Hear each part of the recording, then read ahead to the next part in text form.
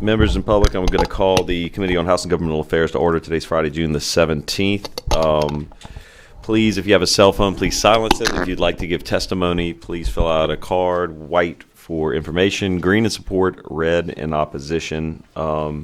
Additionally, on some housekeeping, all the bills on the calendar today deal with redistricting. Obviously, that's why we're here. That's for the call.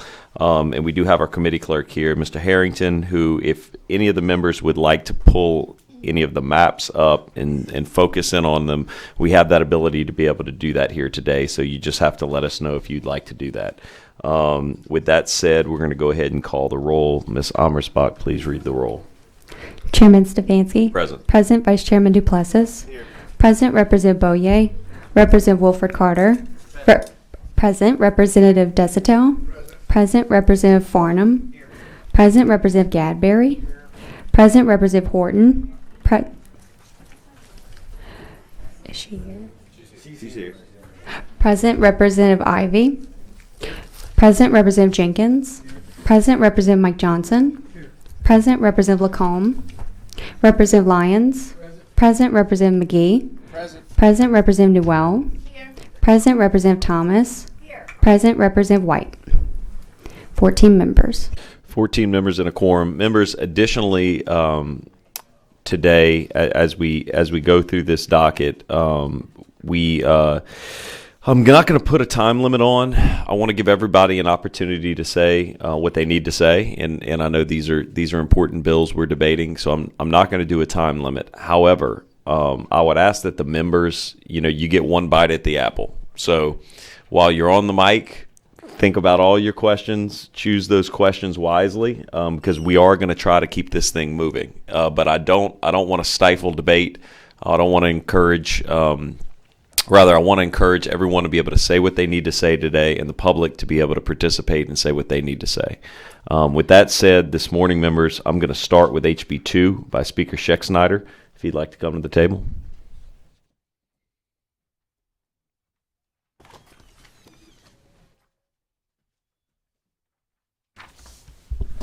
Mr. Speaker, whenever you're ready. Thank you, Chairman. Thank you, members, for being here today. I want to thank you all for being here today, and I understand how difficult this task is before you. I know that the tensions are high. Just look on Facebook, look on social media. I'm asking each one of you to look past all of that. I'm asking each one of you to listen intently, and as you make your decisions, remember why you are elected. You were each elected to represent the people of your district. That's your job. Your decisions and your vote is yours alone to make. Members, I'm asking that you continue to do what you have always done, and that is to listen. That is to let the democratic process work out and allow any person who wishes to speak have a voice. At the end of the day, if you do that, you vote your conscience, you vote your district, you have no one to apologize to, and nothing to apologize for. I filed this bill as a placeholder bill, as an instrument to be used if needed, just like we do in any other session. And with that, Mr. Chairman, I don't plan to move this bill today. Okay. The speaker doesn't plan to move this, members, so what I'm going to do is I am going to read the cards, though, because if people came here to testify, I want to give everyone an opportunity to have a say. That was the point of giving us extra time. So the first card I have in support is Mitchell Marinato. More. Come on, man. It's a home name. Oh, I'm sorry. Well, Tanner should have let you read it. But I didn't recognize Tanner, so I would have known it was him anyway. But Mitchell, if you'd like to come down. Yes, sir.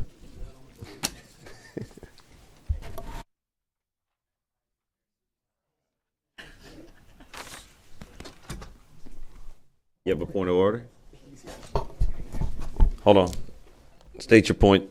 Oh, It's not being moved. Why are we taking testimony on it? because I want to give the public an opportunity to if they came here and if they came here for this bill, I want to be transparent and give them an opportunity to talk. And that includes all the cards, green, red, white, anything we have.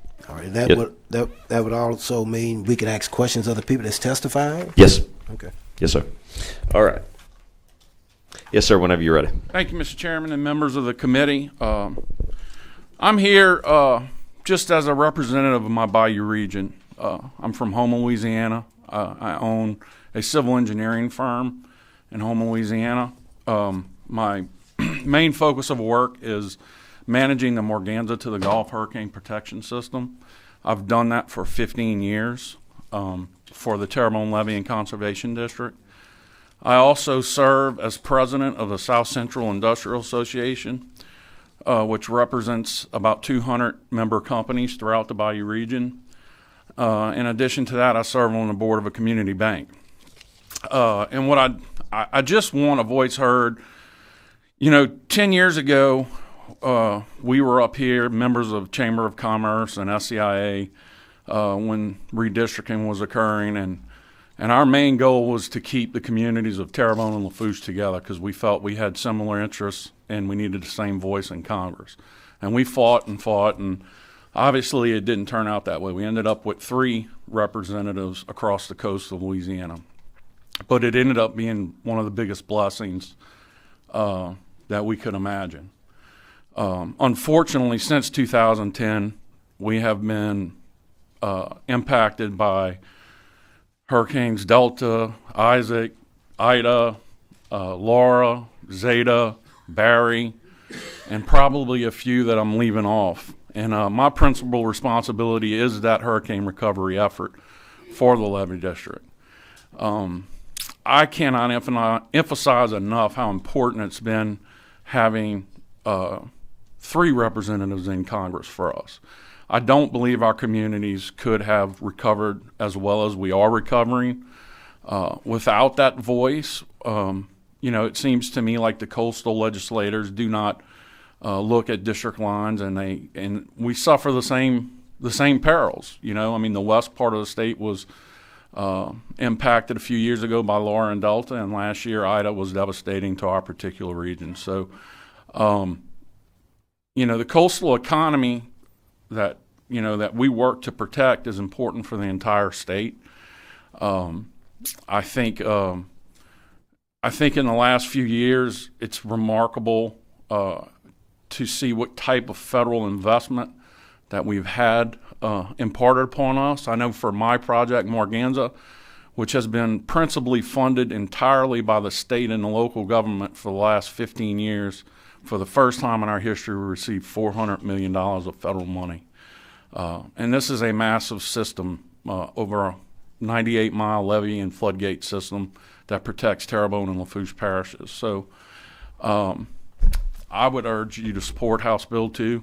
I know that there's no action on it today, but we have been truly blessed by our representation across the state in the last 10 years. And it's just so, we have such a unique area with fisheries, with the industry that we have in our area. It is so important to the economy of the entire state. And I think, the districts as they have been or in House Bill 2 protects that way for all of the people of South Louisiana. So I would urge that support. Thank you. We do have a question, Ms. Pro Tem. Thank you, Mr. Chairman, and thank you for being here, Mr. Mormon. I think one of the regrettable things is when we did redistricting the first time, we didn't get a lot of coastal voices here, and I'm glad you're here to kind of tell our story. You work on Morganza to the Gulf as your primary purpose as civil engineering. Is that fair to say? Yes, sir. And where's Morganza at?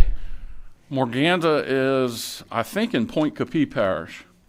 Okay, it's in Point Capee Parish, so it's somewhat in the interior, but our alignment system goes all the way from Morganza. Right, and Morganza is confusing in its name in that it actually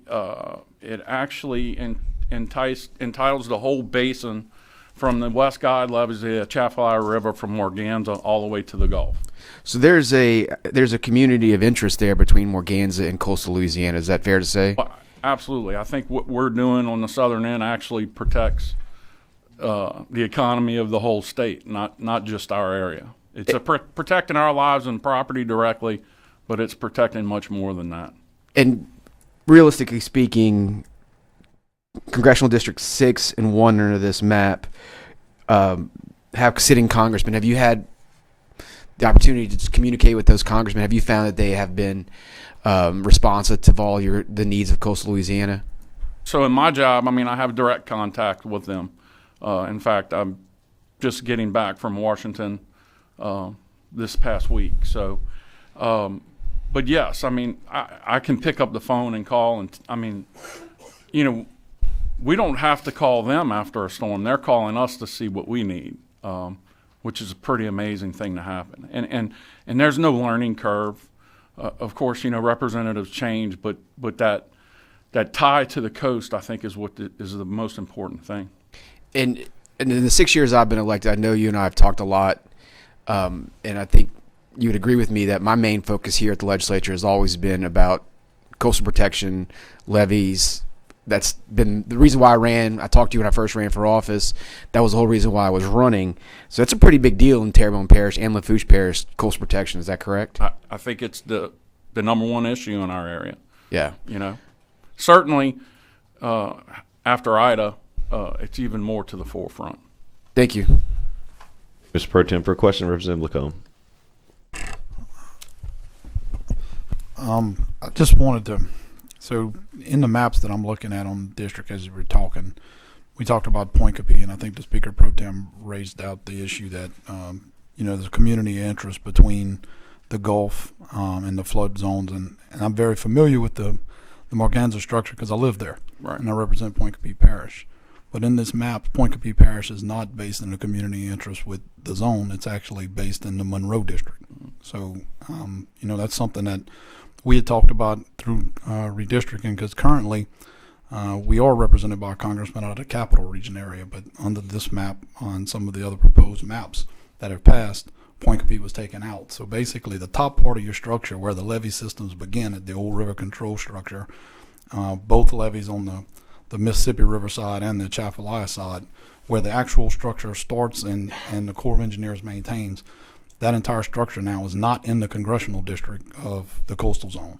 Is that correct? I don't believe that it is, but I'm not certain about that.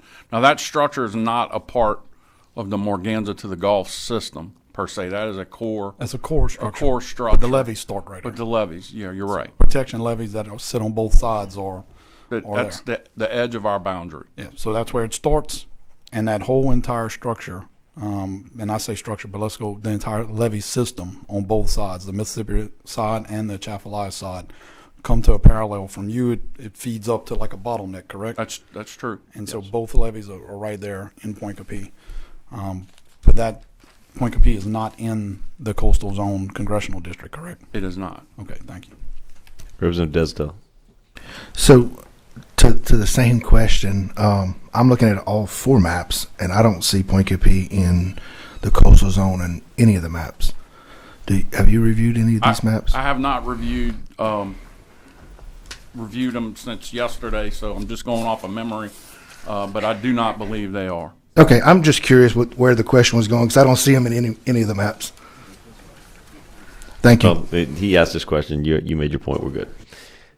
All right, that clears all the questions. Thank you very much for your testimony today. Thank you for your time. Wait, Representative Jenkins, I'm sorry. Representative Jenkins. I apologize. Didn't see you. Popped up late. Not a problem, Mr. Chairman. So, and I do understand you have a focus about the recovery on storms, and that's an important issue to you. Is that right? Absolutely. But don't you think all of the citizens of this state should have their voices heard in Congress? Absolutely. And do you think that this particular map is allowing all of our citizens to have their voices heard in Louisiana, or have you given any thought to that? So I'm certainly looking at it from my point of view, which is what's better for my community and all the people in my community. And so I feel that that's the best thing for our region.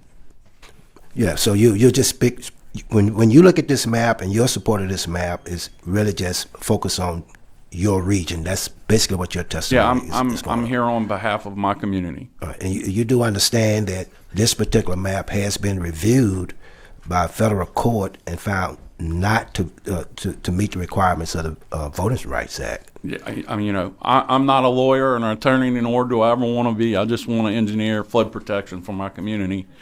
Yeah, but you're a citizen, and I'm a citizen. and you care Yep. about the other citizens of the state of Louisiana. I'd like to think that I care about everyone in this state. And I believe you do. I'm not challenging you on that. I'm just simply saying, just as you are concerned about those particular concerns about your particular area, you do understand we got citizens throughout this state that can say the same thing. We've got issues that we do not feel our voice is being heard in Congress.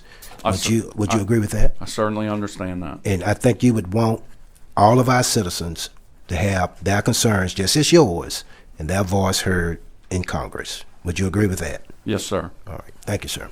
Thank you, Representative Jenkins, for a question. Representative Horton. Thank you, Mr. Chairman. Thank you so much, sir, for coming here today. It's important that our citizens weigh in on what we're doing and what we have done, and because it's you that we serve. Let me ask you, do you live in a diverse community?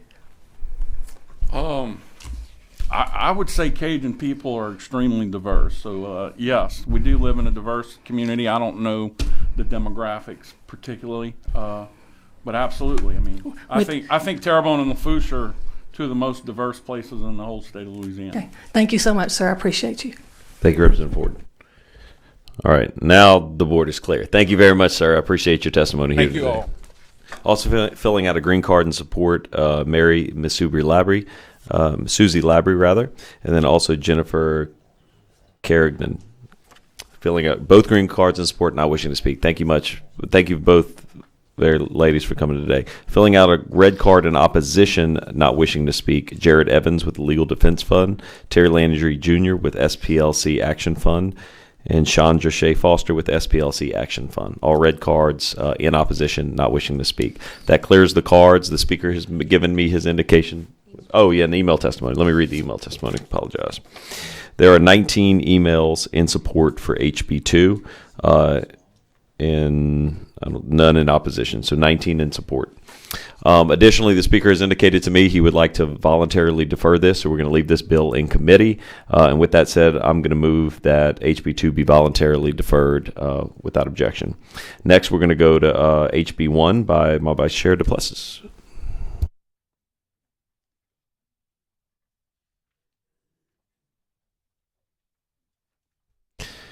Mr. Harrington, you want to go ahead and bring up the map just real quick while he's introducing?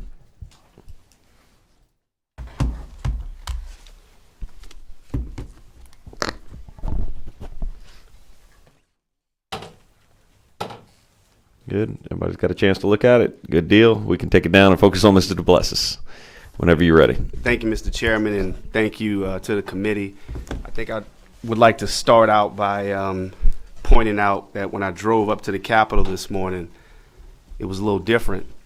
I think we all noticed a lot of people were off work today. This was our first celebrated work holiday of Juneteenth on this Friday, and just wanted to just acknowledge that point as we talk about this congressional map and as we try to move forward as a state in terms of how we go forward. I think we all know why we're here. We're all here because this matter is currently in litigation. We met as a committee starting in the fall, going across this state, going on a road show, hearing from the various constituents throughout the state. We started a redistricting process in February. This body voted on a maps, I should say, and then this body then voted to override a gubernatorial veto, which was then followed by immediate litigation that ensued. And currently, the Middle District Court of Louisiana, Federal District Court, has held the current map that we passed as a body to not be compliant with the Voting Rights Act. House Bill 1 is an opportunity for us to be in compliance with the order of the court. Just to begin my presentation, what I'd like to do, just to be as clear and as succinct as possible, is I'm just going to read directly from the order what the judge said in the order.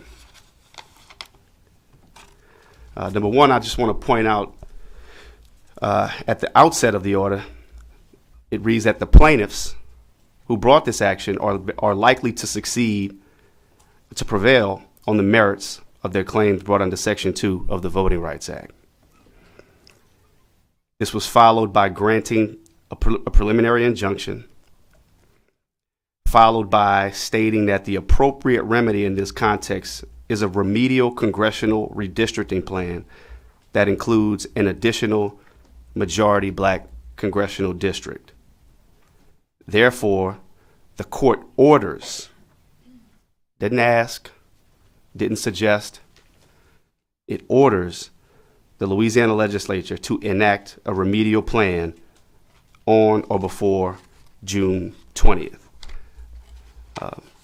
The legislative leadership, Speaker Schexnayder and Senate President Cortez sought an extension of time, and that request was denied on yesterday. Therefore, we are under a court order right now to adopt a remedial plan by the 20th of this month, and today is the 17th. And House Bill 1 is that remedial plan. Members, black voters in Louisiana have less an opportunity to elect candidates of their choice under the current congressional map. Because of the way the district lines are drawn, candidates preferred by black voters only have a chance in District 2. That's the district in which I reside. One minority district. And you've heard time and time again the math equation that the people of this state, black people of this state, make up a third of this state. Yet we only have one voice in Congress. This map is responsive to everything that I heard on the road show and everything that this committee heard on the road show. I heard so many people talk about the need to have a congressional district where they have an opportunity to elect a candidate of their choice.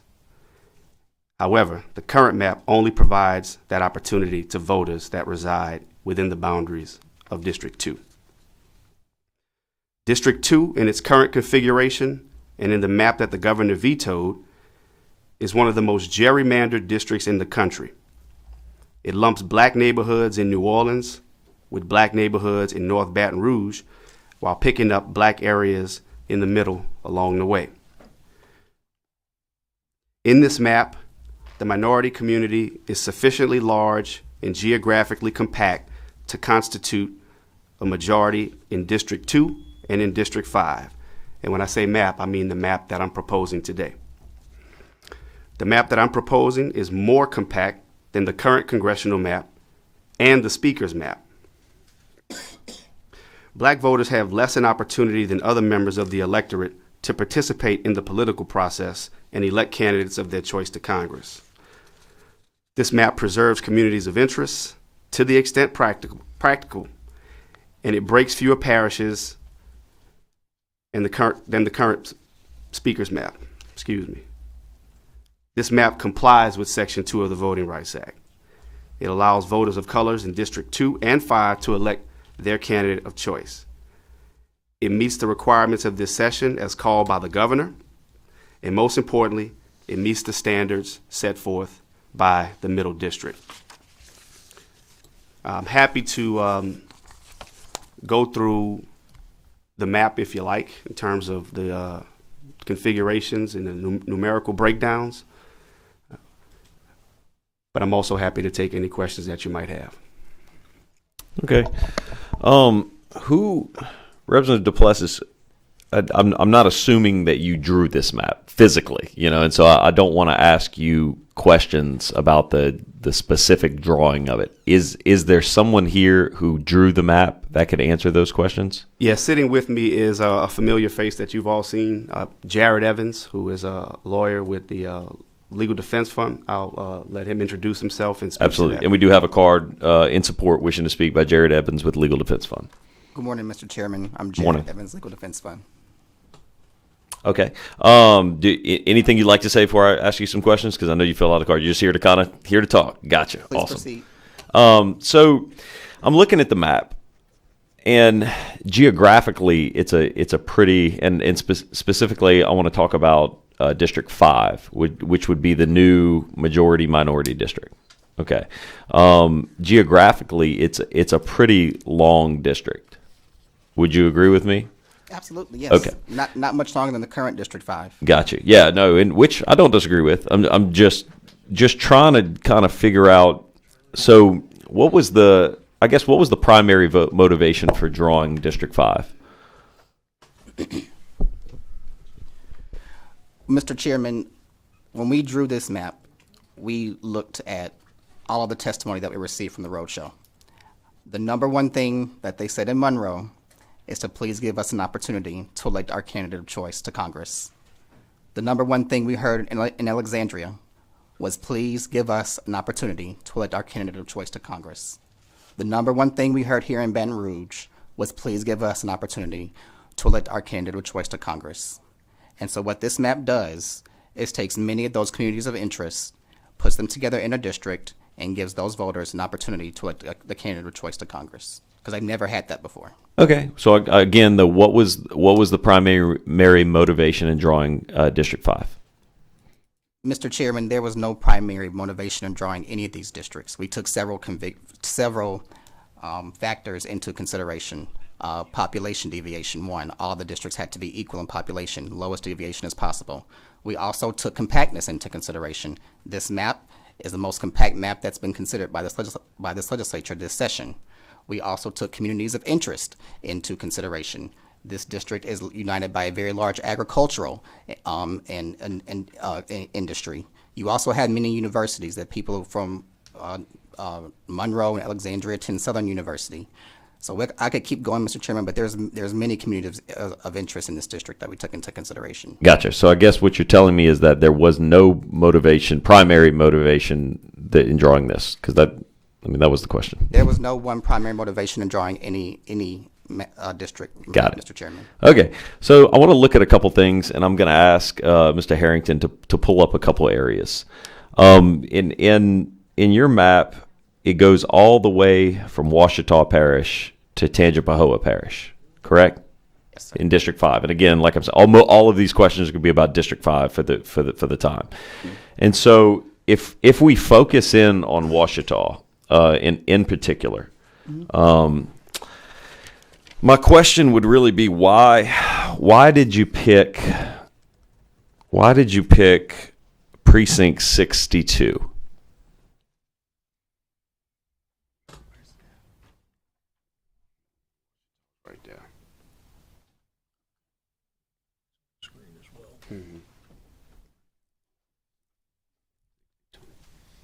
And it's hard. I know it's hard to see the precincts on that one. That's actually why I have this map up, because I think it's a little bit easier if we can focus in on the precincts. Well, Mr. Chairman, in trying to get any district to match to get it under a population deviation, it's all about precincts. Okay. Anytime you add one precinct, you got to lose another one somewhere. I get it. I drew a bunch of maps. I get it. You know exactly what I'm talking about. So 100%. So any specific precinct you asked me about, the answer is it was to make sure that the deviation was within as close to zero as possible. Okay. Why didn't you pick Precinct 61? Mr. Chairman, I cannot tell you anything about which specific precincts. I don't have the numbers in front of me. But didn't you draw this map? I'm not a map drawer. I'm an attorney. I'm not a demographer. Well, my question was specifically to Mr. Plessis, is there someone here who can answer questions about why the map was drawn and how it was drawn? And he said, absolutely. I have Mr. Evans who's ready to answer these questions. So if I could, Mr. Yeah, of course you can. Mr. Chair, while I do understand the question, and it's a fair question, I think the level of specificity when we're talking about, I don't know was it like 4,000 precincts we may have across the state? It's actually 3,400 and change. Yes. Okay, but to ask the question as to why one precinct in Washita was chosen over another precinct in Washita, I would think it would be hard pressed for anyone, unless they were a demographer, to answer that question. So there is no demographer here who drew a map. So Mr. Evans can speak. Who was the demographer that drew the map? I don't know their name, Mr. Chairman. Okay. So we don't know the demographer who drew the map, and there's no one here who can answer questions about why specific precincts were chosen. And let me frame it this way, Mr. Vice Chair. I'm framing it this way because I didn't pick Ouachita out of the blue. I look at your map, I go, there's some looks like fingers going into Ouachita, and I say, why did they do it that way? Because I'm just curious. If you had used the whole parish of Ouachita, I wouldn't ask you this question. I'd be like, they chose Ouachita. It is what it is, you know? But I'm not seeing that. I'm seeing specific directions in a parish. And so that just leads me to the question of why some and not others. Well, I think we could go across the state and find split parishes. I think we could look at. Well, they're not split parishes, yeah. We could look at Congressional District 2 and ask why the current one and ask Yeah. why it's drawn the way that it's drawn. Why is Orleans split? Why, as you go up the river parishes, why are those parishes split? Why is East Baton Rouge split pretty much in half? Why We could, it's Mr. Vice Chair. It's really challenging to meet the deviation criteria I and understand. requirement without splitting parishes. So this is a natural result of the criteria in which we have to operate. And again, that's just my knowledge, just as being a member of this committee.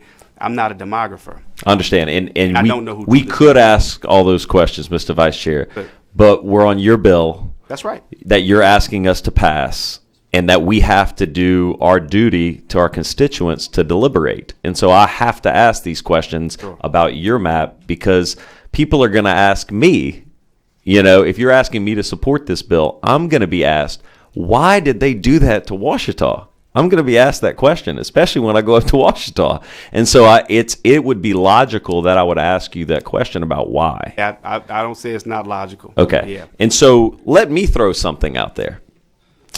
So what I was going to ask you is why not 61, 78, 34, 77, or 76? As you can see on the board behind me, those are all neighboring precincts, all very close to the 162 that was chosen. And when I look at those precincts, what I see is that in precinct 62, there's a 60% black population, but in 61 right next to it, there's a 7.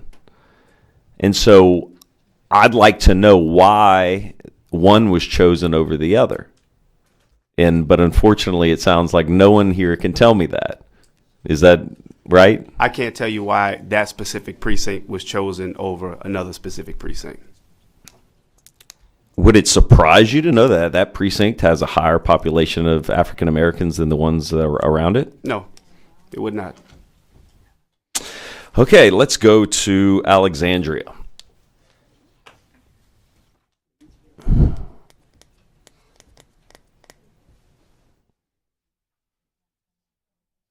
Okay, so in Rapides Parish around Alexandria, it appears precinct C13 was selected. And again, why are we here in Rapides? We're here in Rapides because I look at your map and I go, that's odd. Why are they dipping into a parish like that? It doesn't make a lot of geographic sense to me. So I have to dig down and go, let's figure out why the map drawer chose these. And so again, Mr. Evans, why was C13 selected rather than the neighboring precincts that are not in it? So what I can say to your question, Mr. Chairman, is that when we are looking, again, this map is responsive to what we heard from the roadshow, and the voters who lived in the city of Alexandria said they wanted to be in a majority minority district. They said that their rural neighbors who live outside of the city limits vote differently from them. So what we did, so in drawing this map, that's one of the things that we tried to do. We took the communities that voted alike and tried to put them in a district, in this district. So it was a city and kind of rural issue, is that what you're saying in this particular case? You can put it that way, yes, sir. Okay. All right, so C13, if you look at it, looks like it has some pretty rural areas next to it, right? But if I look at C13, I say, why not N21, S6B, or S6A? And when I look at those precincts, I go, C13 has a 65% black population. C37 has 16, C6A has 23, C6B has 36, and N21 has 10. And so I can draw my own conclusion about why that precinct, but you've given testimony, and I'm not gonna say that it's wrong. It is surprising. So then I look around and I go, well, he's made, that is a logical argument, Mr. Evans, about rural versus city. Okay, I can't terribly disagree that I can see the map maker may have done that. But if you look just south in some city areas, because I've been around Alexandria and I've seen the city a little bit, there's precincts such as C36, C31, C32, C33, and C36. Do you know what kind of precincts those are? I do not, Mr. Chairman, but what I can tell you is that our goal was to have these districts as equal and in population as possible. Certainly. And it's very, very hard to get as close to zero as possible. I agree with you. But if this area was chosen because it was rural versus city, those precincts that I've listed in the 30s are in the municipality. So that argument doesn't seem like it would stand up. Would you agree with me? When I said city limits, Mr. Chairman, that doesn't necessarily specifically mean voters actually live within the city limits. What does it mean then? It means voters who live around that area. The city limits, that is a political subdivision, yes, but voters don't necessarily have to live in a city to vote a certain way. Just because you live in the city of Alexandria doesn't mean you vote as the same way as everybody else. You live outside those city limits, there's voting patterns back and forth. Yeah, no, I agree with you. The people that live outside the city limits versus the people that live in. Look, I'm from a rural area. There is nothing but countryside around where I live. I get it. People in the country on a big piece of land vote differently than somebody who has to live in the center of the city. I agree with you on that. But that's not what I'm pointing out. I'm actually pointing out precincts that are in the municipality of Alexandria and right next to the ones you selected. But you didn't select those. And so you can't say we chose these because they're in the city and these because they're not, when 36, 31, 32, 33, and 36 are all surrounding those. And so what is the motivation for selecting the precincts that have been selected other than making sure that the population is exact? Because that's the overriding factor, right? When we're redistricting, we have to make sure that number is as close to zero as possible, especially for Congress. But there's several other redistricting factors. Would you agree with me? Absolutely. Okay. So what other redistricting factors chose you to select C13 versus all of the other ones that I've listed? Just next to it, right there, right next to those. Well, Mr. Chairman, I can only tell you what I've already said about us drawing these districts. Let me speak to that, Mr. Sure. Chairman, if you don't mind. I think it's important that we just kind of cut right to it. And we want to talk about pointing out what the other factors are and all the various criteria were. Let's be very clear that race is a factor. Race is a clear factor. So much so that the judge made it a part of her order in saying that a second majority minority. She didn't say majority minority, did she? She said majority black, right? Okay. However, would you agree with me there's a difference between majority minority and majority black? Not necessarily. No, I wouldn't. Can you be a minority and not be black? You can. Okay. Yeah. But let me get back to a conversation that you and I had very early on in this process. Sure. And we talked about the challenge of balancing 14th Amendment Equal Protection Clause versus that of what we're required to do under the Voting Rights Act and the tests that exist under Jingles. How do you go in one direction by saying that you have to consider race, but then you have to go in another direction by saying you're not supposed to consider race? Extremely difficult. Very difficult, right? So I'm not going to sit at this table and say that, these precincts were just randomly selected because we were just trying to meet a deviation standard, because that would be false. Race absolutely has a lot to do with this. If it didn't, we wouldn't even be here right now. This entire redistricting process and everyone that's come to this table throughout this process, this whole thing has boiled down to race. However, there's much more than race, Chairman Stefanski. And what I want to do is just read to you, if you don't mind. And I just want to comment on what you said. I don't disagree with anything that you said. I yeah. don't. So, I don't. And Mr. Vice Chair, what I'm trying to get is, again, I go back to why I was elected and why people sent me here. And they asked me to be deliberate, and they asked me to ask questions, and they don't ask me to just take people's word for it. And so this, and by no means, hey, but if I had asked you that question about these precincts and you had gone, we chose those because of race, Mr. Chairman, that's why we chose them, my line of questioning is going to stop. But that's not the answer I got immediately. And you have clarified that it is a point. And I'm going to come back to this after I let you finish your statement. But I mean, that's what I'm asking. I'm asking why in a parish that gets split and the geography looks odd to me. It just does. And when I go home, people are going to ask me, why is that the map? And I have to answer why these areas look like that. I have to be able to articulate why they do. And so the line of questioning is specific on that. I'm trying to figure out why they look like they do.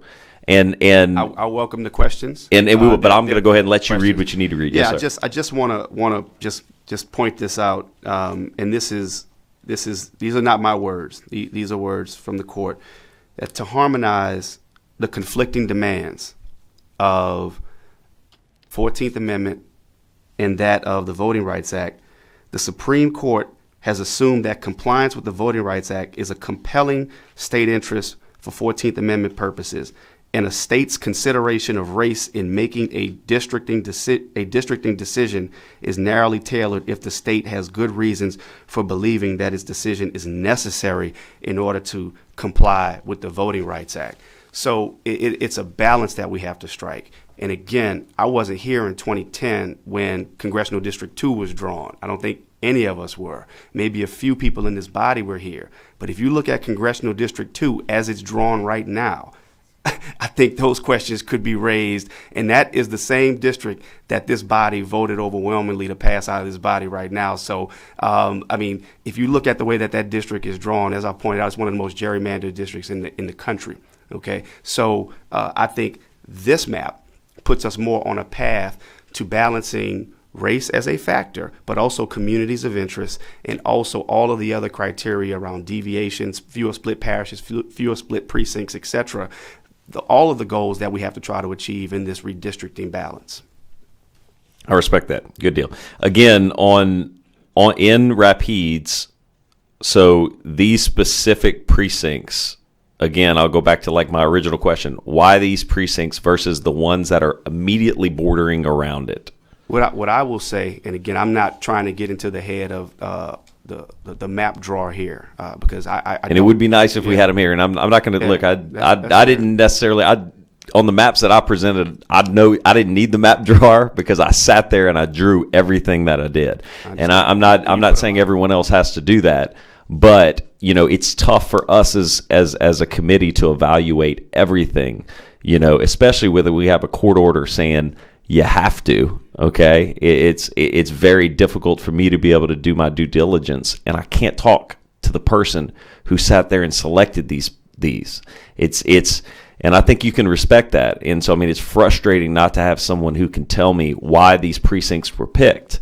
And and ask me to vote on something for the way our state's going to look for the next 10 years. It's frustrating, but I'm not going to put you in a position to where you have to answer a question that you can't. And I understand that. And so I don't want you to answer anything you can't answer, and I'm not going to ask you to. Well, I do have a 152-page order before me right here, and I do know that the demographer did testify in court. If you like, I can probably find his testimony in the order, and we can speak to his motivations. But what I do know is I read this order yesterday too. I spent a considerable amount of time reading the entire order, which is rather voluminous. I believe around 140 pages. 152. Okay, so I read it too, and the questions I'm asking were not immediately addressed in the record as it was transcribed. It's possible in the order rather. It's possible if we pulled the transcripts from the court hearing, all of my questions might have been answered. But unfortunately, I had to try to either work or be here doing legislative business, so I couldn't be in court those days. Again, we may not be able to answer why a specific precinct was chosen over another,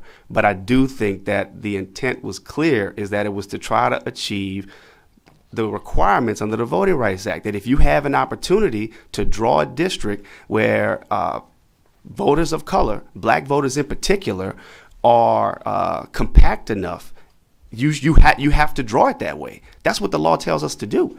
And I believe that the demographers' efforts were done in doing that. So that would explain the justification as to why every precinct was chosen. Because if you can draw a map where that voters, black voters in particular, minority voters, can be drawn in a way where the district is compact, that's what we're required to do.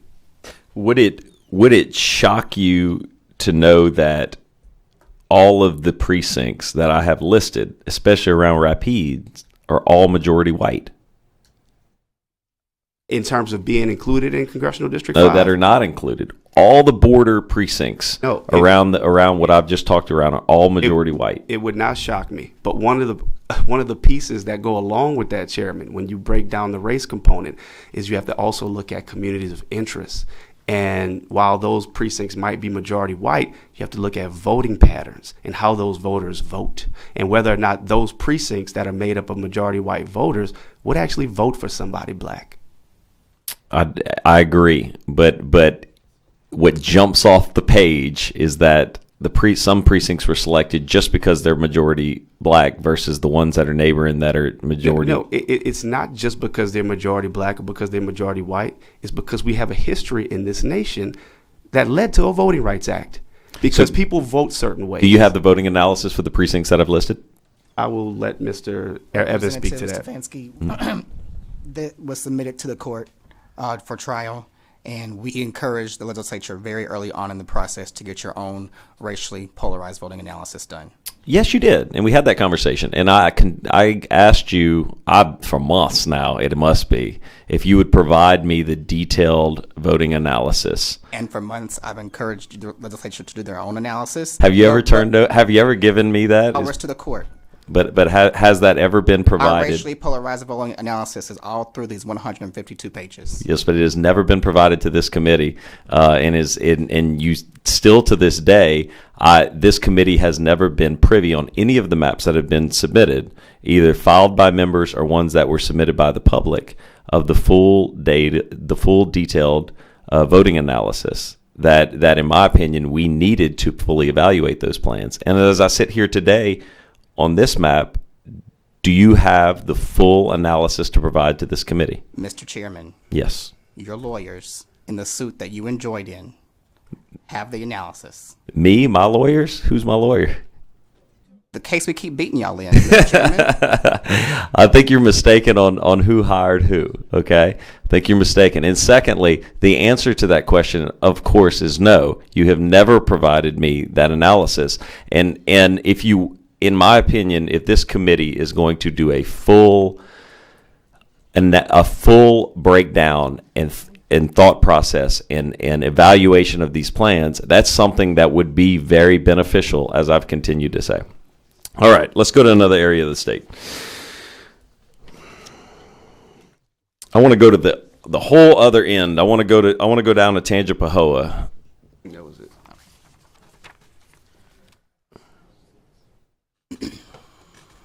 So in Tangipahoa, again, I've selected this area because it seems like we're, again, picking and choosing on the fringes of a district. Now, this one isn't so egregious as the others, I would have to agree. And this one, you know, I can see some geographic breakdowns. But again, my question is going to be, why were 115B and 26, those two precincts around the Hammond area, why were those selected? Mr. Chairman, we can look at any single map and any single parish that is split, and we're going to have the same issues. Again, we go back to population deviation. Okay. There is no way to have every parish whole in this state and have a map that has zero deviation or as close to zero deviation as possible. So again, we took all the factors that I've already listed into drawing this map, and into particular this district. Okay, so there is, I guess, what is your testimony to my question on why these two specific precincts were selected? You gave me a very holistic answer just now, but these two, 115B and 26, why were those two selected? I will give the same answer that's been given with respect to Ouachita Parish and Rapides Parish. Those two particular precincts, if a demographer were here, sitting here right now, he or she would be better situated to answer that question. But I believe that it was in an effort to be in compliance with the Voting Rights Act. Okay. I can accept that answer. And the reason I'm pointing out those two is you have neighboring precincts of precinct 27, 28, 117, and 119. And I'm curious why those two were chosen in conjunction with those, but I know what my answer is going to be. I appreciate your answer, Mr. Duplessis. We can take down the map now, Mr. Harrington. And so I respect the effort that goes into drawing a map, and I appreciate both of you answering my questions. But again, when I have to go home to my constituents and I have to answer why I voted for a map, these are the things I need. I need to know why geographically it looks that way and why specifically these precincts were chosen. I have to be able to articulate those reasons to the people that elected me and sent me here. And so in comparison, and also this question, the conversation Mr. Evans, you and I just had, I have to be able to say why it's necessary to do that from a voting analysis standpoint. And when I don't have all the information, it is incredibly hard to do that. And I'm not sitting here, and I'm not gonna blame my vice chair, and I'm not gonna blame you, Mr. Evans. I'm not blaming y'all for anything. I'm saying, in order, in my opinion, for this committee and as chairman, for us to have a full, robust analyzation of a map, not a debate. We can have a debate and we can talk about legal, we can talk about court cases, we could talk about jingles, we could talk about the 14th Amendment, we could talk about all that. But in order for us to have a full analyzation of your map and the geography that is contained within it, these are some of the questions that I have to ask because my constituents are asking me. And that's it. But I'll let you respond, Mr. Evans. No, Mr. Chairman, I fully understand your question, and that's an issue that we currently have all across this state. When I do voter protection work and get out the vote efforts in St. Landry Parish, I have to explain to voters why their grandmother who lives 2 blocks over is in a different congressional district than them. When we had the special election for Congressional District 2 last year, people were literally across the street from each other asking me why their neighbor is voting and they aren't voting. So I understand your question, Mr. Chairman, but it's any kind of map you draw, you're going to have that issue, and you're picking out specific areas to ask us questions about. But we could do the same thing on any map, even in the current map. It's just an overall issue in drawing a map in a state as diverse with as many parishes as possible to try to get to zero deviation. But I'm asking you these specific questions because I have pointed out in the map geographic concerns of mine. Additionally, this is the new district, right? I mean, let's just put it out there. This would be the new majority black district that would be in compliance with the judge's order. You're maintaining the one that currently exists. This would be the new majority black district, like it says in the judge's order that she's ordering us to do. And so I have to hyper focus on this. I have to pick this one apart and ask you these questions because it's what I'm going to be asked if this map would get implemented in the state of Louisiana. With that said, I'm going to move on. I've taken my extensive bite at the apple. I'd appreciate both of your answers. And Mr. Desertel, Mr. Carter is the next question. Robbie Carter. Wilford Carter. Sorry. Thank you, Losing Mr. my Chairman. train of thought. Thank you, Mr. Chairman. We got here because we had a special session dealing with reapportionment because of the census. Is that right? That's correct. And I don't remember anybody bringing in the demographers to testify during a special session. We had the speaker's bill, and I asked the speaker. If you might recall, I asked the speaker, "What efforts did you make in order to comply with the Voters' Right Act. And he said, this is my map. This is just my map. He didn't make no effort based on his testimony. I also asked the speaker, did he recall that the prior session we passed a law setting forth the criteria we would use to draw maps? And the speaker said, I asked, did you do that? Did you follow that criteria? He said he liked to think he did, but this is his map. This is a reputation from him of what the districts ought to look like, okay? There was no argument at the time about what precincts were white, what precincts were black, okay? So all along the way, I reminded at every opportunity, I reminded the author, the speaker, I don't know if he wrote the map himself. I would imagine a demographer was involved. Do you think the state hired demographers? Have demographers on payroll, either the Republican Party or the state of Louisiana, or somebody have demographers on board? Would you imagine they have those people? Yes. So if the chairman wanted to talk to a demographer, he could talk to one. Would you think? Yes. Okay. Now, I did not talk to, and I'm gonna tell you right now, I'm in favor of the bill. So I'm not. I kind of got the impression from the chairman he's against the bill. He might not be. That's just my impression I got. But I'm being upfront that I'm in favor of the bill, and I want to ask you some questions to explain why I'm in favor of the bill. I more importantly want the people of Louisiana to know why we're here and why we're doing this, why this bill is here. So you recall the bill we passed, we set criteria. The criteria was, as I recall, if correct me if I'm wrong, we'll try to keep community of interest together as much as we can. Mm-hmm. Try to keep parish together as much as we can. Okay, we will comply. We say we will comply with the Voters' Right Act, Section 2 of the Voters' Right Act. Mm-hmm. Now, we know we had a Section 4 that the Supreme Court threw out. And basically, Section 4 required that the state present its map to the Justice Department for pre-clearance. And now, had that been done, we know this map would not have been cleared because the judge just said it was illegal, right? So we got away from the pre-clearance. Now we only dealing with Section 2. Now, could you tell us what does Section 2 require? We understand about communities of interest, and we understand about parishes as keep as whole as possible. We shouldn't split precincts.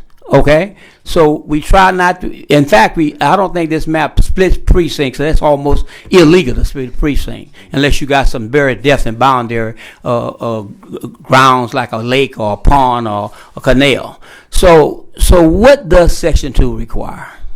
Could somebody tell me that? It requires that if the minority population is sufficiently large and geographically compact to constitute a majority in a single-member district, and racially polarized voting is present, then you are required to draw that district. Okay, so first of all, the challenge is to try to see if you can come up with such a district.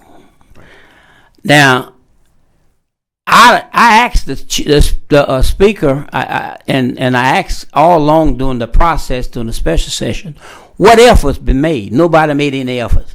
So one of the problems that the state had when they had this map that went before the judge, they never had any evidence that they tried to do anything. Representative Carter, are we going to talk about HB2 or HB1? HB2, I'm talking about HB1, just like you did. I'm talking about HB1. I didn't talk HB2. about any bill yet, Representative Carter, but I'd ask you. We have a stack of cards. Can we please get to questions I've been on this talking bill? 5 minutes. The chairman talked over 35 minutes. He had his side. I'm saying my side. Right. It just takes. If you would not interrupt me, I'm gonna move on. But it's important to see these I'm not maps. trying to interrupt you. We keep talking about the speaker's bill. We're not on the speaker's bill. I'm asking you to. I'm telling you why questions. this bill is here. I start out by saying this is why this bill is here. The speaker bill was illegal. That's why the bill is here. I'm asking you to move on to this bill. Thank you. So, isn't this bill far less gerrymandered than the bill we passed? Yes. In other words, it's more compact. Correct. That's one of the requirements to be compact. Yes, sir. Is there something illegal about seeking out black precincts or population to try to get a district. If that's the sole reason for drawing a district, yes. So the chairman kept on saying about race, is he's trying to say race was the only reason we did this, and that would be something they can use in their case. They're trying to build a record for the case, which is completely incorrect, because race can be used if you're trying to achieve a state interest. Is that right? It must be used. That's right. It must. So in order to achieve the interest of the Section 2 of the Voters' Right Act, you have to consider race, because that's what the act says. Right.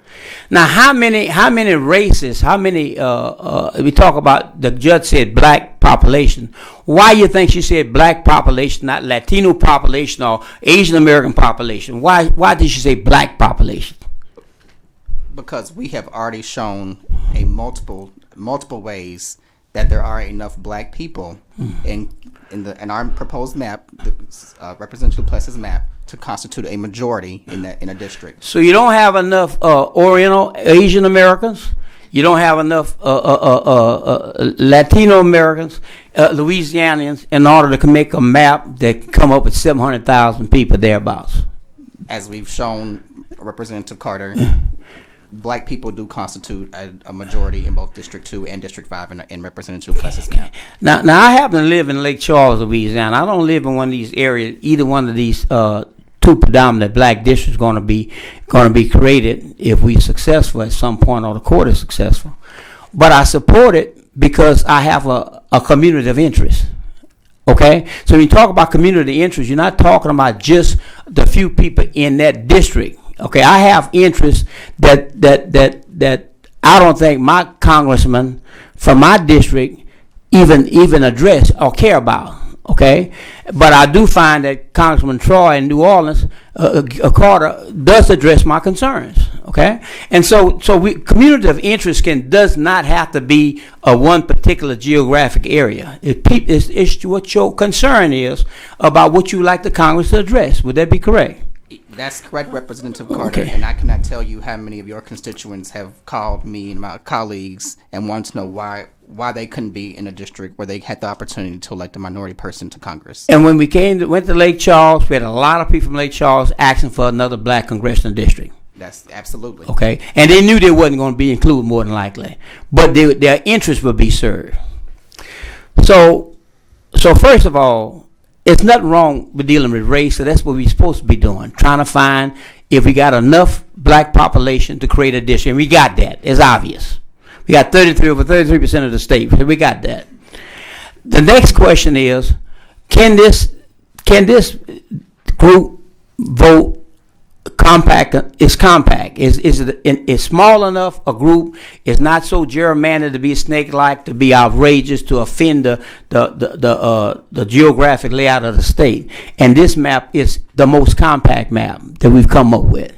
Yes, it's more compact. It's more compact than the one that this body has already. Okay, it's certainly more compact than the one that already passed. And Representative Carter, those are not my words. Federal courts have found that racially polarized voting pervades statewide elections. So the only reason why another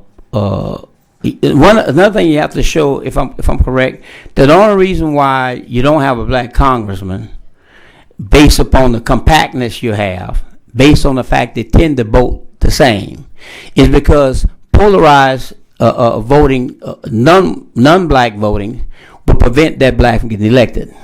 Correct. You've proven that. You have to show that. If you don't show that, you don't win. Okay. So this federal judge said it is obvious from the pleadings and the record that the plaintiffs will win if they go to trial. So that's the judge's basis of stopping, issuing the stay, and ordering the state to do it again. And if I may add, Judge, just to add to that, the U.S. Fifth Circuit Court of Appeals, in their ruling, pointed out that the defendants did not make a strong showing that they would succeed on the merits with respect to the map. Before I got here, I was made aware, and I looked at maps that was efforts was made congressional reapportionment and passed. There was a slash that was not accepted by the Fifth Circuit. There was a Z with dashes, I think, at one time that was not accepted. Okay, this is neither a slash or Z. This is as compacted as all the other areas of the other districts in the state. So this is quite an accomplishment. And whoever the demographer is, he done a tremendous job, and I see why the judge did what she did. But now, if we don't do this, so basically what the judge is saying, he gives us time to do it. Now, we already know what the process is. If we don't do it, then the judge is going to do it. That's correct. So I'd like to see us do it if we can. Now, this map will result in at least half the black population, almost half the black population, because in Caddo Parish, the large black population, Lafayette Parish, up in Calcasieu Parish, and all over the state, it's a large black population, but it's dispersed, Yeah. and you really cannot get a compact district. So this is the only one we can. So these folks in this District 5 and District 2, they will be speaking for all blacks throughout the state, that have the same interest. Just as our current congressman speaks for all black interests. Just as the congressmen from other areas, just like the gentleman testified earlier, he have 2 congressmen, at least 2, and they do well, or 3. So this was give me, who have a community interest with the people in Baton Rouge and New Orleans, or somebody speaking for me.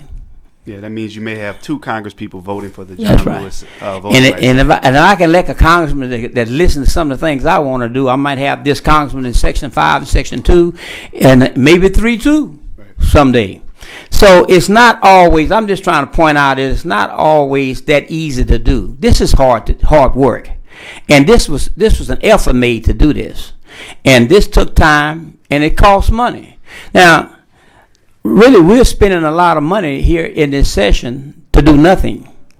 We spent a lot of money in February, knowing we were doing nothing. Everybody was saying we were doing the wrong thing, and they didn't care. The majority didn't care. So we're hoping the majority cares enough not to continue to spend money. What about this district? Have you heard that you would criticize this plan, this House Bill 1? What does it do? What have you heard have been the biggest argument against it? Has it been it split up too many parishes? Well, it splits fewer parishes than the map that we're currently under, that was voted out of this body. Okay, so does it's compact. Now the problem, the issue about the precincts in North Louisiana that's predominantly white, and next to a precinct that's predominantly black that's in the district, and the predominantly white ones are not in the. That seemed to be the biggest argument. We spent 30 minutes talking about that. That is done. That happened because communities of interest. Communities of interest. It's the primary reason why that happened. Yes, sir. And basically what you're saying is, though people may live next to each other, a short distance from each other, they have a different way of looking at things. They tend to vote a different way. Right. And they vote, the people of similar interest should have, and those people have somebody to represent them with that interest. With a sufficient amount of people, their community interests are present and representing them right now.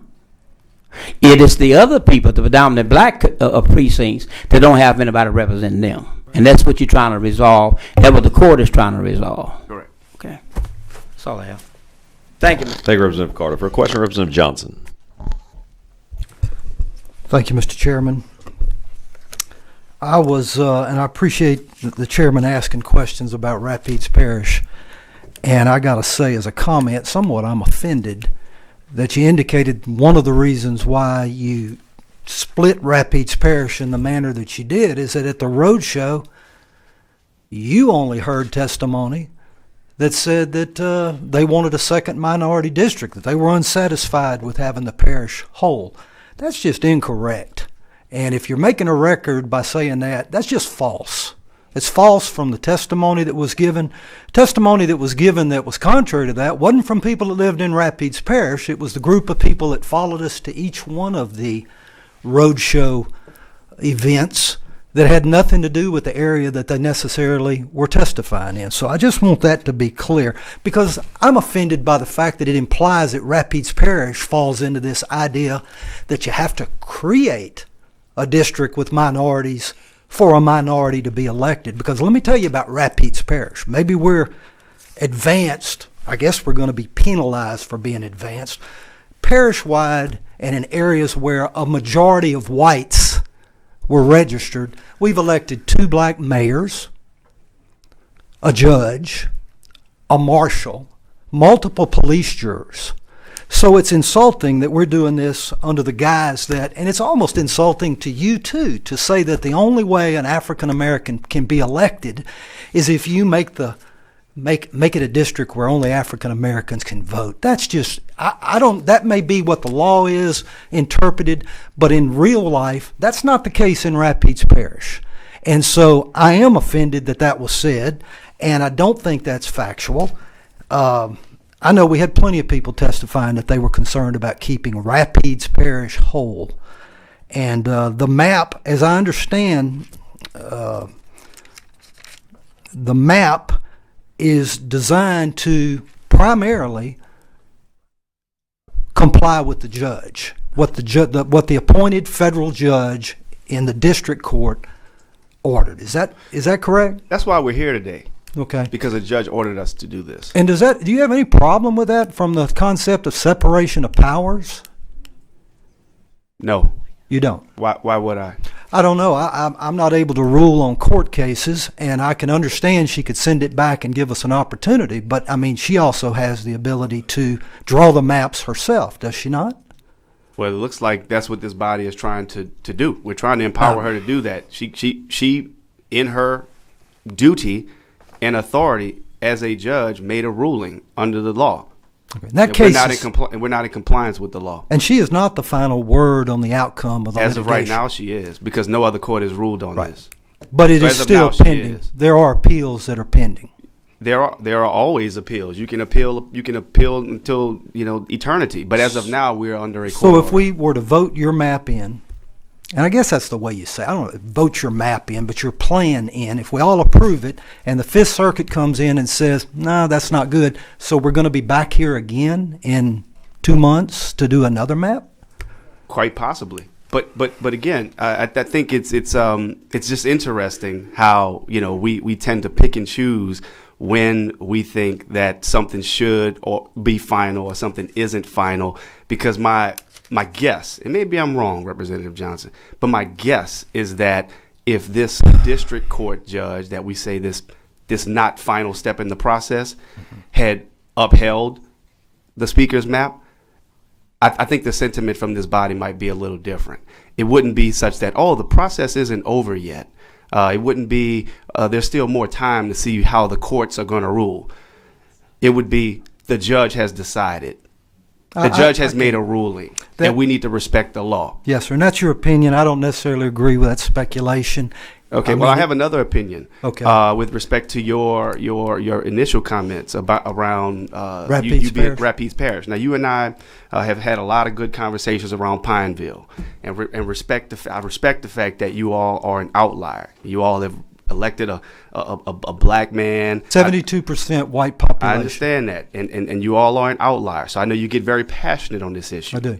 But to suggest that a black person, not just a black person, this is race is a component, but it's much bigger than race. It's about communities of interest. Mm-hmm. That someone who shares my interests and the interests of my community could run in Congressional District 5 and have a legitimate chance of winning. That's not being fair. That's not being honest, and that's insulting. What are your interests? How are your interests different than my interests? My interests would be voting for an infrastructure bill. My interest would be voting for the John Lewis Voting Rights Act. My interest would be voting for the George Floyd Justice Act. I don't think those votes are coming out of Washington. Is that Only one racial or person. political? I mean, because Those are you my can interests. be a. That's what I'm saying. It's I more mean, than I'm just sitting race. next to Jeremy Lacombe right here, who is clearly a Caucasian, and he agrees with those same things. I So wouldn't does he put have those- to be I- black? Let's not pull him into this. Well, I like you him. Asked I me wanna what my bring him in interests here. were. You asked me what my interests were, Right. and I'm telling you right now what my interests are, and it's more than just race. Okay, so if Jeremy Lacombe, sorry, Jeremy pulled you into this. If those are his interests, thanks for making my point. If those are his interests, give me the opportunity to vote for those interests. You don't have the opportunity. Well, no, I'm saying me. I'm speaking on behalf of black people in this Black state. people don't have the opportunity. Not in your district. Would I have an opportunity in your district? Well, I've said what I had to say. Okay, but let me go down the list of questions. But I did want to Representative correct Johnson- the Rapids. I have questions. Well, that yeah, I we're wanna ask. gonna ask. We're gonna ask and answer. Okay. If I have you would, questions. if he's asking the questions, if there's and again, if we need to direct to who you're asking the question, either the Vice Chair Duplessis or Mr. Evans, and I would ask that when the question is directed to you, y'all answer the question that's directed. Representative Johnson. So, my friend, Rep. Duplessis, you agree that racial gerrymandering is illegal? Yes. Can you tell me, I was looking at numbers in your map. Washita Parish, 30,169 registered black voters are removed. That's 73% of the registered voters were removed to the district, 5th Congressional District. East Baton Rouge Parish, 84,165 were removed. Evangeline, 3,473 black voters were moved to accommodate. Lafayette, 23,802 registered black voters. Tangipahoa Parish, 6,410 African American black voters. St. Martin, 3,549. All are large percentages of the registered voters of those parishes. The previous map only split 2 parishes. I think yours splits 8. Isn't that the definition, based upon the race, of racial gerrymandering? No, sir. Why? Why is that acceptable to remove those, particularly from one race, to accomplish this map? Well, again, as we've talked about it, this is your question is very similar to the question that Chairman Stefanski asked. I didn't understand his question, so I wasn't. It wasn't on purpose. I gathered from his questioning he wanted to better understand why certain precincts were included versus other precincts not being included. Your questions were more to the point of why were this number of black voters take it, as we've pointed out repeatedly. If you look at the analysis in which we have to undertake for the Voting Rights Act, if the map can be drawn in such a way where minority voters, black voters in particular, make up a large enough population and the district can be drawn in a compact fashion, we have a requirement to do that. So it's not just race. You could have taken those 30,000 black voters in Washita Parish, keep that parish whole, and have taken them from East Baton Rouge Parish. I'm not saying it couldn't have been done. Again, I'm not the demographer here, but there are a multitude of factors: compactness, split parishes, split precincts, overall deviation, how a precinct is drawn, how that might throw off another district. You know, this is like a puzzle piece. You make one change in one district and it has a ripple effect. You and I laughed when we first got our book. We got our yellow highlighters, and I said, I feel like we're back in law school. That's right. Well, one of the things I highlighted was where it talks about the Voting Rights Act under Section 2, and it says clearly, I got it highlighted, nothing in this section establishes a right to have members of a protected class elected in numbers equal to their proportion in the population. You are correct, Representative Johnson, but in the court opinion, and the Supreme Court has said, proportionality can be a factor that a court can use in striking down a map. Okay, so I shouldn't have highlighted that portion, is what you're telling me. No, I think he's just saying there's just more to it. That's one piece. That's not the final piece. All right. Like the court process. Representative Johnson, may I address your first question? Well, my first question, I think, was more of a comment to your comment. Okay. All right. But yes, certainly, go right ahead. You listed a lot of local offices. That's you right. listed mayor and judge and city council. With all due respect, Representative Johnson, we're talking about Congress here. And in these 152 pages, when the court looked at whether there is racially polarized voting in Congress, the court struck down that map. But if you look at the racial numbers of every district except District 2, the share that the minority choice candidate got in those races aligns very closely with the minority population in those districts. Those aren't my words, Representative Johnson. State and federal courts, judges appointed by Democrat and Republican presidents, have found that racially polarized voting pervades state and regional elections in this state. And my response was an immediate response to any implication that the people in Rapides Parish are too racist to elect a black candidate. And I showed you examples where that absolutely is not true. So I wanted to clear that up. And you can say what you want. They can only vote as they can. At the local level, yes, Representative. Where they are the majority population, they are willing to vote for minorities to be elected. At the local level, yes, Representative Johnson. Well, I don't know that we've had a significant number of African Americans even attempt to run for Congress in that district in the past. So it may be the right person with the proper qualifications. My parish apparently is willing to vote for that. So I guess I'm just offended by the fact that it's as though we're painted with a broad brush and that they're willing to vote for the person based upon the content of the character and not the pigmentation of their skin. Well, just to again further, I think it's important to point out, Rep. Johnson, that just because you are a person of color, and just because you are a minority that's been, whatever the case might be, I can't speak to how things are in your hometown because I'm not from there. We've talked about that, but a person of color, a black candidate, is not always the candidate of choice for black voters, and that needs to be made very, very clear. You can be a candidate, you can be black, but that doesn't make you necessarily a candidate of choice for certain communities of interest. Okay, I thought that's what you were saying earlier, that you had to draw a black district because only blacks. I mean, it's almost preposterous that you can only be elected if you're black by a black district. That's degrading to the blacks. We agree with you, Representative Johnson. That's why we're here. By splitting Rapides Parish in half, what do you do to the community interest of my parish? I'm sorry? By splitting the community of interest in Rapides Parish, what do you do to my parish? Well, East Baton Rouge is split right now. Rapides Parish. Well, I mean, we have to look. We have 6 congressional districts across this state, 6, and we have to do this in a way where deviation is as low as possible, and we have to get as close to zero as possible. So,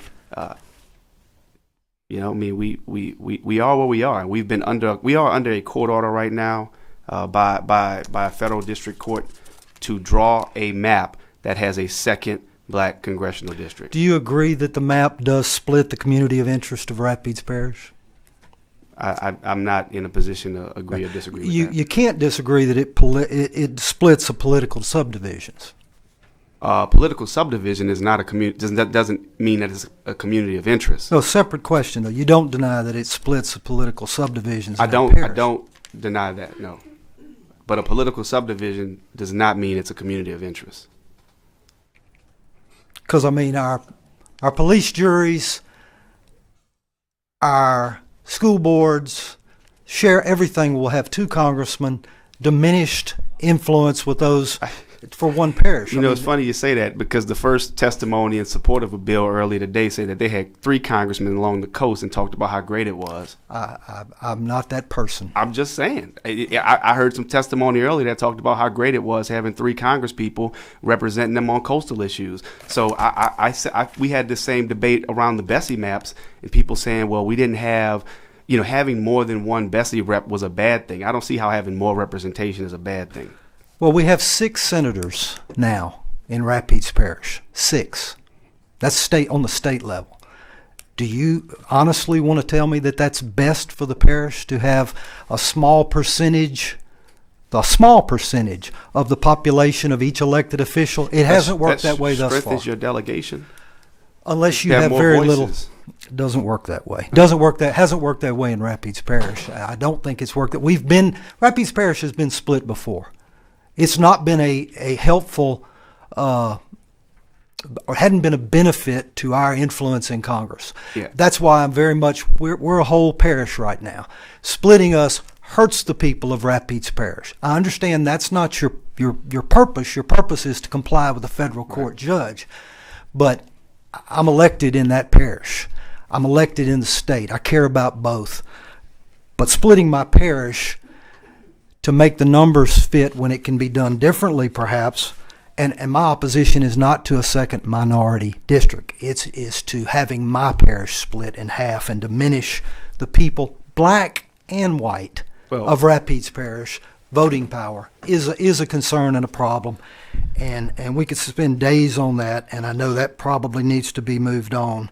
But I would just add, Rep. Johnson. I mean, I hear what you're saying in terms of parishes being split, but as I look at my friend and roommate, Rep. Larvadane over there, who's from Rapides Parish, I would be willing to bet and argue that the people there are people in Rapides Parish who don't feel represented right now in Congress. I'm sure that's probably true. If it requires splitting that parish to give those people a voice in Congress, I don't know that diminishes the blacks, as you said. I don't know that diminishes them at all. I think it strengthens them. And if I said the blacks, I hate talking in terms like that. I just like to talk in terms of people. But those are the terms we're given. I'm not always sure whether I'm supposed to say minority black, you have to, it's a real, when it's not your nature to separate you out, it becomes a language I'm not comfortable to know exactly how to say it. I understand that, but I think it's important for us to acknowledge race. And I think it's important, given the history of this country and given the current state of affairs right now, that we do see race and that we acknowledge it and that we don't try to paint everybody with a broad brush and say, "Oh, I don't see color." We need to see color, and we need to recognize color. So the whole dream of judging people on the content of their character. To deal with people based upon the content of their character rather than. I didn't say to judge people based on color. I said to see color and to acknowledge the differences in experiences that people have based on color. I don't disagree that it's important. I would much rather vote for a person based upon the content of their character, regardless of their color, than based upon whether they're black, white, or. Again, we can go back and forth, but I just said that you could put a black person up, but that doesn't mean he's the black person's candidate of choice. So we're gonna make decisions based on content of character, but we cannot ignore race. With that way of thinking, we're never gonna be. Well, I disagree. One society, are we? But we can. I sure wish we could. I sure wish that for my children and my grandchildren. And I appreciate your passion. I appreciate what you're doing. Appreciate the hard work you've put into this. Yes, sir. Thank you. And thank you, Representative Johnson. Next, we have Representative Jenkins. All right. Thank you, Mr. Chairman. I came into the redistricting session in February and in this session with a mindset that we need to do what was right for our state. I didn't come with any bitterness or anger. I wanted to see if we as a legislative body could come together and do what was right for our state based upon the information from the census, based upon the criteria that we had to follow to redistrict, and to sit down and try to come up with and do the right thing. And I just hope that as we go through this process, that all of us will just keep that in mind. We're trying to do what is right for the state of Louisiana. And I want to kind of bring this back around as to why we're here now in this, I call it a second redistricting session. Our body passed instrument, which is now, I think, HB2 by the Speaker, out of the February session. Isn't that right, Mr. Vice Chairman? That's correct. And that instrument, of course, was filed. It came through this committee. I don't think there's too many people that changed on this committee. It went to the floor. went through both chambers. It went in. It was vetoed. The veto was overwritten, and it went in to law. And at some point, it was challenged in court, and a federal judge took a look at that in federal court. Is that right, Mr. Vice Chairman? Yes, sir. Okay. So that was a process that instrument went through, and it made no difference which side of the instrument you was on. That instrument had a fair chance to go through the process, and that's one of the things I'm trying to find out and hope that will happen in this process. If we have an instrument, let's give it a fair chance to go through the process. What I think I saw in the February session is a lot of bills just did not make it out. They did not have they did not have an equal chance to go through the process. But at this particular point, we know that a federal judge has taken a look at the instrument that we passed. And Mr. Evans, the attorney, understand that both sides in court had an opportunity to present their case. Isn't that right? We had a week-long trial the second week in May, Representative Jenkins.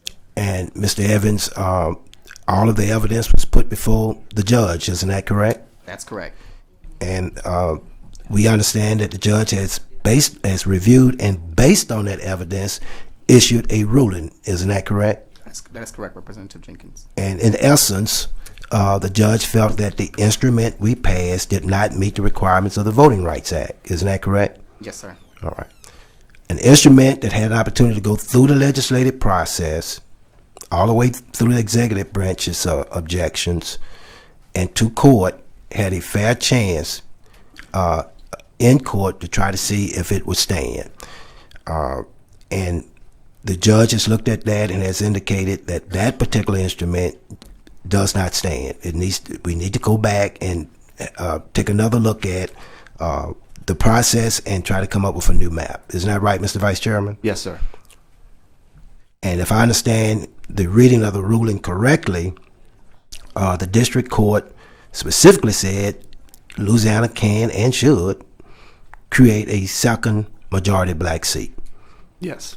So we're not just talking about the voices of the people on the road show, and I know that many of us was involved in the road show, and what those desires were. We're talking about now a ruling based on evidence that has been reviewed by an unbiased judge. Isn't that correct, Mr. Vice Chairman? Yeah, and not just a judge. You also had the U.S. Fifth Circuit Court of Appeals that said in their ruling that the defendants did not make a strong showing that they would succeed on the merits.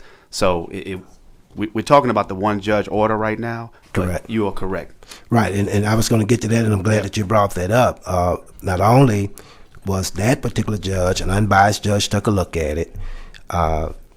Motions was filed because of a stay, if I understand it correctly, with the Fifth Circuit Court of Appeals. I understand a panel of judges that had been appointed by a variety of presidents, both Democrat and Republican, if I recall it, took a look at it, vacated a stay, and also denied a stay and said, legislature, go back and do your job, right, and try to come up with a map that should meet the requirements of the Voting Rights Act. Is that correct? That's correct. And I I'm bringing this up so we won't lose sight as to why we're here. None of us ran back here to this particular session voluntarily. We've had a court intervention, both at the district court level and the Court of Appeals level, that said we need to come back and try to create a map that meets the requirements of the Voting Rights Act. And that's what our job here is today. I come from a different area, other members come from a different area, but we can't lose sight of the fact, regardless of what area you came from, you're being requested to produce a map that creates a second majority black district. Isn't that correct, Mr. Vice Chairman? Yeah, I would just say we're not being requested. We've been ordered to do it. We've been ordered to do so. And so let's talk about the map here with HB1. First of all, if I recall, HB1 was filed the first day of this second special session. Am I correct? It was pre-filed a day prior. Pre-filed a day, and so it was there on the first day. Yes, sir. It was read in on the first day. Had anyone in the committee reached out to you to talk about a lot of the particulars of the map? No. Okay. And this body did not work at all on yesterday, which was Thursday. Isn't that correct? That's correct. And I think there was ample opportunity that if there was some concerns about the geography of the map or how the map was created or reaching out to someone who may have been a demographer involved with the map, we had at least a whole day yesterday to try to go into some of those issues. Am I right? That's correct. Well, not just that, Representative Jenkins. The map being considered HB1, it is virtually identical to a similar bill that was heard by this committee during the redistricting session. The changes that were made were so incremental, primarily just taking a few precincts and making them whole. But all of the other substantive considerations, communities of interest, parish splits, compactness, they're all the same. That's correct, Attorney. I believe that would have been HB 8 out of the February redistricting session that we had. You're correct, Representative Jenkins. Right. Yes. I think it may have been Gaines, Representative Gaines. But I looked at a previous map in the February session that looks virtually identical to the map we're talking about, and I believe that map came before the committee, if I recall. It was vetted, questions were asked, testimony was given, and information was shared at that particular time. So there's very little difference between what we looked at back in February and what we're looking at now. Am I correct in that statement? And if I'm not, then help me with it. Yeah, I think this map does have some differences, but yeah, a similar version of this has been presented. Right, and a lot of information that we might need to know about HB1. A lot of that information was discussed when we looked at all of this back in the February session.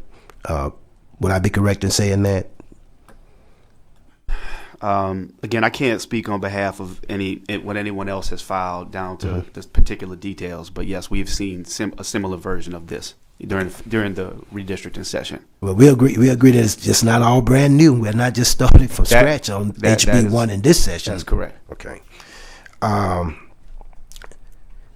looked at the numbers on HB1. It looks like in District 2 is 54%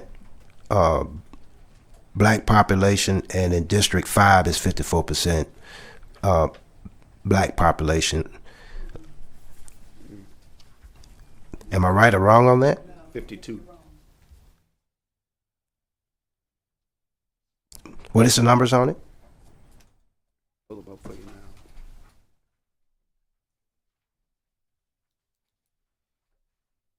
now. Pulling them up now for you, Rep. Jenkins. Okay. I may round them up or down one way or the other. Okay. I'm talking about the overall population. I'm not talking about. Yeah, now the overall total population. Yeah, I'm talking about the overall population. 54.4 District 2, 54 in District 5. Right. I know the voting age population is maybe slightly lower. Slightly lower. 52. Like I said, 52 and close to 51. Yes, sir. So I guess one of the questions I'm asking is, do we feel that those numbers are effective districts? I'll let Mr. Evans speak to that. I do, but I'll let Mr. Evans speak to that because I know that there's been analysis that have been performed on that. Yes, Representative Jenkins. The minority choice candidate would be successful, or at least have the opportunity to be successful in both Districts 2 and 5. Okay. And then HB1, once again, as far as complying with the order from the court, is it your opinion that HB1 complies with the court order? Yes. And not just the court order, the call of the session.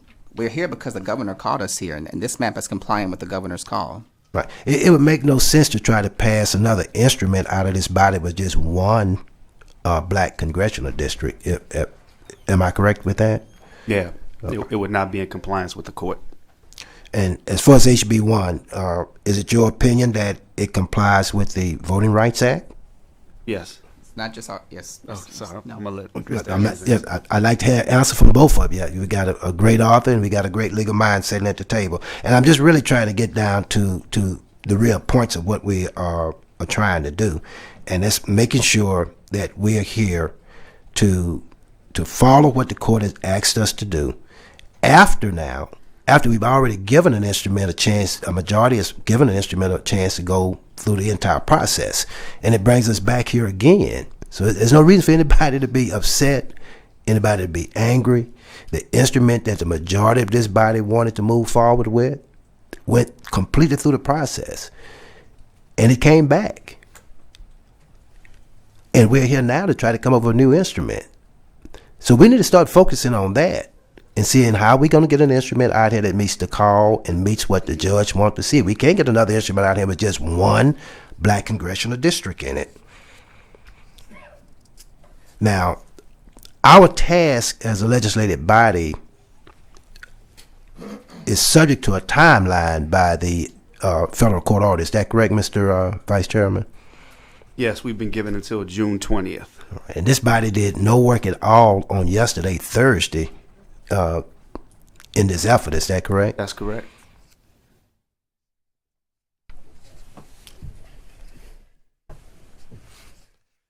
And if I recall also, the district court, I believe there was a request for extensions, but the district court has not given us any kind of extension on this case. Is that right? That's correct.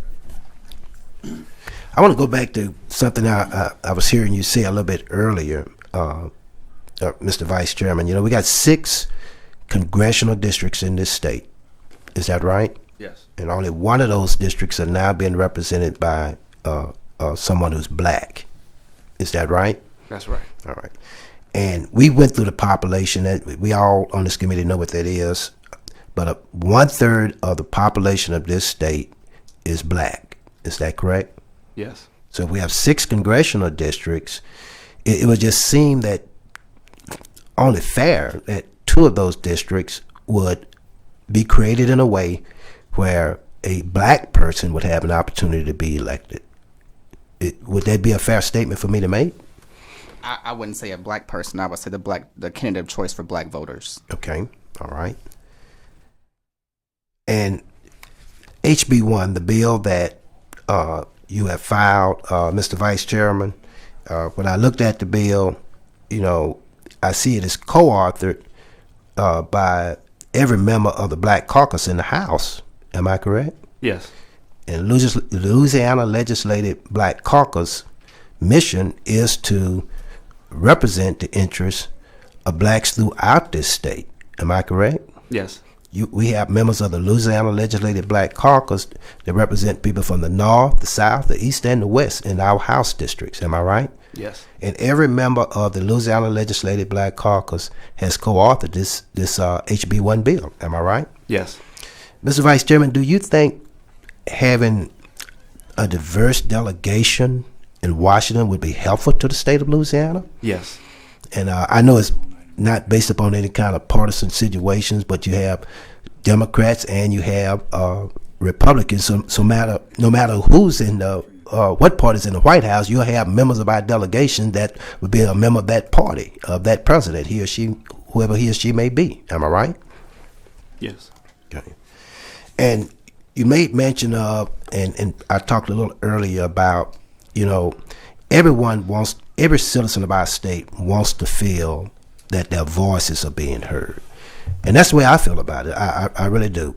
If you're black, you're white, Latino, if you're male or female, I think that every citizen of this state should have some fair representation in Congress.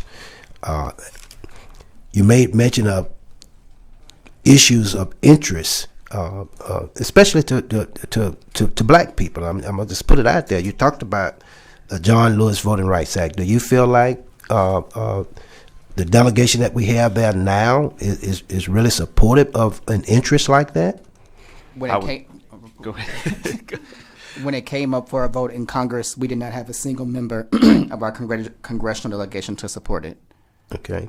And what about the George Floyd Justice in Policing Act? When it came up for a vote in Congress, we did not have a single member of our congressional delegation to support it. And I will say that was after both of those bills came up after Congressman Richmond had resigned and before Congressman Troy had been elected. Congressman Carter had been elected. Okay. We could go on with issues like equal pay and raising the minimum wage. And we can also go on to like the Infrastructure and Job Act. I mean, we have a lot of citizens in this state who would like their voices heard on issues like that. That our delegation, or the majority of the delegation, does not support. And I get it. I mean, I understand why they may not want to do it. We always want to, we hear a lot from people saying, well, I got to vote my district, vote my district, vote my district, vote my district. Representative Jenkins, I don't want to cut you off, but can we bring it back to the map at least? I know this is all holistic. I know it is. I'm not telling you you're not. I'm just saying, can we try to bring it back to this map? Absolutely, Mr. Yes, sir. In fact, I was about to wrap up, but we vote my district, vote my district, vote my district, vote my district. But the point I'm simply making is simply this. We need to make certain that we have fair representation for all the citizens in the state of Louisiana. Do you believe that HB1 will accomplish that goal? Yes. All right. Thank you, Mr. Chairman. Thank you, Representative Jenkins. Mr. Pro Tem for a question. Thank you, Mr. Chairman. I appreciate everybody's work on this. And my questions are more simple and basic. I'm just trying to get a sense of the decisions that were made and why they were made. And they may be stupid questions. These are not planned questions to anybody by any stretch of imagination. My curiosity is, it seems to me that there's more black people in Shreveport than in Monroe. Is that fair to say? Yes, Shreveport is a larger urban area. Yes, sir. And then there's more of a compact black population in the city of Shreveport than in Monroe. I can't testify to that, Mr. I don't have numbers. This is based off of my working knowledge of growing up in Louisiana.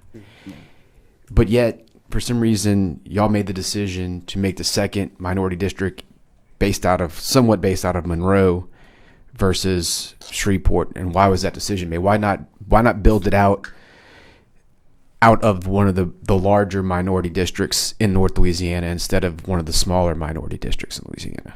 Thank you for that question, Representative McGee. And the simple answer is compactness. We tried.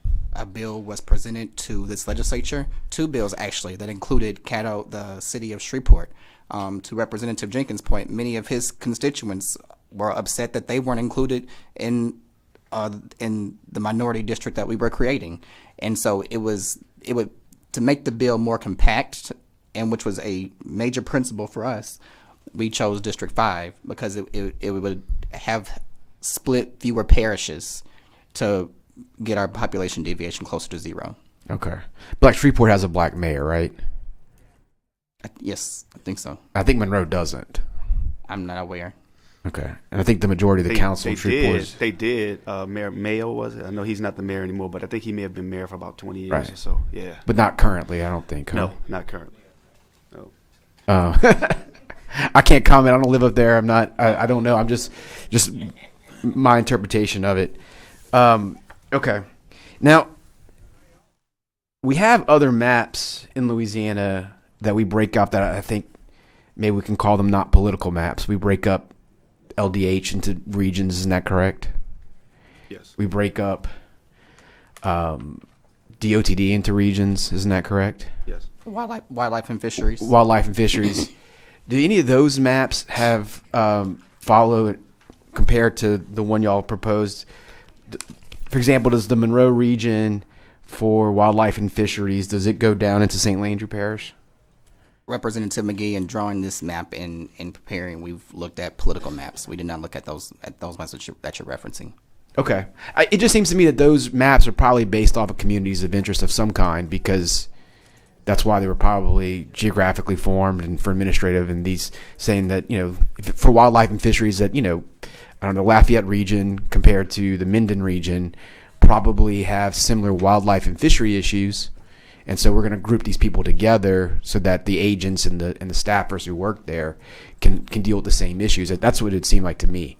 I don't disagree with you, Representative McGee, but what I can say is that when courts look at issues dealing with redistricting, they don't look at those types of maps. They look at political maps. I understand that. And I'm not trying to win a legal case right now. I'm trying to ask questions about the map. And I would add to that answer, Rep. McGee, that's probably a factor. It's probably a factor, but I would think that those decisions are made when you talk about administrative agencies more from an operational standpoint, just like that of, say, a business or some sort of franchise where you have regions just based on pure geography, not so much that, we're going to look at communities of interest per se. It's probably a factor, but I would think when you're talking about DOTD, wildlife and fisheries, LDH, that I would think the predominant factors there have to do just more with, regionalization and geography from an operational standpoint. But it's probably a factor.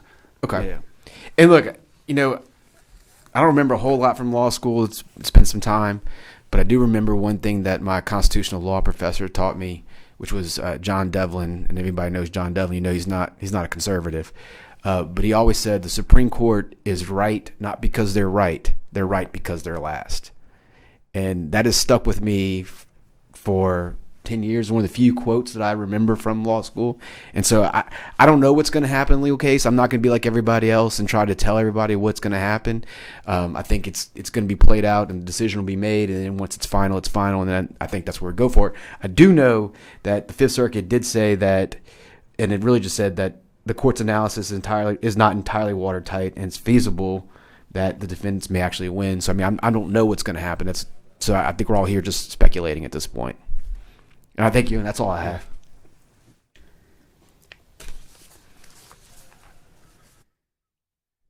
Thank you, Speaker Pro Tem. For a question, Representative Gadberry.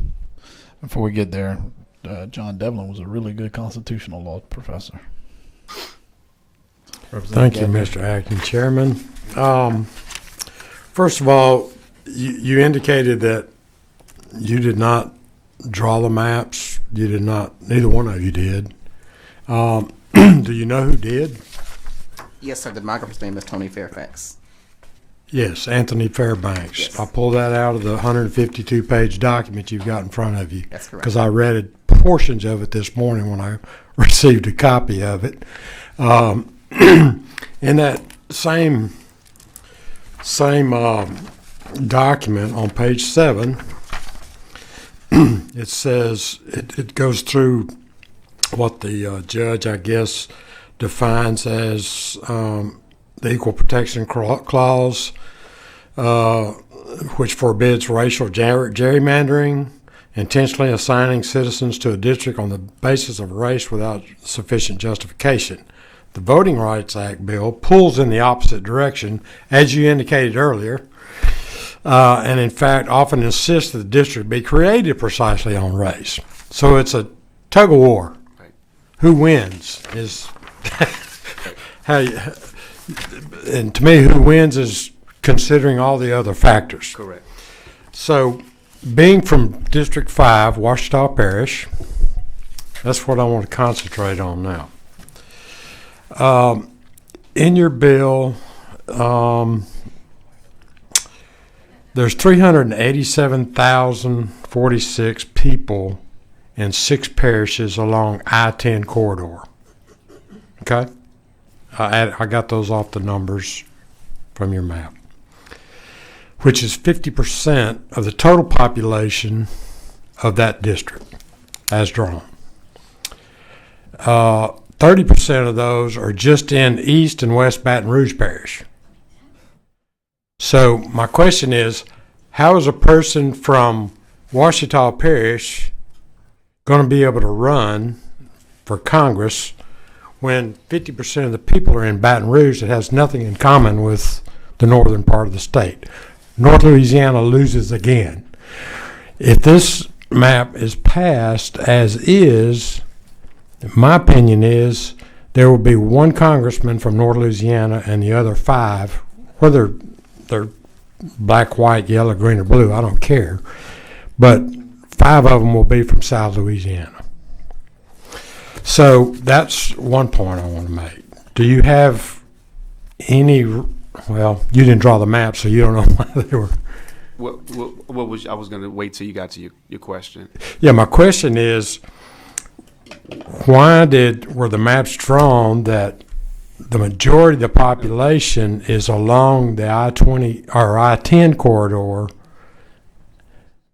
eliminating North Louisiana from having representation? What I would like to do is, I was in my mind going to go to Congressional District 2 and make a similar, I guess, analysis on the reality right now that people from Baton Rouge don't feel like they can run in Congressional District 2 and be successful currently.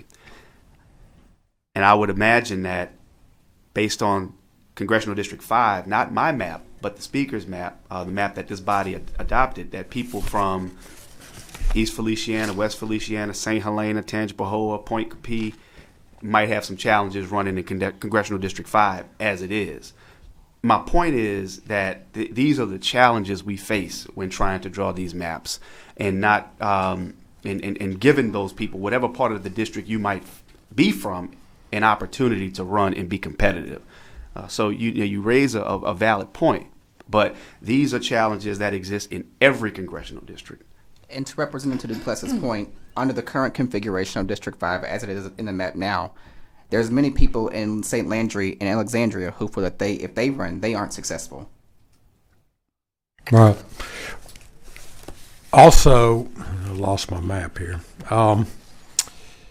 The other point I wanted to make was, or question, I guess, is never in the past 40 years that I've been able to ascertain has Ouachita Parish been split. It's always been whole. Now we come up with Ouachita Parish being split. In more particular, the map that was drawn cuts out West Monroe, or reaches up in and gets the city of West Monroe, typically. If you take a 7-mile radius from the City Hall of West Monroe, you have people, I don't know if I said this before, the population of West Monroe is roughly 13,000. You have another 15 to 18,000 within a 7-mile radius of West Monroe that call themselves or convey themselves as I live in West Monroe, when actually they live in Ouachita Parish. Not the city limits of West Monroe, but all those people go to West Monroe High School. There's one high school in that area. So the communities of interest, the community of interest has been dissected right there in that area. And my question, I guess, is, couldn't we dissect something else? I mean, if you'd have stopped at the river, Yes. Ouachita River, you wouldn't have dissected West Monroe. I want to speak to that again, and I know all these communities of interest that's what makes us what we are, right? The differences, the unique attributes, and those things that you know about your community that I would never know, right? Right. But I'm going back to some testimony that I heard earlier, and it may play out differently, if this map would have become successful. But I remember hearing earlier that they talked about how much they fought the breaking up of some of those coastal parishes, and now how it's just been such a great thing, and they want to keep it that way now. So I understand the hesitation, and I'm not suggesting that it should be necessarily welcomed. But I'm just saying it for that community where they testified earlier, it turned out to work. And I think that we have a responsibility, we have an obligation under the law to come up with something that meets all the criteria and is compliant with the Voting Rights Act, and that's all we're trying to do. No one's intentionally trying to split up your right. community. And I think it's still a possibility that can be done. Mm-hmm. I just don't think this is the map it's being done in, because from District 5 standpoint. I respect that. Because I just think based on the population in District 5, it's all concentrated on that I-10 corridor. Mm-hmm. And it's going to neglect the total from Avoyelles Parish north is going to be neglected with representation. So I guess that's my questions. He's not even listening. But I appreciate. I mean, I dug into these maps back in October, November, January, February myself. Drew them, trying to start out at a point, no preconceived notion. let's see what happens. And I almost got to the point of 2 districts, but I just couldn't quite get there, okay? So I didn't present that map. Thank you, Mr. Chair. Thank you, Representative Gadberry. For question, Representative Thomas.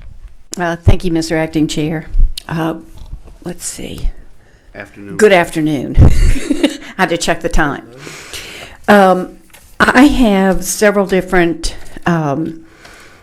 ways of asking you questions, or several different categories that I'd like to ask you questions. The first thing is, many of our colleagues have been talking about 1/3 of the population being black. But it's actually not correct. According to census numbers, which is what everything that we're supposed to base our decisions on, the number or the percent of blacks, according to census numbers, is 31.17%. That's census numbers. If you multiply that times 6, the result is 1.8702. It is not 2. And that's why there is so much difficulty, I believe, in drawing 2 minority districts, because it's not 2. It's 1.8702. Well, Representative Thomas, respectfully, the Middle District disagrees with you. The Middle District found that it can be done and it should be done. The Middle District disagrees with the math? The Middle District found, you said that it's hard and why it's so complicated and difficult to draw 2 minority districts. And what I'm saying is that the the Middle District disagreed with you and found that it can be done and should be done. That's the whole reason That was why not we're the here. point. The point is, numbers are numbers, and they are finite, and they are not subject to being rounded. 31.17% is a census number. That's not something that somebody made up and pulled out of the air. If you multiply that times 6, the product is 1.8702. It is not 2. Can you tell me what the white population of the state is? I did not look that up. Okay. Because excuse me. Okay. Because what a lot of the conversation has been is 33% of 6 is 2. It is not 33%, according to census numbers. And that's what we're bound by, among other things, is census numbers. Well, if I may respond to that, Representative Thomas. Are you disagreeing that the number's 31.17%? Well, I will say that Yes or we no? know that there's an undercount. We know that. No, not that. That is not something that we have to take into account. I don't have the numbers in front of me at this moment. Okay, so if let's go with your number. Let's go with. Well, your it's not number. my numbers; Okay. it's census numbers. All right. Thank you. Yeah, what I have right here is thank you, Representative Ivy. I have a total population, total black, is 33.13%. That is not census numbers. I don't know where he got his numbers from. Well, That is not the census numbers. Our numbers. And remember, let's just let each other talk. Let's The- questions answered. Okay, Questions all right. answers, okay? I'll go on to my next.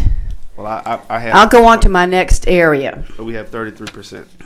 No, you have 31.17%. So you're telling the staff that the Okay, numbers are now, And Ms. Vice Chair and Representative Thomas, let's just respect each other. Let's ask and answer. Okay. All right.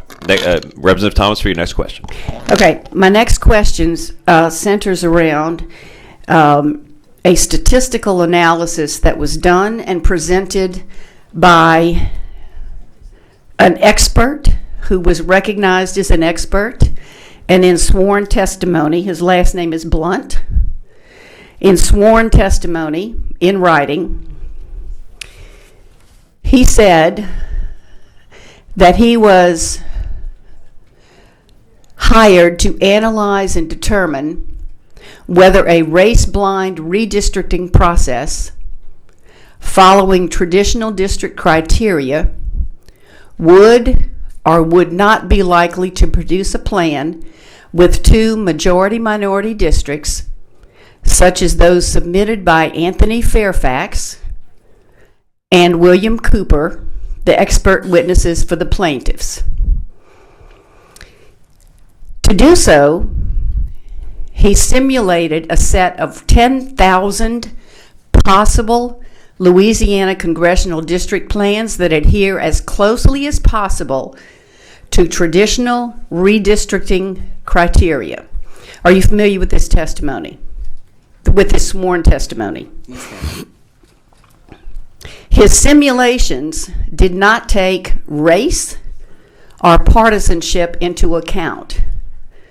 The simulations allowed him to determine the number of minority districts which would be likely to emerge from a map drawing process that followed traditional criteria, but did not draw districts predominantly on the basis of race.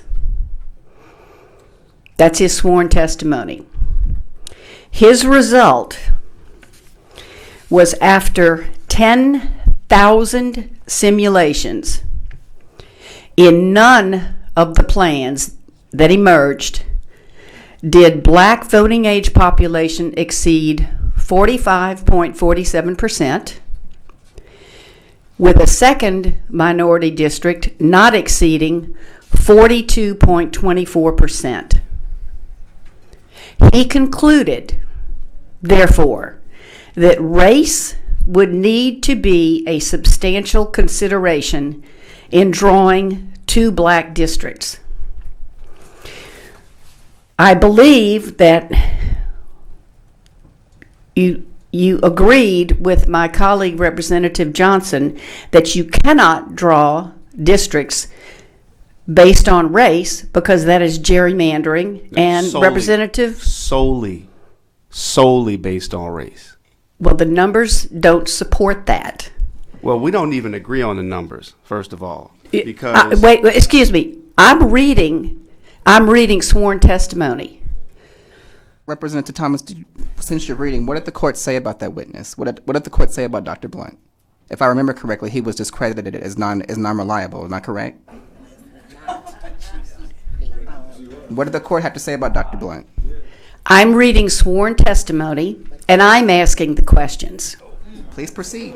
Let's talk about Dr. Blunt, though. You want to bring the testimony in here. And I'm going to let y'all continue. And it's, members of the crowd, I'd please ask that we keep any kind of outbursts, anything under control, so that we can focus our attention on the questioner and the answer. And Mr. Evans, I'll let you continue that line of statement because I cut you off. Okay. Representative Thomas, on your next question. Thank you. I'd like to ask Mr. Evans, what percent of the black voting age population makes it probable to elect a black? As I've told this committee multiple times, Representative Thomas, there is no magic number. You take a lot of factors into consideration. You look at a number of previous races, how the minority choice candidate has been successful, has a minority choice candidate ran. Does those numbers match the racial makeup of the district? So there is no magic one number, and the court alluded to that. Okay, I will move now to communities of interest. In sworn testimony, Mr. Hefner, the expert, he has to run to the restroom, so I'll try my best to answer any questions that you have for Mr. Evans. Mr. Hefner, who is also a sworn expert, testified in writing that communities of interest are based on political issues, culture, economics, occupation, religion, or local traditions. He also testified that communities of interest is one of 7 traditional redistricting criteria. I'd like for the map to be brought up Can we have the map? Of Congressional District 1, please. Under the bill we're discussing, Representative Thomas? Yes. Okay. So Congressional District 1 of this bill, HB1.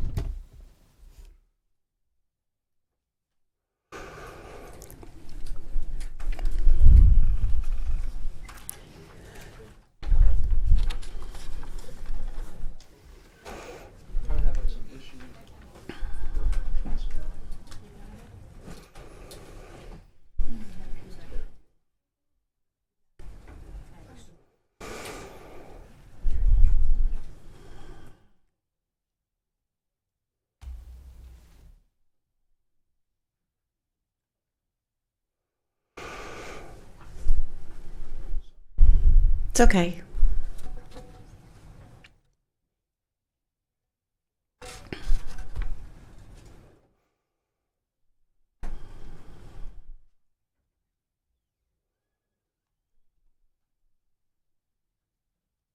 Okay, that's good. That's good. Okay. This is the congressional district that I live in. So I'm very familiar with Jefferson Parish. And I'd like to point out that this map has only a sliver of St. Tammany, which is unlike the current map. But it also winds around and goes all the way to Iberia Parish. Y'all see that? Okay.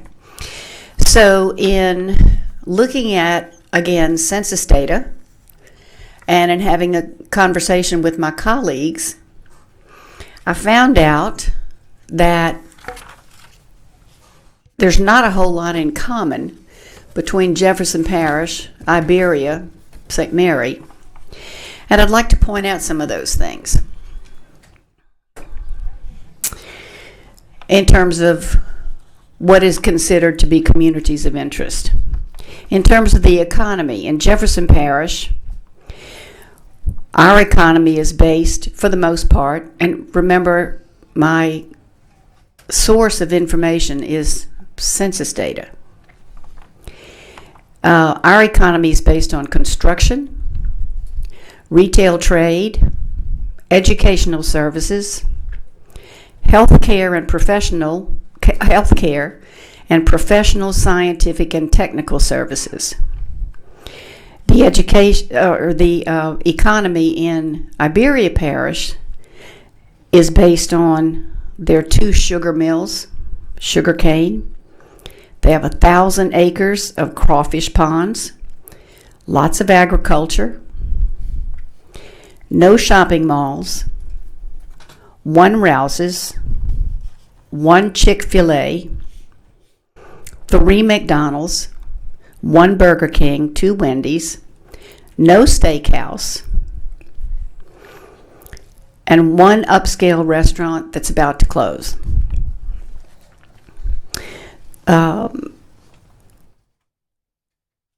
In terms of culture, events and festivals, let me start with Iberia Parish this time.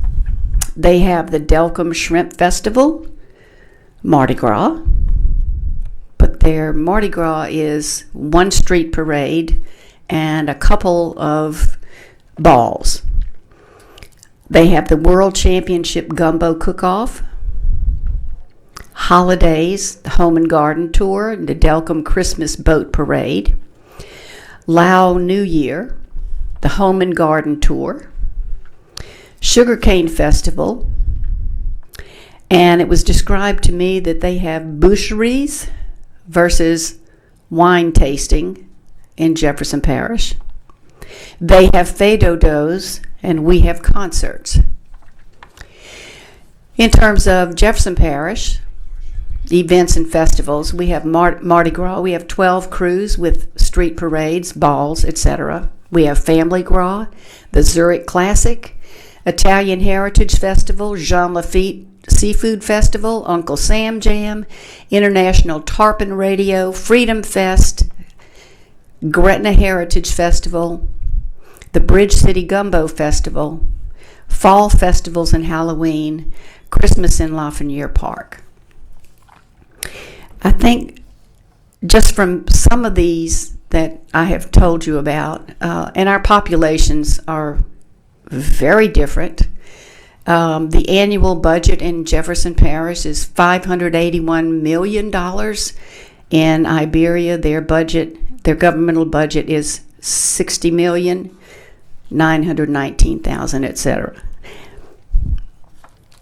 Iberia Parish has more in common with St. Martin Parish than with Jefferson Parish. And if you notice up there, St. Martin Parish is not in Congressional District 1.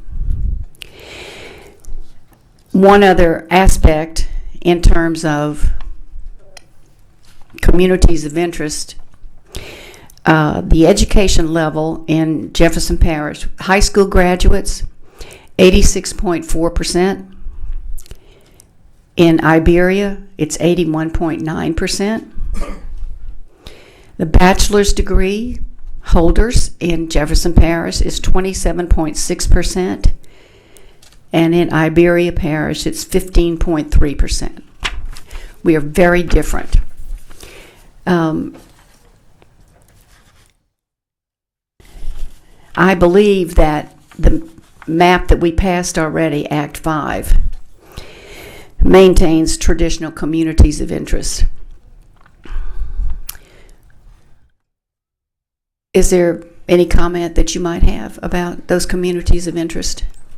I would just say that, look, I respect your opinion and everything you have to say, but we're here because a federal judge has ruled that the map is unconstitutional.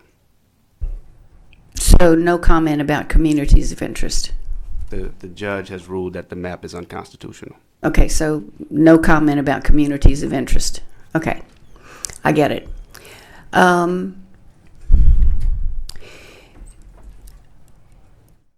Hefner, that expert that I'm talking about here,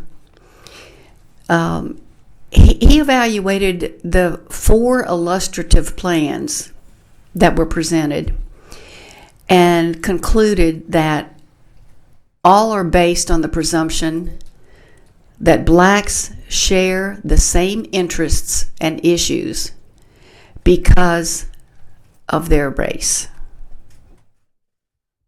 That was a conclusion that he made in his sworn testimony.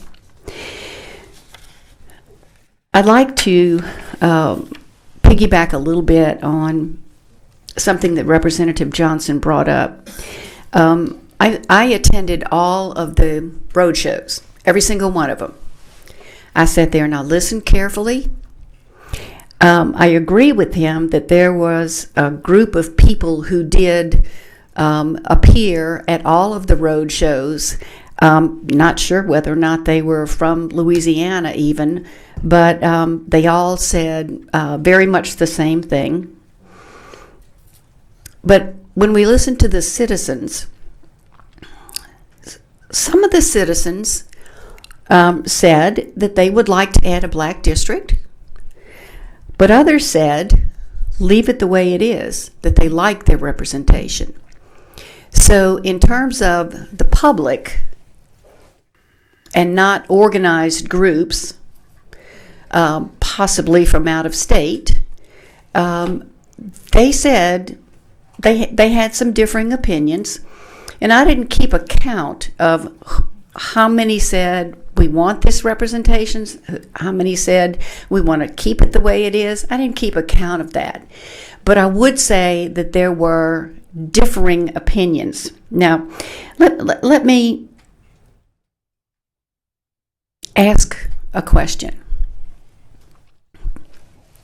that I haven't heard anybody ask. What is the female population of our state, roughly?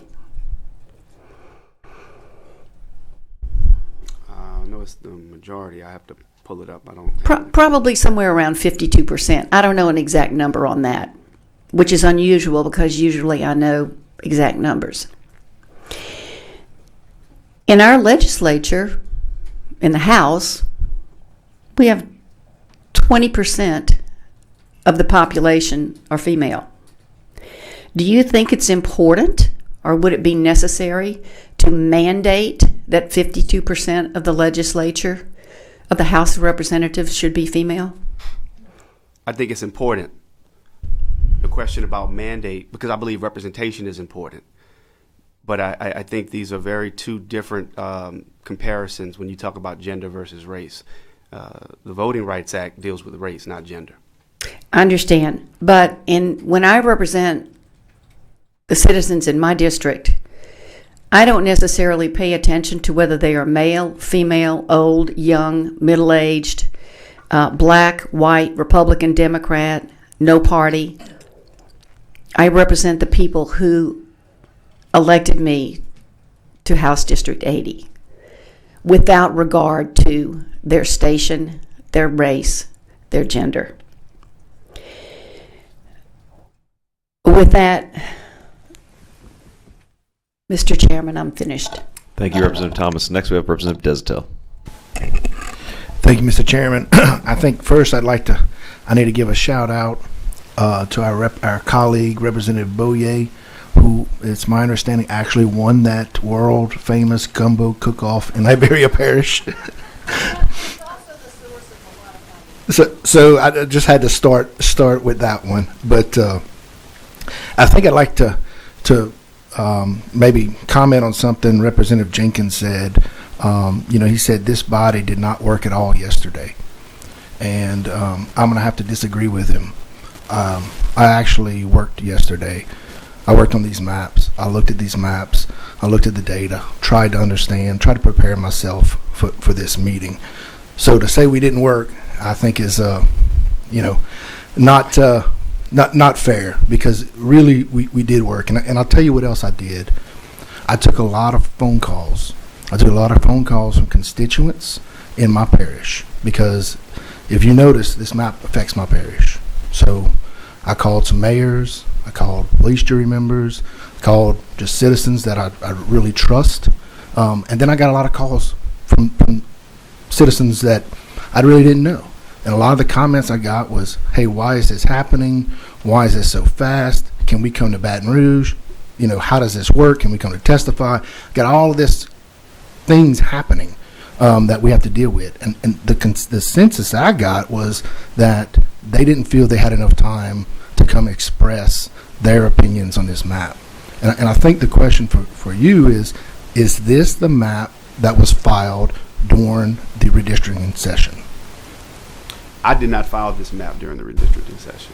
I can't speak to what anyone else filed during the redistricting session, except for I know there's some static.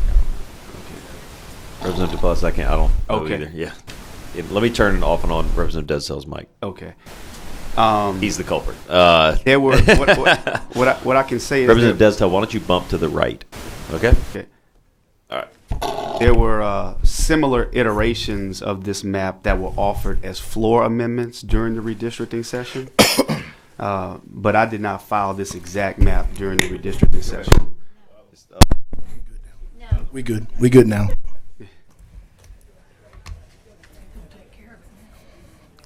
Superman.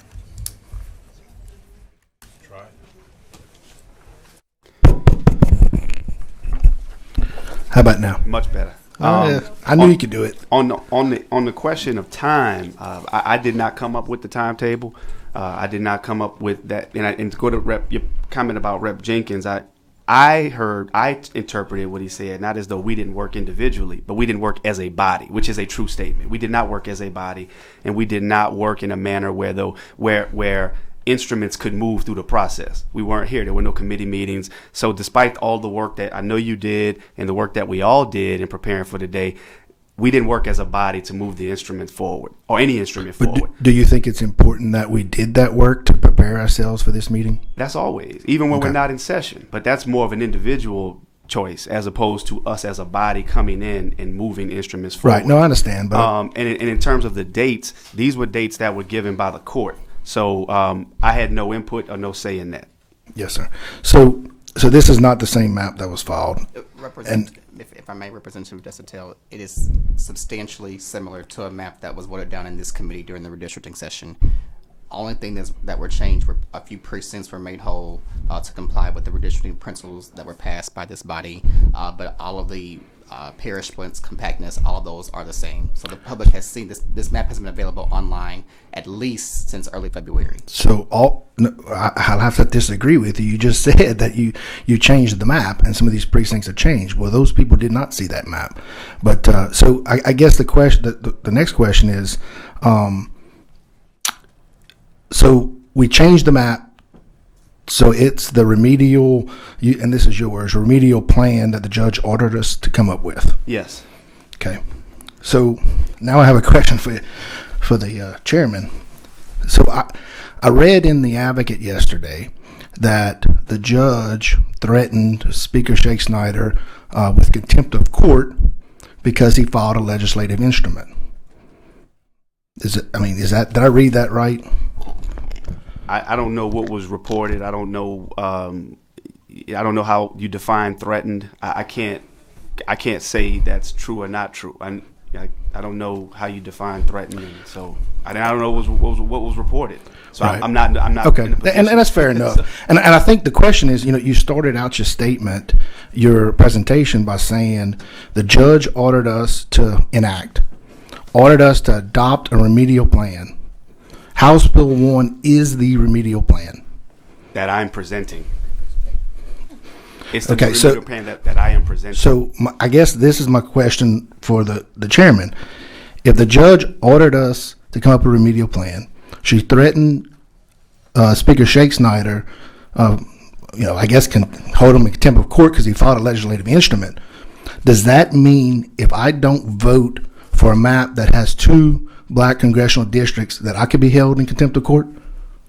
So first, I'm going to say I'm not your lawyer, which I was taught in first year law school.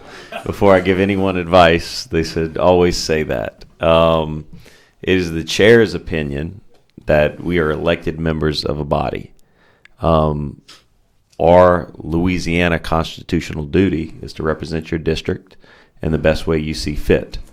I'm not going to tell you what a judge can and can't do, but you acting in an ability to be able to represent your district and vote the way you normally do according to the rules of this House, I don't see how you can be held in contempt for doing just that. Let me mention something else. Again, not your lawyer, but you have to read orders very literally. Nowhere in the order does it say you cannot vote for a map that doesn't contain this. And so I am always very literal. Again, I'm no one's lawyer. I'm just the chair of a committee trying to manage this process, Representative Destel. Thank you. I definitely appreciate it because I was getting a little worried. I've never been arrested. I've never been even suspended for school, so I didn't want to get arrested for contempt of court because I didn't vote for a specific plan. But I appreciate it. Thank you. Thank you. Thank you, Representative Destel. Representative Newell. Good afternoon, Representative Duplessis and Mr. Jarrett. I appreciate y'all being here. One quick thing I would like to say hello and welcome to Miss Kayla Cutno. She is a current law student at the Southern University Law Center here in Baton Rouge, and she was an intern at the law firm I work at 2 summers ago. Welcome, Miss Kayla, and I hope you learn a lot from today's committee exchange. Representative, keep wanting to call you senator. I wonder why the Lord is keep putting that on my mind. But if the maps that we have now, the old maps, are presented to the court, or if they're allowed to stay, would it be fair to say that certain people in this state would not have what we would consider fair representation? I would say yes. I'd say that would be a fair statement. Would that be in compliance with this court order that we've been talking about all morning? It would not be in compliance. Okay.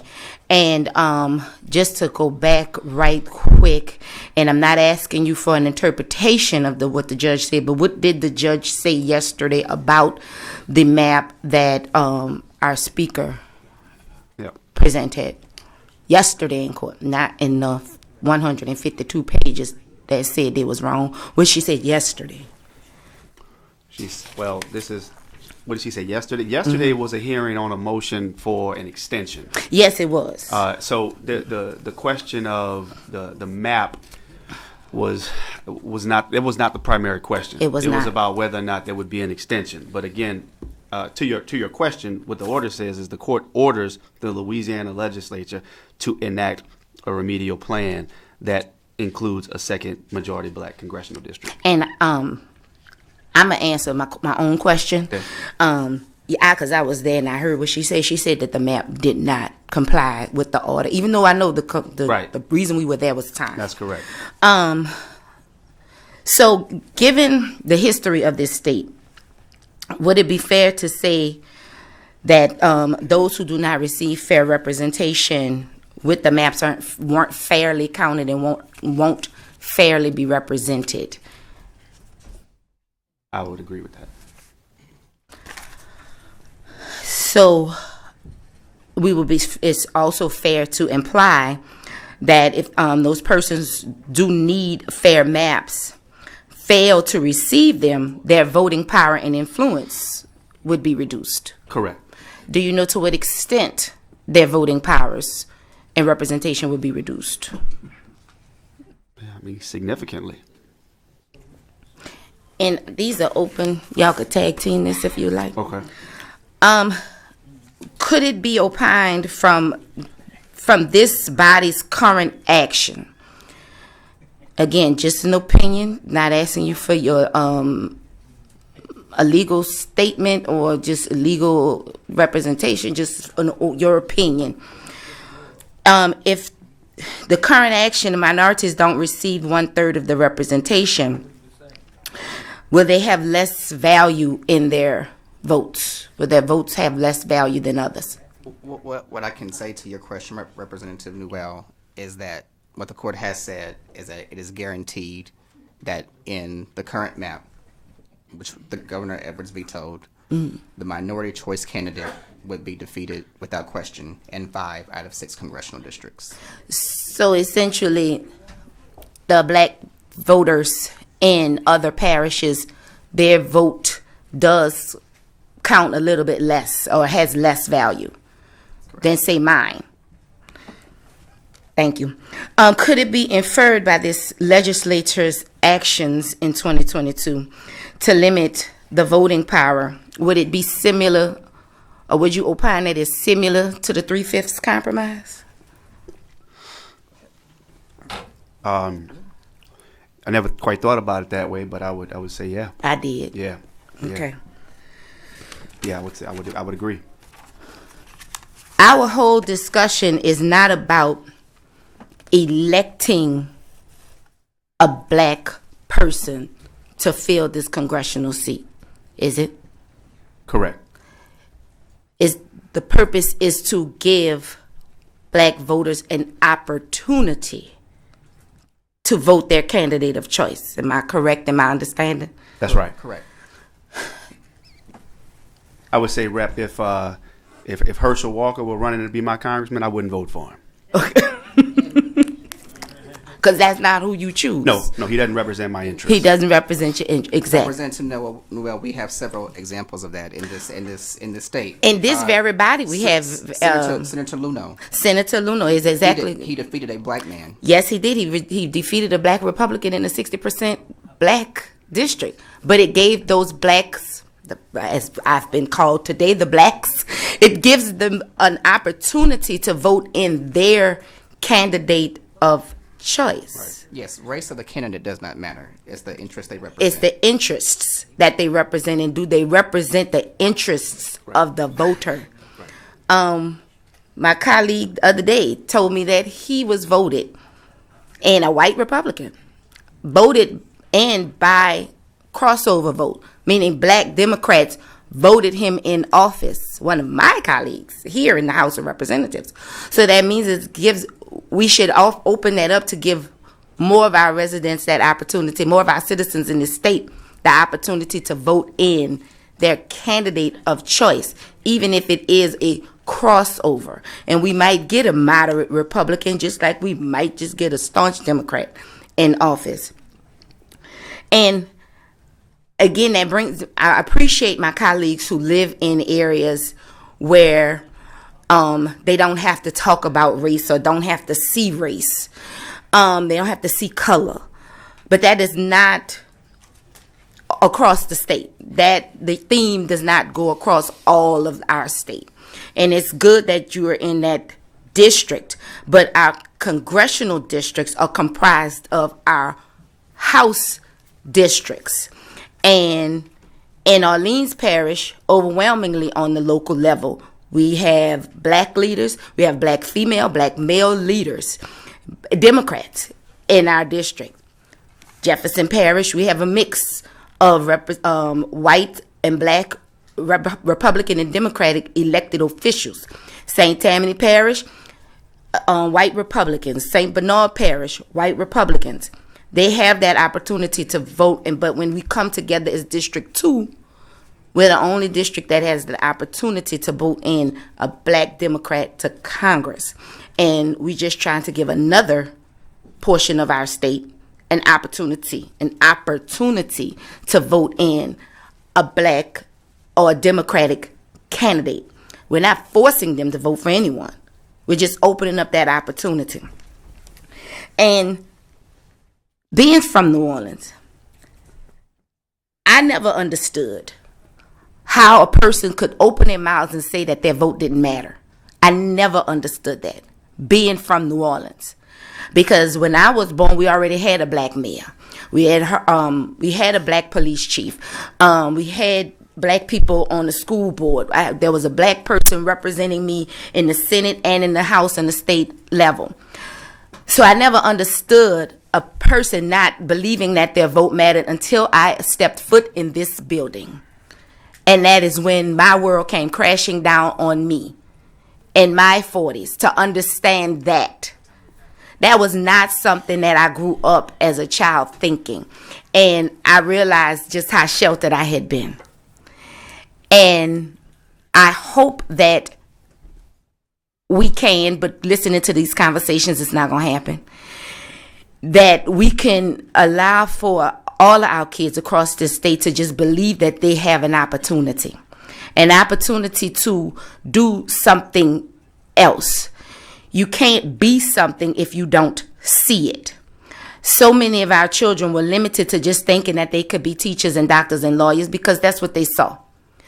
But I want all kids across the state to believe that they can be contractors, state representatives, that they could be attorneys, that they can be anything that they want to be because they can see it and they can relate to it. I want little black girls to think, I can sit there. I can be a state rep. I can be whatever it is I put my mind to. But if we don't open the opportunities for someone to be able to just use their constitutional right of voting, we'll never get there. And it is disheartening.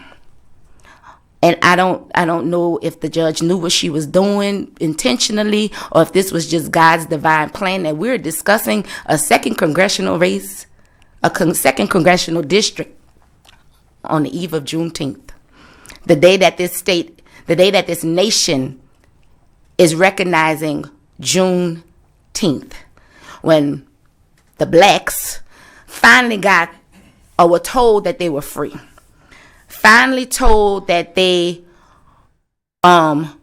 could go out and be on their own. They were no longer under the guise directions of master. They can be a whole man or woman. But still today, right now in 2022, on the eve of Juneteenth, we are discussing the value of the black vote and the value in counting the black people in this state. When George Floyd was killed, murdered, thank you. Yes, see, that's what it was. He was murdered. When that happened, I had some friends of mine, some white friends that are very dear to me, call me and say, what can we do? What can I do? What can we do to help this nation heal? What can we do to move this nation forward? What can we do to bring our communities together? They don't have the opportunity to do it. My personal friends don't have the opportunity to do it. But the representatives, the people who represent them in this body, what you can do is give us this second congressional district. That's what you can do for me. That is what can be done to give the people in this state an opportunity and let them know that they are heard. Let them know that the vote and their voice matters every day, not just on election day. Some of us count, and I'm speaking us collectively as a legislative body. Some of us count in the black people to know that our district is right. But when it comes time to walk those districts, the black neighborhood is not visited. The black churches are not visited. Because to some of us, they don't matter. And that is interesting and frustrating all at the same time. And my colleague said that Louisiana is going to lose. He said, I forgot what context you said Louisiana is going to lose with drawing this congressional map. But Louisiana lost in 2013 when pre-clearance was done away with. That is the day we lost. And we lost more than I could have ever imagined when that was deemed unconstitutional for certain jurisdictions to be covered by pre-clearance and have certain restrictions. That is the day Louisiana citizens lost. And thank you for bringing this map again. Thank you for sitting there for these past 3 hours, listening to this. Thank you, Jared, for being here. And I'm glad that y'all keep winning in court. And I can hope y'all continue to keep winning in court. Because this fight is not going to end until we all come together and realize that all of our citizens matter. It doesn't matter what you look like. It doesn't matter what your party looks like. But everyone needs to have the opportunity. And hopefully that by the time we come to redistricting next year, that the black people who vote in this state, the young people who are becoming of voting age, at the end of this next 10 years, they believe that their vote has value and that they can say, my vote counts. Because right now, with the agenda that we're pushing, with the maps that we have, with the arguments that we're having right now over something that the court said to do, our young people will continue to say that their vote don't matter. And you know what they're going to do? Continue to leave this state and go somewhere where they do believe that they matter and where they have opportunities. And that's all we want to give to our citizens in Louisiana is opportunity. And with that, Mr. Chairman, I yield. Thank you, Representative Newell. For a question, Representative Farnham. Thank you, Mr. Chairman. So I'm sitting here looking at District 3. I live on the very western side of this state, and I don't know, it's I don't know how many of y'all are familiar with Star Wars, but my newly formed district here kind of looks like Jabba the Hutt with a baseball cap on. And, it goes to the communities of interest. And we've always been a District 3 that takes the top, couple of parishes and spreads to the east and then joins with the Lafayette area, which goes along with Representative Thomas's testimony that we have a lot more in common with St. Mary, St. Martin Parish, Iberia Parish than Jefferson Parish does. Our culture is basically the same all the way across that region. We all enjoy the same things. We make our living off of oil and gas related issues. We have a ton of industry in our area. We have onshore and offshore drilling efforts, at least we used to, and we have flatland farming and crawfish industries across that region. And our congressmen that we have today and have always had in that area, have to focus on those issues. Well, now with being Beauregard, Allen, Evangeline, Rapides, and a region that's so far out of touch with what we deal with on the coastal areas, that now the congressman is going to be having to learn a whole new ball game. It just, I've received so many phone calls over the time and talking at groups that keep us in the Lafayette region. We have a joint chamber of commerce, if you will, that deals with the whole coastal area and the industries that it supports. And to be whacked off of part of that and put into a region where we really hadn't had anything to do with ever, other than tourism. We go back and forth to each other's areas and enjoy each other's areas. So that's the part that I have the most heartburn with. And then I sit here and listen to the testimony that all you want is a candidate of choice, not necessarily a black candidate. And I guess going along those lines, it's more of a belief of ideals and beliefs rather than being a black candidate. Would you agree with that? Well, when you look at the totality, how you define a community of interest, race is a factor, but it's not the predominant factor. Yeah. So I would generally agree with your question if I'm understanding it properly. So I guess all the testimony that both of y'all have given and some of the reps here have given is that you don't necessarily care if it's a black candidate or not. It's a candidate of choice that represents the ideals that you believe in and not the ones that somebody else believes in. So going down that same path, wouldn't it just be easier to say we want a Democrat or a Republican district? Because that's basically what you're saying, is you want the beliefs to be represented and not necessarily a skin color. I think in today's party system that we have throughout this nation, that it would be hard for me to disagree with that. However, I'm not here to have a conversation about party. I do think that interests are often defined by what party someone may join or how they may vote. But isn't that exactly what we're doing today? That's exactly what we're doing today, because if we had this conversation about party affiliation, it would be illegal, and Section 2 of the Voting Rights wouldn't cover it, would it?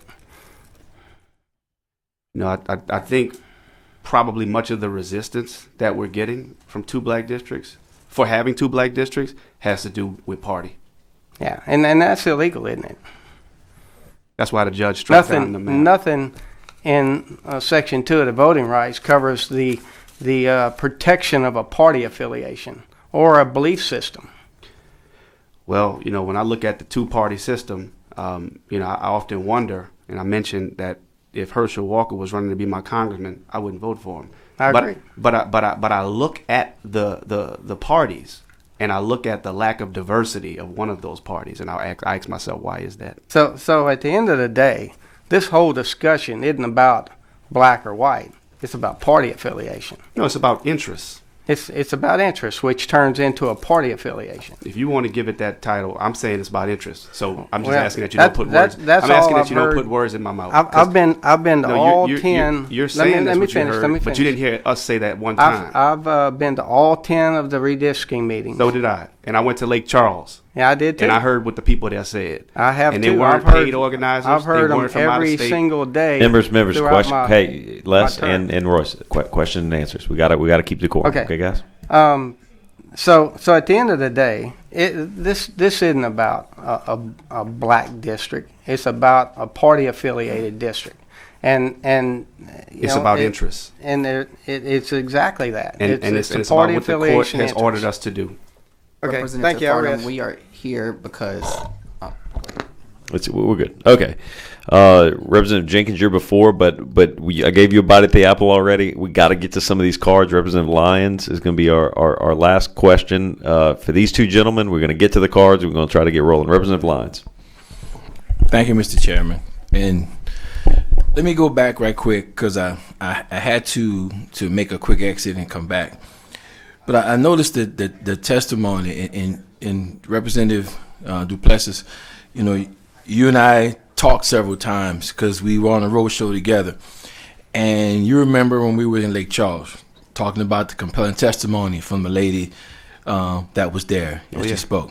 I remember distinctly. Do you remember when we were in Monroe, we had a similar conversation of the ladies who came from the community of Monroe and talked about the redistricting. And some of them talked about having to make that drive from, I think it was Willsboro or some other area, they had to drive that far to get there.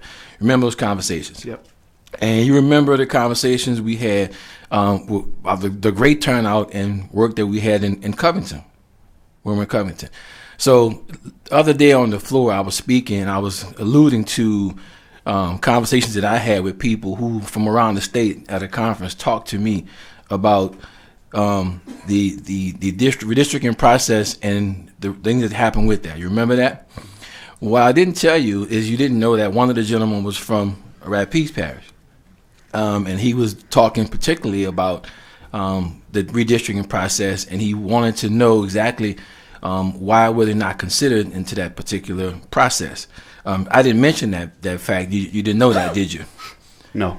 So, and also, what I want to go back and I know you can attest to this, to asking you, but you saw the turnout of people we had here in this body when we had the sessions and we had the bills come for us from different parts of the state.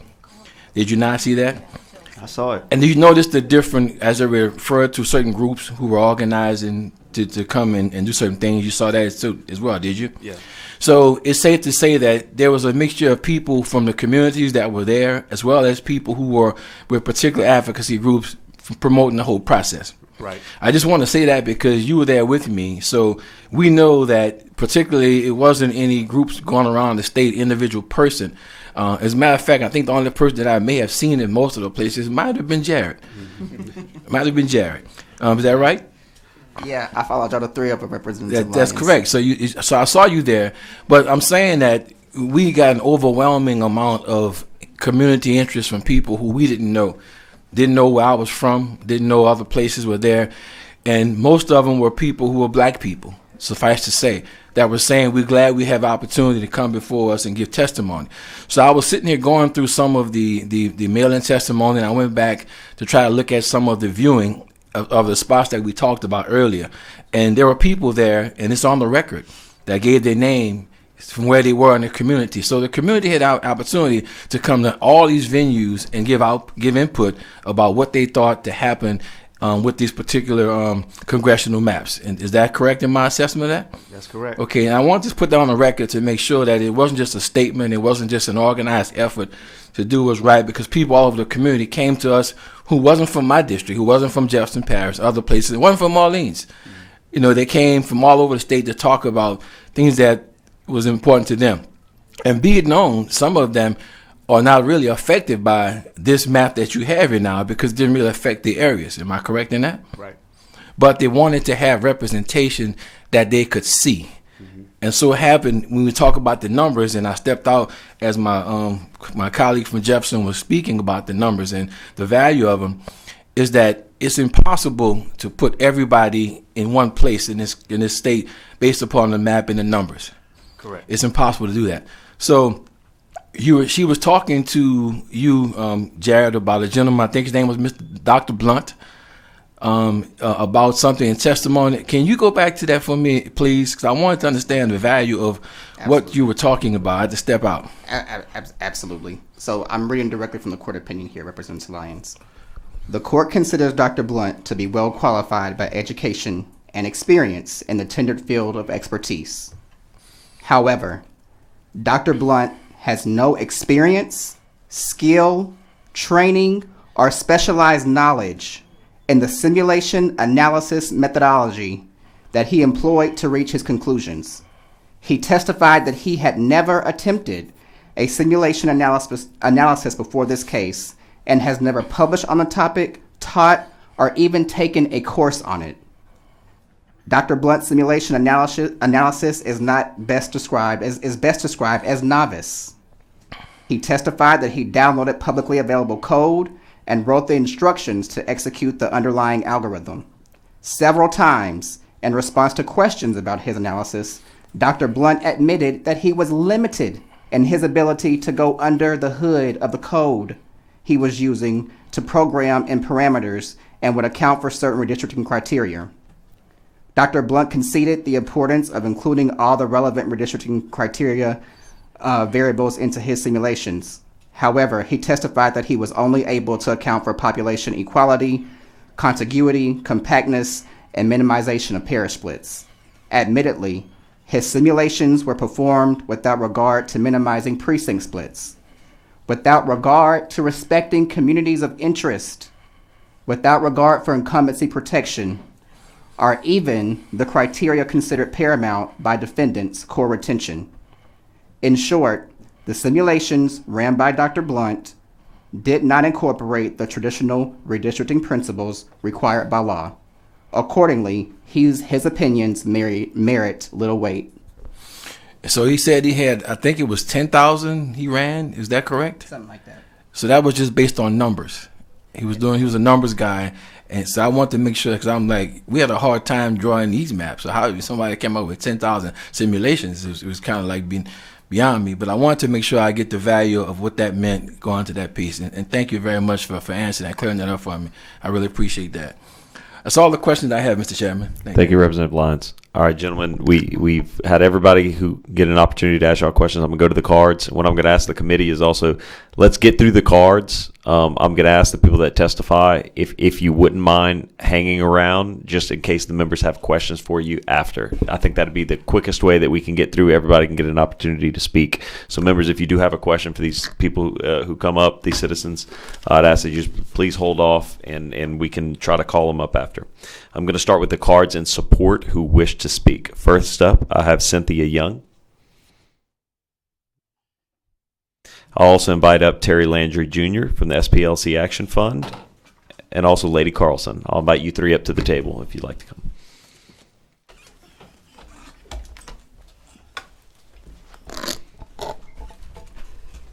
Yes, ma'am, whenever you're ready. Okay. Good afternoon. My name is Cynthia Young, and I am the president and founder of Right for Victory.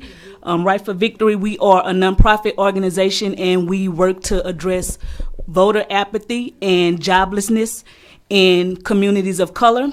Our work focuses specifically in East and West Baton Rouge Parish. I'll be brief because I did give testimony at the road show. I participated in a couple of the road show meetings, but I just want to, I am in support of House Bill 1, and I just don't want us to lose focus of why we are here today. We are here today because the judge ordered that we pass a bill that supports a map that gives a second majority black district. So that's why we're here today. So I'm in support of that. I know I've been doing this work. We do get out the vote work. I've been doing this work for over 10 years, even before I started this organization 2 years ago. And I know when I'm out there speaking to the citizens, speaking to voters, I'm hearing the same thing. I've been hearing the same thing for the past 10 years since I've been doing this work, that I do not have a candidate that I want to vote for. There is not a candidate that I would like to vote for. And that's why a lot of people that we are talking to, they don't want to vote. It's not that, yes, they say my vote don't matter, my vote don't count. But the reason they're not voting, based on my experiences out here in the community, talking to these voters, talking to these residents, is because there is not a candidate on the ballot that represents what they stand for, that represents their values, that represents what's important to them. So, I will wrap it up. I'll be brief because I know other people are here to give testimony, but let's not lose sight why we are in this special session. We are in this special session because the judge ordered to pass a map that represents a majority black district, a second majority black district. So that's all I have for today. So I just hope that we do what's right And I will end with one of my favorite quotes by Dr. Martin Luther King Jr. The time is always right to do what's right. Thank you. Thank you. Ms. Landry? Good afternoon, Mr. Chairman. Terry Landry Jr. on behalf of the Southern Poverty Law Center Action Fund. I will also try to be brief, but I felt that it was important for me to speak here in front of you all today. I understand the tough job that you have, but this is really a simple matter. If you believe that African Americans should have equal and proportionate representation, you should absolutely vote in favor of this bill. If you believe that it's okay for African Americans to be underrepresented on the congressional level, then vote it down. And that's what it boils down to. Like Representative Newell mentioned earlier, today is the first day in our state's history where we celebrate Juneteenth. June 19th, 1865 is when the last of the enslaved people were told they were free. And here we are on June 17th, 2022, and African Americans are here still fighting for freedom and equality. Even if, Representative Thomas, you say the number is 30%, it's still underrepresented because we only get 16% of representation in Congress, which is unjust and unfair. And I disagree with that number. I think the accurate number is 33.1. And we should have 2 minority districts. Black people in this state love Louisiana just as much as anyone else. And sometimes we have to love it just a little bit harder because it doesn't always love us back. So today, I ask that you stand on the right side of history. You all are lawmakers, that you ask citizens of this state to comply with laws and court decisions every day. We sit in these committees and we've constantly heard that, hey, the circuit has struck that particular ruling down and we must comply with that ruling. But yet we're arguing as to whether a judge's order, whether or not this body has to comply with it. So if this body does not comply with rulings and laws made by the judicial branch, why should the other citizens abide and comply with laws that you all make? So in conclusion, again, I ask for your favorable support of this legislation and have HB1 reported favorably. Thank you, Mr. Landry. Ms. Carlson? My name is Lady Carlson, and I grew up with my grandmother who taught me that your vote is your voice. And she also said, and this was in the 50s and the 60s, she also said that if blacks don't get the vote, that we'll never have a voice. It seems to me that this legislature is intent on continuing the tradition of disallowing a large number of residents the right to vote for the candidate of their choice. We've heard over and over and over again about how much we must comply with the Constitution.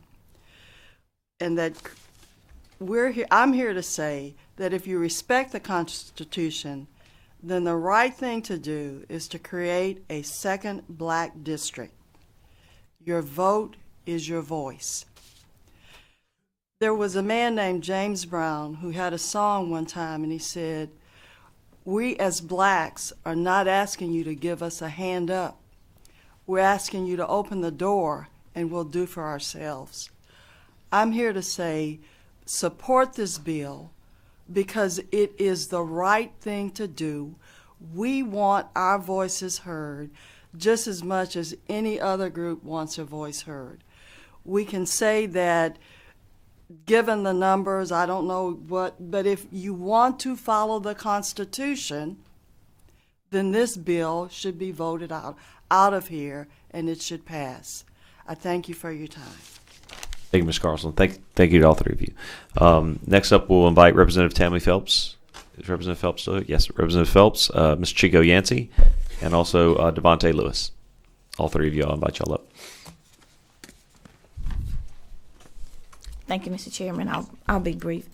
I was just a little disturbed by the testimony of how the bill began hearing. I think I came back to this session just looking for us to complete a map, and then today's committee hearing just to hear the map itself. And most of the questions started off with what was the reason for this precinct? What was the motivation for this, and why all of this? And it took me back to, we're here, obviously, for a court order of a passage of a map that was not in compliance.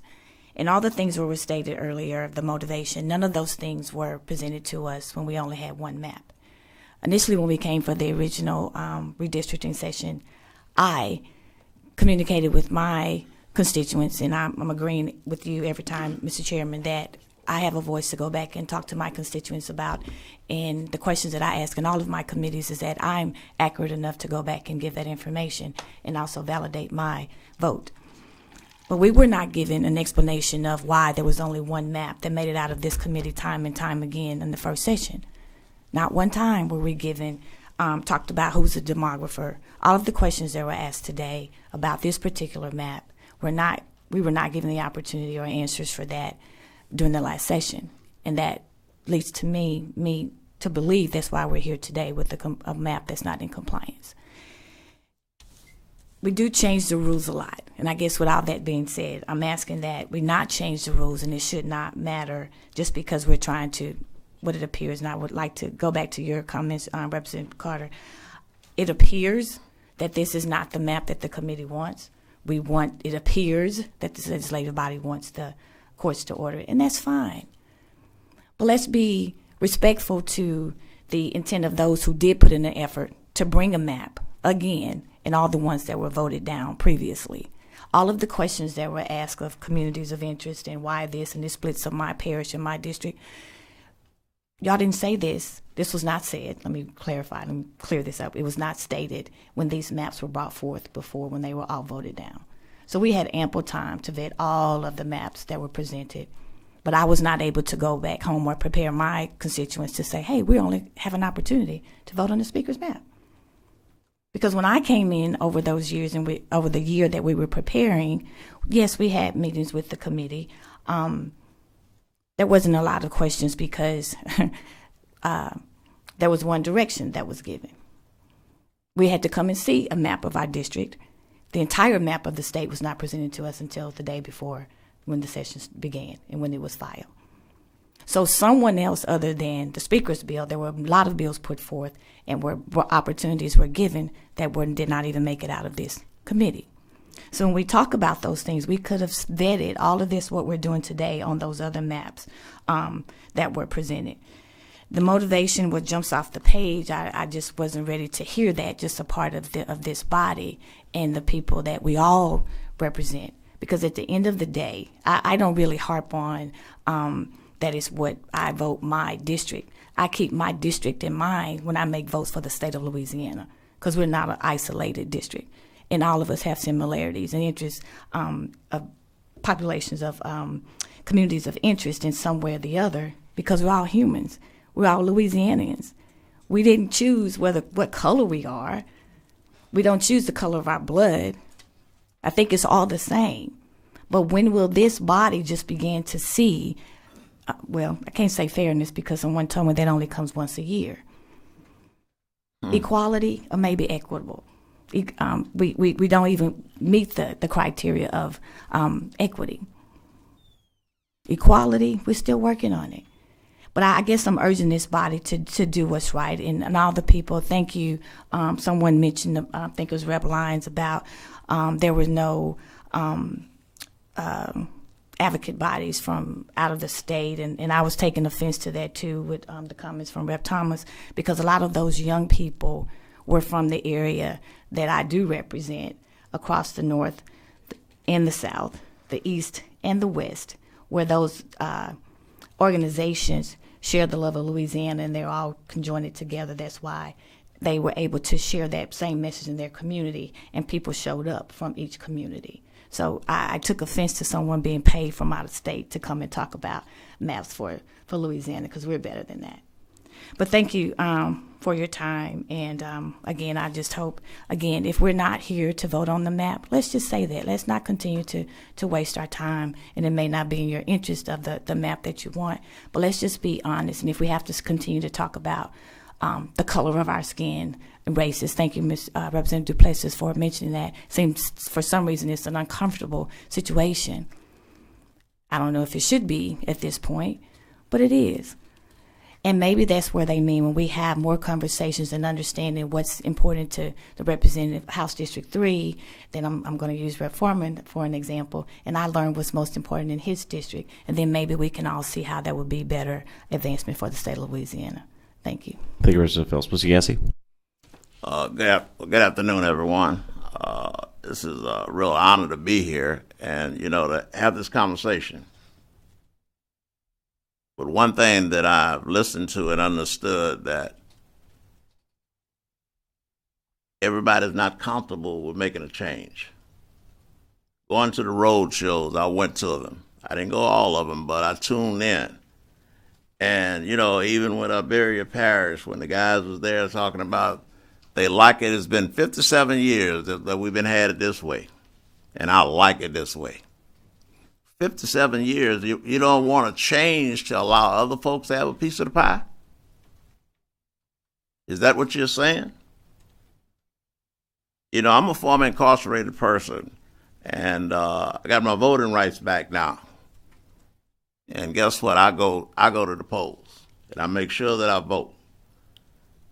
But, really, this is really civics that we took in the 8th grade now.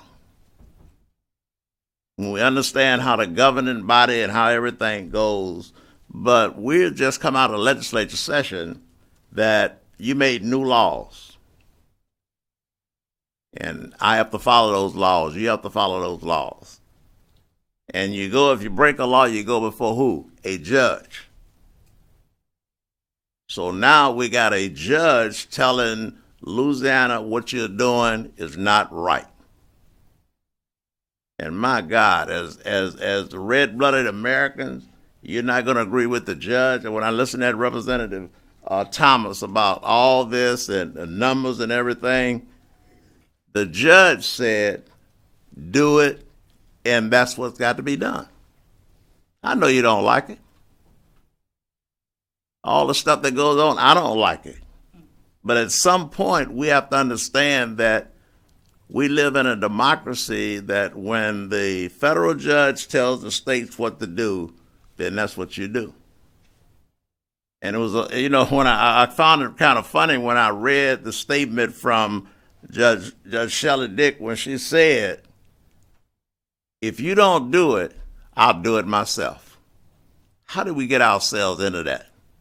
Are we really that divided? Are we really that divided with black and white? And the answer is yes, we are.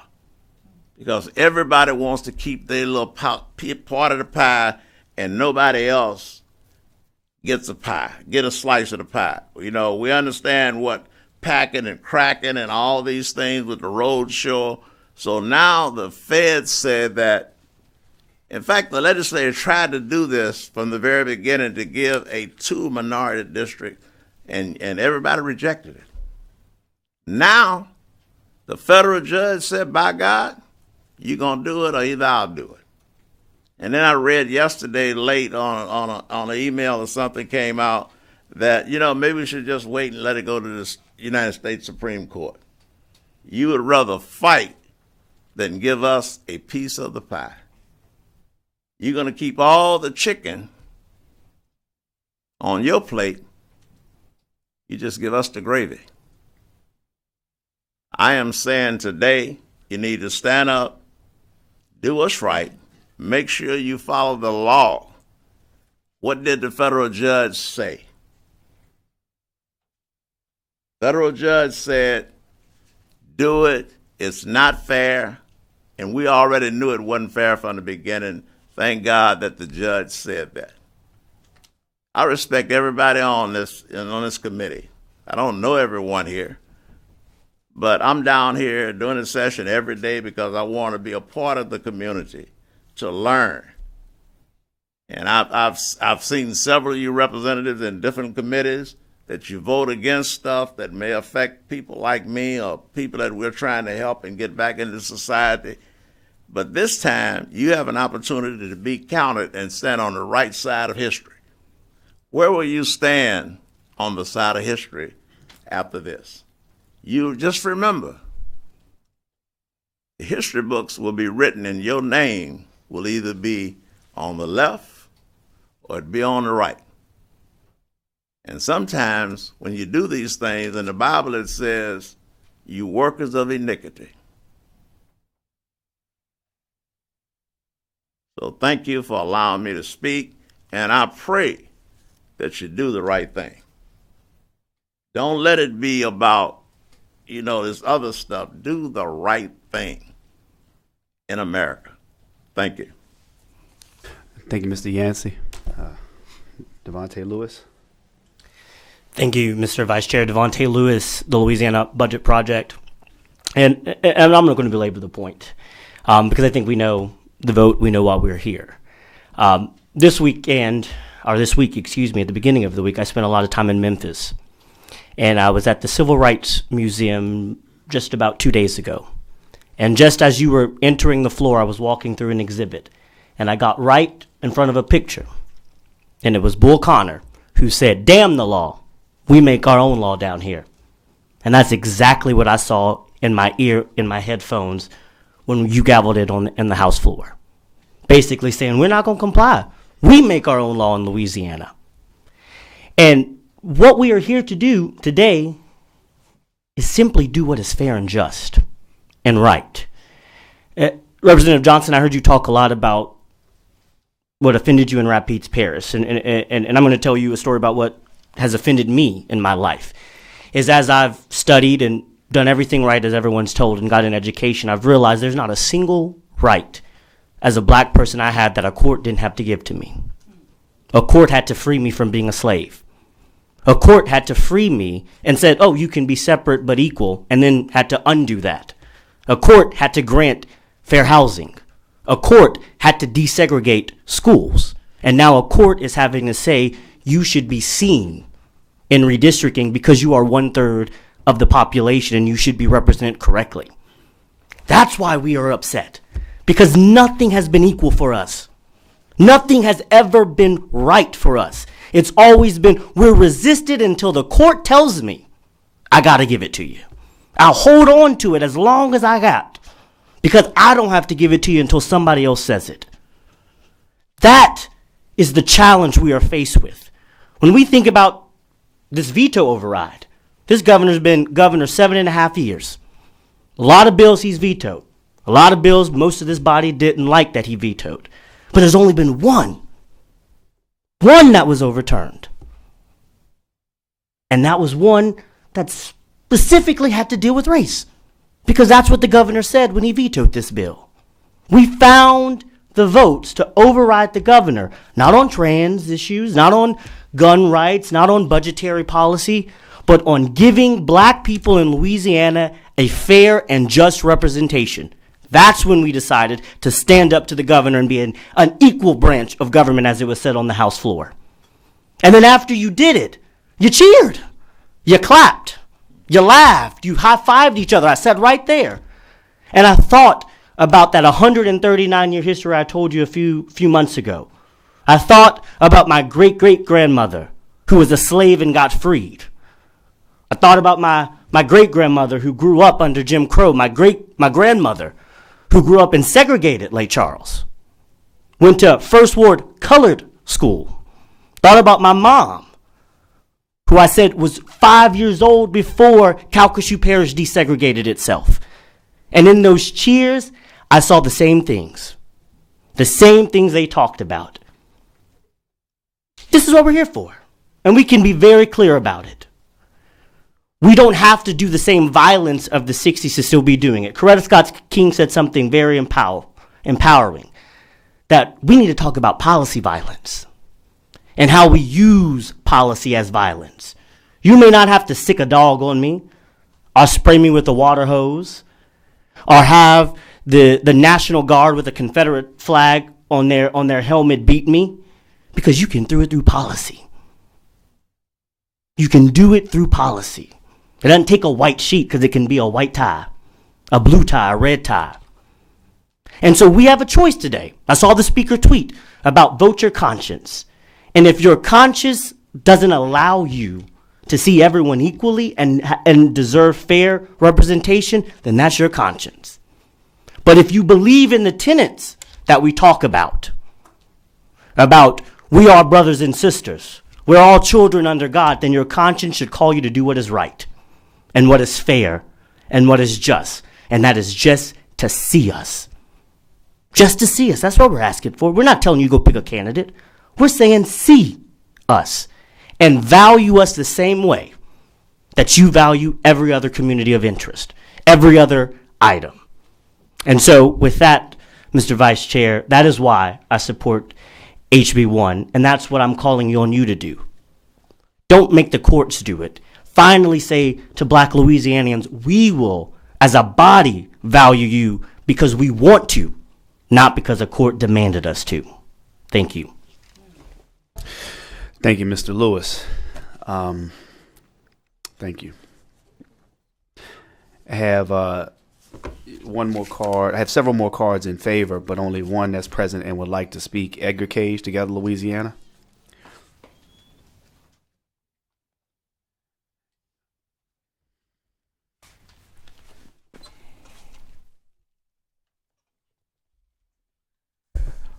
Good afternoon, Vice Chair and committee. My name is Edgar Cage, and I'm with Together Louisiana. You know, as Yogi Bear said, it's deja vu all over again.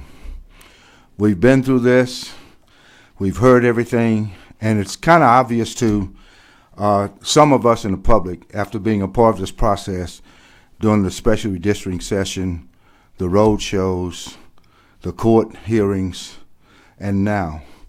It's very obvious how this thing is going to go, and as the speakers before me have so eloquently said,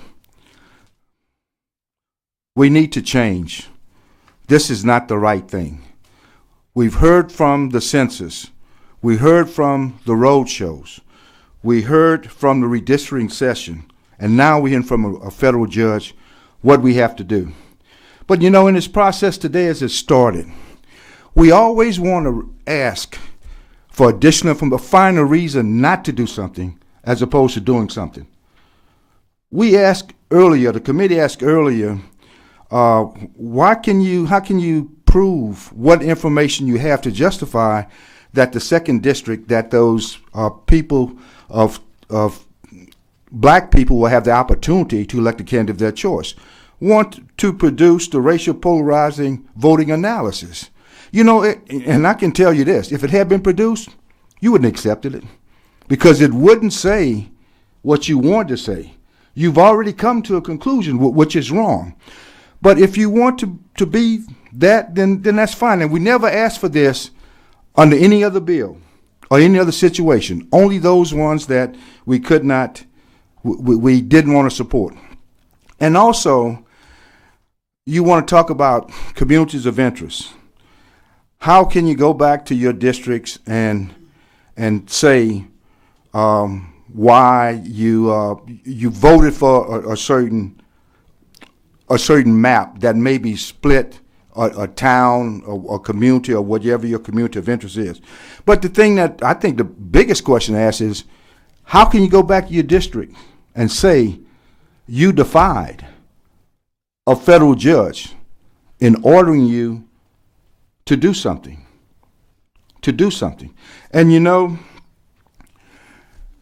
as Mr. Lewis said earlier about Bull Connor, it reminds me of the desegregation of the University of Alabama, where George Wallace stood in the door and said, segregation today, segregation tomorrow, segregation forever.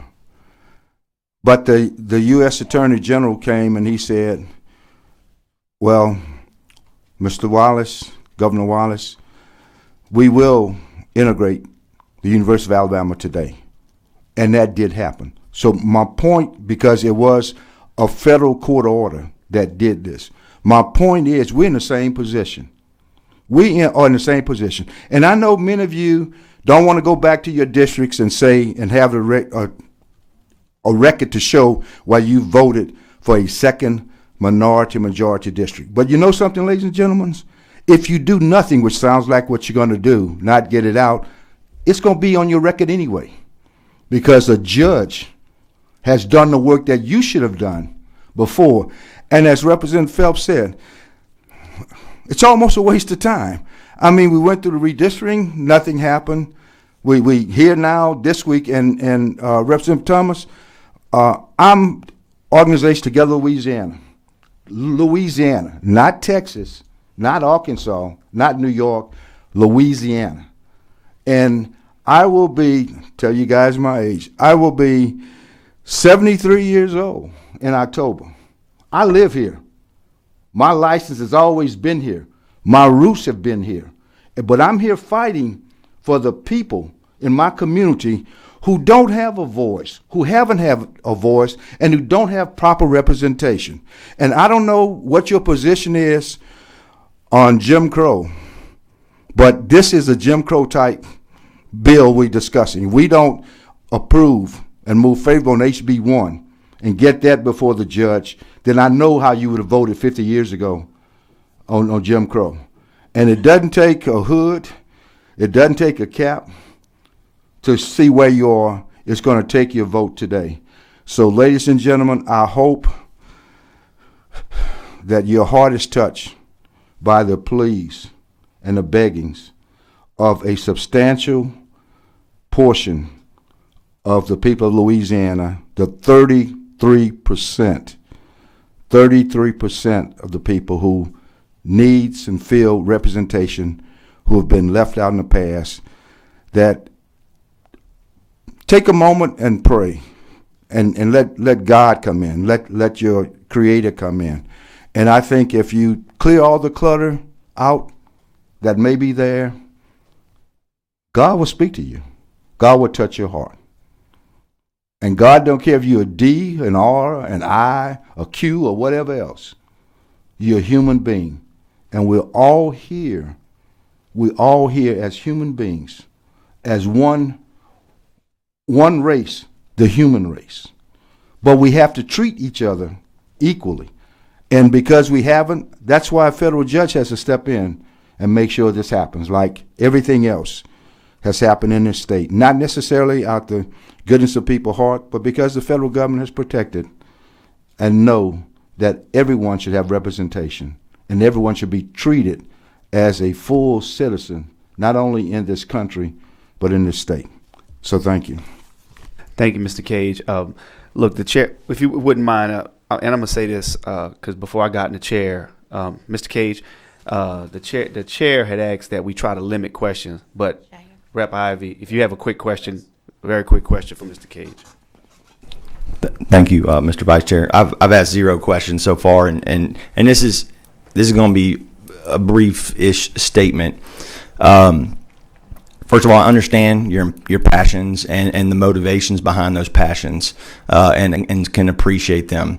I got married kind of young, and I'm a very literal, logic kind of driven individual. My wife was more on the other end of the spectrum, on the emotional end.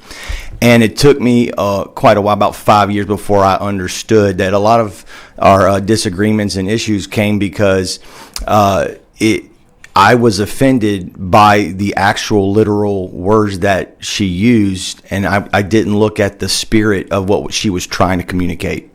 And I believe that some of your comments, where I understand the spirit of what you were trying to communicate, some of the language that you use to communicate it can be offensive. And so I want to just take a pause. You know, this is obviously a very sensitive subject matter, and I recognize that some of my colleagues, this will have the absolute opposite intent. And so this is one of those things that I learned about communication. It's really important. And so I'm trying to appreciate testimony and all that from the perspective of the spirit of what people try to say, extending to them some grace in that the nature of this situation, the kind of the pressure of this specific environment.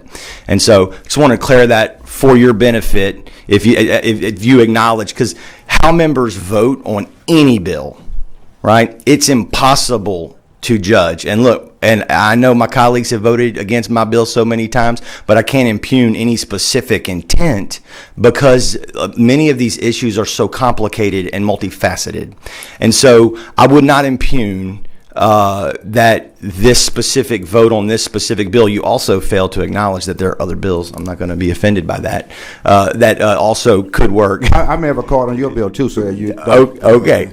And so, but you said if we don't pass this bill, that's what you said. It means this. And so I'd like to give you the opportunity to maybe provide some clarification on that. Yeah, and I appreciate that. And my intent is never to offend anybody, but my intent also is to speak from my heart, to speak how I feel. Just that like, gets me in trouble sometimes I know, too. So. Just like I've heard other testimony today, I'm assuming that's from the heart and other questions, but is not to offend. But you know, we have to, as I see it, we have to call it as it is, and as I see it. And I'm not saying that you should, whether you vote on something or not, that's your prerogative, and that's between, as I said, you and your constituents, or either your maker or your God. That's on you and your heart, because you'll be the one, as been said earlier, who history will judge on how you vote, and your Creator will judge on what's in your heart and why you voted that way. But I'll apologize if anything I said offended anyone. That wasn't my intent. But if it agitated you a little bit and made you want to think a little bit, then so be it. All right. Thank you. Thank you, Representative Bobby. Thank you, sir.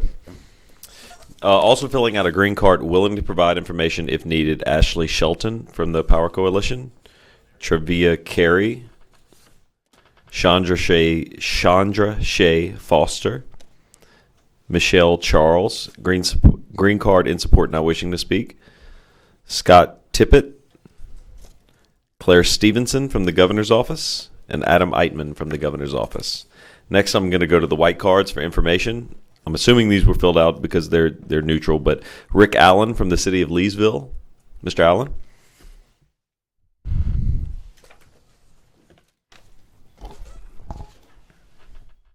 Yes, sir, whenever you're ready.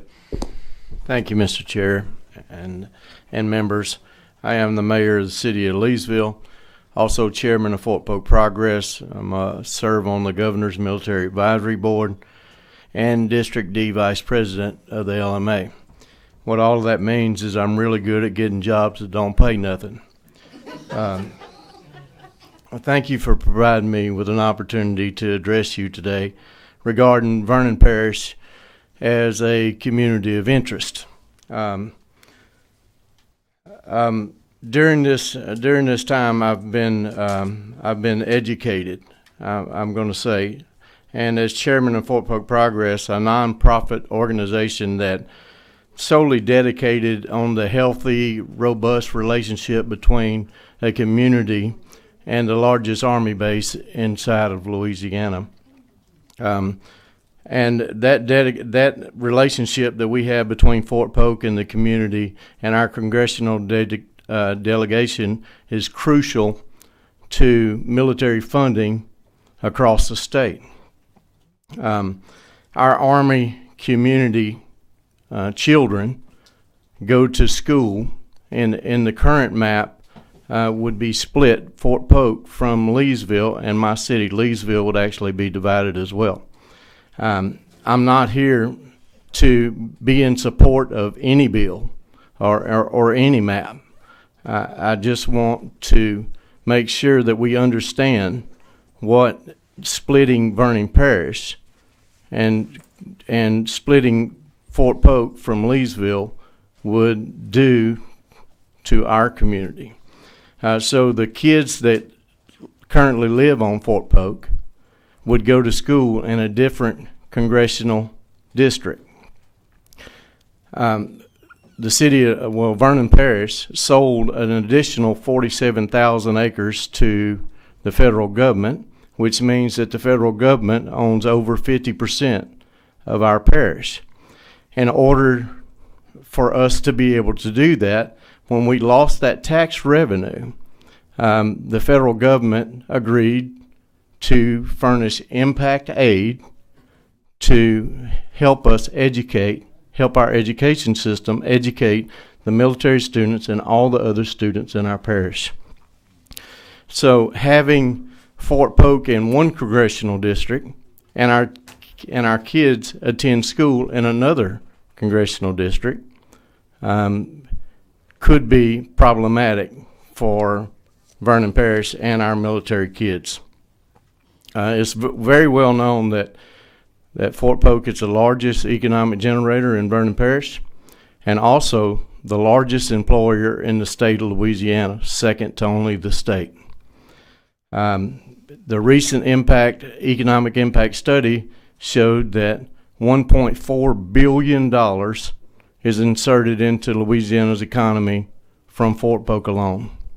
Over $9.6 billion in military federal funding into Louisiana's economy as a total. It includes all the bases across Louisiana.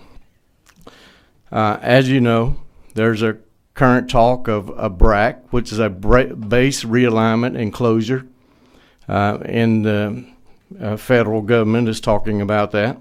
And one of the ways that we're scored is by community relationship to our bases across the state. 40% of the people that are stationed at Fort Polk live off base. They live in our community. And so they would work in one congressional district and live in another. The parish, Vernon Parish, has the largest intergovernmental services agreement with Fort Polk in the world. The city of Leesville holds the largest intergovernmental service agreement in the world, saving the military operations in over $100 million over a 5-year period. And we're very proud of that. And that has to do with the relationship that we built with our military partners, and we were able to accomplish that thanks to our congressional delegation. I do not envy any of you sitting on this panel that has to make this decision, but I'll pledge this to you. I will pray for you. I will pray that you have peace about the decision you end up making, and with that, Mr. Chairman, I yield. I appreciate it. Thank you. Next up, I'm going to invite Mr. Frankie Hires up.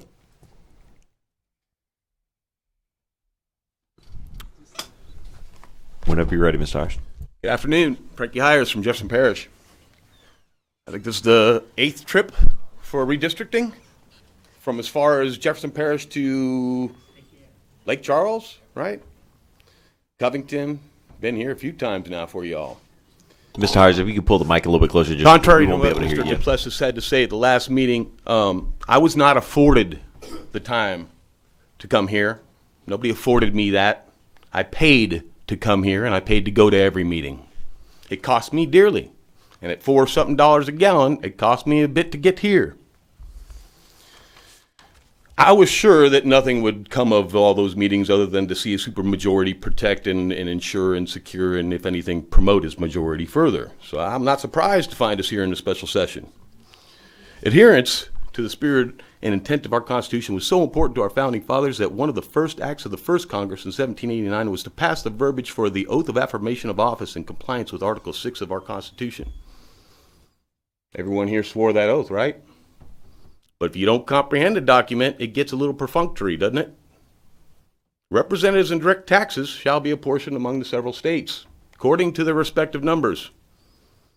At the time of our first enumeration, Virginia was the largest state with 630,000 people, followed by Massachusetts at 475 and Pennsylvania 432. Baton Rouge and Jefferson Parish both exceed the latter. We'd be the second and third largest states. Orleans Parish would be the fourth or fifth largest state of the Union. Certainly to be afforded the Republican form guaranteed under Article 4 that each of you swore to support and defend. But if you don't comprehend the document or what Republican form means, you might just, pay it lip service. So why are we here? It's history, right? That's what Mr. Duplessis said. It's the history of this nation that brought us here today. We abandoned some principles. At the first enumeration, Jefferson began with explaining what that bill's, what the Constitution says. The construct would reduce the distribution of power so that none of us could argue about how it got done. Because if we can argue about how we're going to do this, one of us is going to feel like they got the worst of it. And we don't have domestic tranquility. It's been 180 years. Next Saturday, June 25th, 1842, John Tyler signs, promotes an apportionment act that betrays the Constitution. That act did away with at-large voting and made it so that we have to have contiguous districts. And it's only because of that that we're here right now.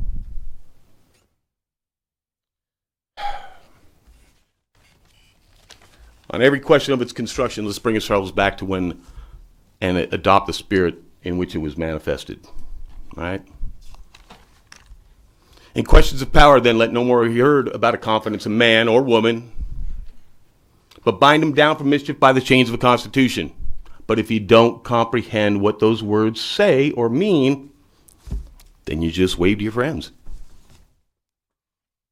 What are the chains of a constitution? Right? Everybody up here, nobody, Mr. Vernon Parish, nobody wants to see their parish split up. Jefferson Parish has 11 representatives, only 7 of them serve Jefferson Parish exclusively. There's no reason why the largest of parishes should ever suffer the virtual representation. The bill for apportioning, without explaining any principle at all, which would show its conformity to the Constitution, thereby forcing Mr. Jefferson to experiment, to find any principle by which it could have been formed. They allowed for 2 ratios to be applied. Oregon gets a ratio of 706,000 people per representative. Jefferson Parish's budget, $770 million. Check your numbers. Numbers matter. Some of this matters, but the principles matter more than who. All of you are term limited. This is your chance. Establish some principles for representation, right? Establish some guide for future apportionment. That's what was done at the first enumeration. At that first enumeration, the law that ended up being passed, forgive me one second, reads as such. House of Representatives shall be composed of members elected agreeably to a ratio of 1 member for every 33,000 persons in each state, computed according to the rule prescribed by the Constitution. Translated to the parish, that would have meant that if we wanted to determine that we're going to have 51 members, that's putting the cart before the horse, by the way. Then each parish would have 1. None would have more than 1 until they reach a certain ratio, and that would have been around 90,000. Terrebonne would have been with 1 representative. We wouldn't have had a second representative till Washita. Washita? I'm sorry if I... Washita, I'm sorry, forgive me for messing that one up. The interesting thing about Washita in North Louisiana, you don't have the population to support 2 representatives. You just don't. Look, black people aren't the minority of Louisiana. That's your census report. 15 parishes gain population. 15 parishes make up 3 million citizens of Louisiana. 15 parishes. The top 3 parishes are bigger than those first few states that formed this union. There's no reason why those first 6 parishes shouldn't be the home of those representatives. Now, when you look at this map and you looked at the last 45 parishes are all losing the population, you're getting evacuated. That's the minority. Rural Louisiana is the minority. Black people aren't the minority. But if black people live in every parish, how are they not going to end up being disenfranchised? And we could play the games between 31 and 33. It doesn't matter. You got no principles upon which to guide for this, so you end up, as Jefferson put it, in a scramble, a vendue. It reduces us to a concoction. It reduces us to hot blood and a complete, utter loss of the thing if we're not careful.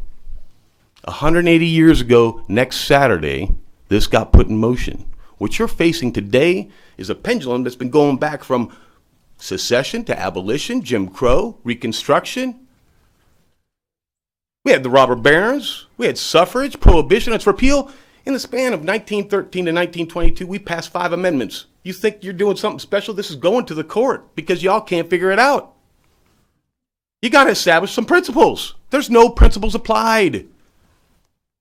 How is it that Oregon gets 1 representative for every 706,000, but we got to suffer to 776? Does anybody have any idea how many ratios are applied through the method of equal proportions?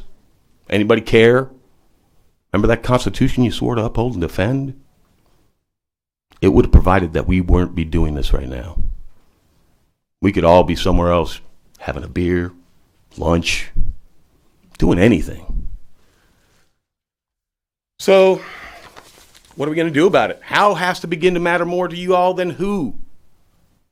Maybe it's them, or how has to matter more than who. You're just a reflection of our neglect and opportunism. So the north and the west of Louisiana, I just was at the parish council meeting. Seems that North and West Louisiana, they have 2 districts for the Public Service Commission. Came up in one of our meetings, Public Service Commission maps. North and West Louisiana, you own the Public Service Commission. You only share 1 parish, is split between the 2 of you. Meanwhile, districts 1, 2, and 3. You want to talk about a concocted map? I got 2 public service commissioners serving both Orleans and Jefferson Parish. So I'm pretty sure District 2, where Baton Rouge lies, you get to make all the decisions when it comes to my energy bill. I don't think Jefferson Parish or Orleans got a shot. Secure the blessings of liberty to ourselves and to our posterity. Anybody want to take a stab at liberty? What it means in that context? It ain't freedom. It ain't begging and pleading for rights or what's fair or equitable. Bind them down from mischief by the chains of a constitution. A lot of mischief. And I don't fault anybody for engaging in as much mischief as you can get away with.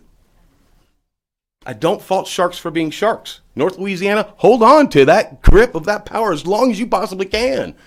But when it comes crashing down, my God, will that weight punish you. You could reestablish some principles. Simply base 2 of the representatives out of Orleans and East Baton Rouge, and you got your 2 minority districts, don't you? Don't you? What's a minority? What's a minority, right? It's not about minority, it's about black, or is it about party? Because I'm pretty sure both of your parties are losing. I'm getting ready to run for no party, and I think I'll win against any of y'all. The parties are being evacuated, so it's not about party. We don't care about party.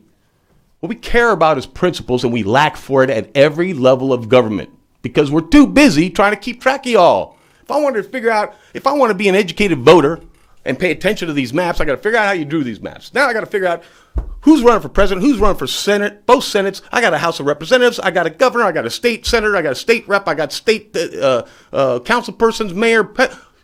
What's Bessie? I ran out of fingers. How am I supposed to be an engaged, informed voter and do this responsibly when you tax me out of the possibility of it? You present no principles. You argue like 6th graders. It's like going into elementary school coming into these meetings. Bunch of 6th graders. Let's elevate the discourse. What do you say? Huh? Anybody want to talk about the principles of apportionment?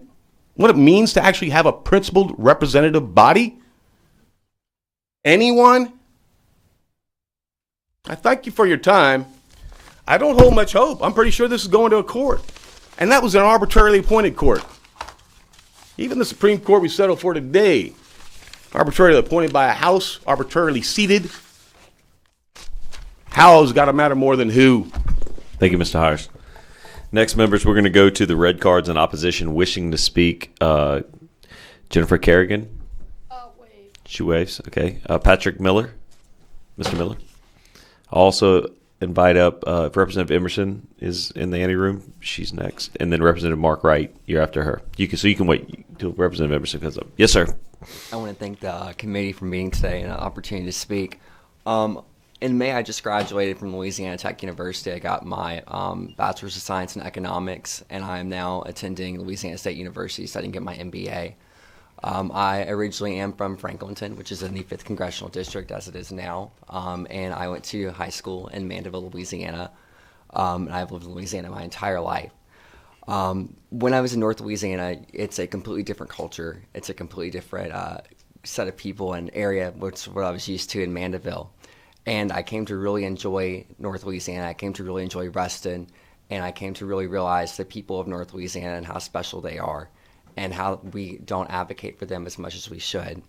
Many of the proposed maps would make Baton Rouge the population center of a new district. That would shift away from our current configuration and most likely divide the representation for Monroe and Alexandria. In fact, under the maps proposed, the 5th District would have more residents from East Baton Rouge Parish than Ouachita and Rapides parishes combined. This is not only the place where the numbers drastically shift from north to south under their maps. The 5th District would have more residents in Lafayette Parish than Rapides. The voting population from Lafayette Parish would nearly be equal to the one in Ouachita as well. This is a shift away from the voices and constituents in North Louisiana and Monroe and West Monroe and Lincoln Parish and parishes surrounding the Mississippi Delta to southern Louisiana. The maps proposed would divide the cities of Monroe, Alexandria, Lafayette, Baton Rouge, and New Orleans. The only major population center in our state that the maps don't split up are Shreveport, Bossier, and Lake Charles. But it's not just major cities that this map would split up. The map also splits up Slidell from Covington, Pineville from Alexandria, Ville Platte from Amu, Breaux Bridge from St. Martinville, New Iberia from DeClambery, and Zachary from Central as well.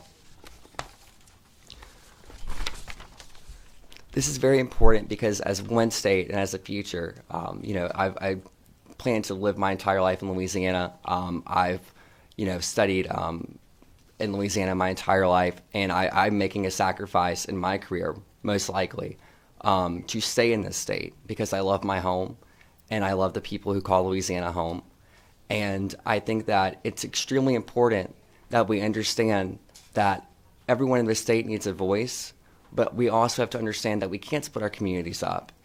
Being a resident of St. Tammany Parish myself, I do not want to see my parish split up. I do not want to see my parish torn apart.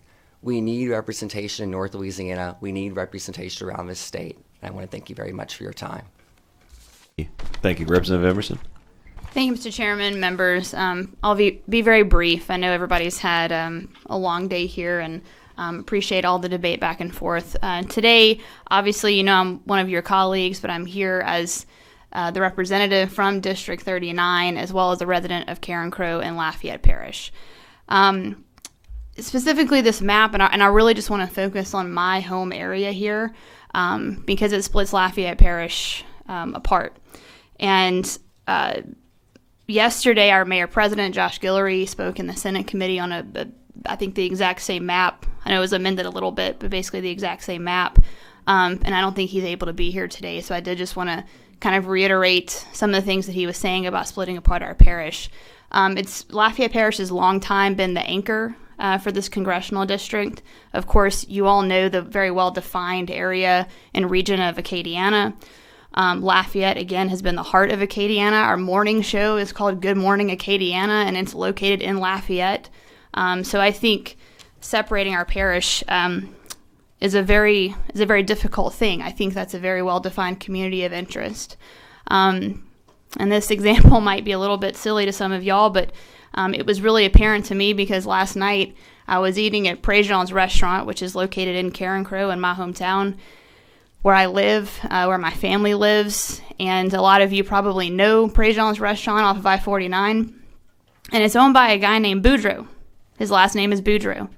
And so when I think about Boudreaux, who owns Prejean's, being in the same congressional district as the great people of Morehouse Parish, while I love them and I love the people of Tensas and Madison and Ouachita and everybody else, I don't think it's the same community of interest as Mr. Boudreaux from Prejean's. So that's really all I wanted to point out here. Splitting apart Lafayette Parish, again, it's a parish that's been in that district as a whole for a very long time. The parish that I live in, that I grew up in, and the town and community that I live in and grew up in. And I think it's very important to keep that community of interest together. Thank you, Representative Emerson. Thank both of you for your testimony. I'll invite Representative Mark Wright and Representative Owens up.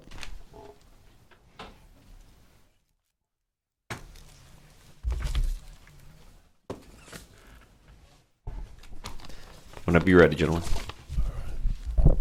Thank you, Mr. Chair. Members, I'm here today to represent District 77, Covington, St. Tammany Parish, the North Shore. Contrary to what has been said in the media by judges and elected representatives, I actually think this is not enough time to take a look at something like that. That's why I decided to forsake my day and come here and wait and be able to testify. Normally we have a lot of people that come here from St. Tammany Parish to, sort of voice opinions and all. But as you saw, Mr. Miller, and Ms. Kerrigan are the only two that are here. I think a lot of people have no clue what's going on. And so even waiting one day, I think, is not enough. That's for other people to decide. I wanted to be on this committee long time ago, did a lot of lobbying. I envy you all. So I'm not here to tell you what the map should look like. I'm just here to tell you that putting St. Tammany Parish in a district anchored by East Baton Rouge does not work. First off, St. Tammany, particularly West St. Tammany, where I represent, I'd argue that half the families commute across the causeway to work in Metairie and New Orleans.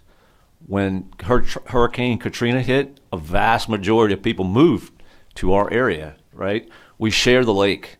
We're part of Metro New Orleans. There's no doubt about that.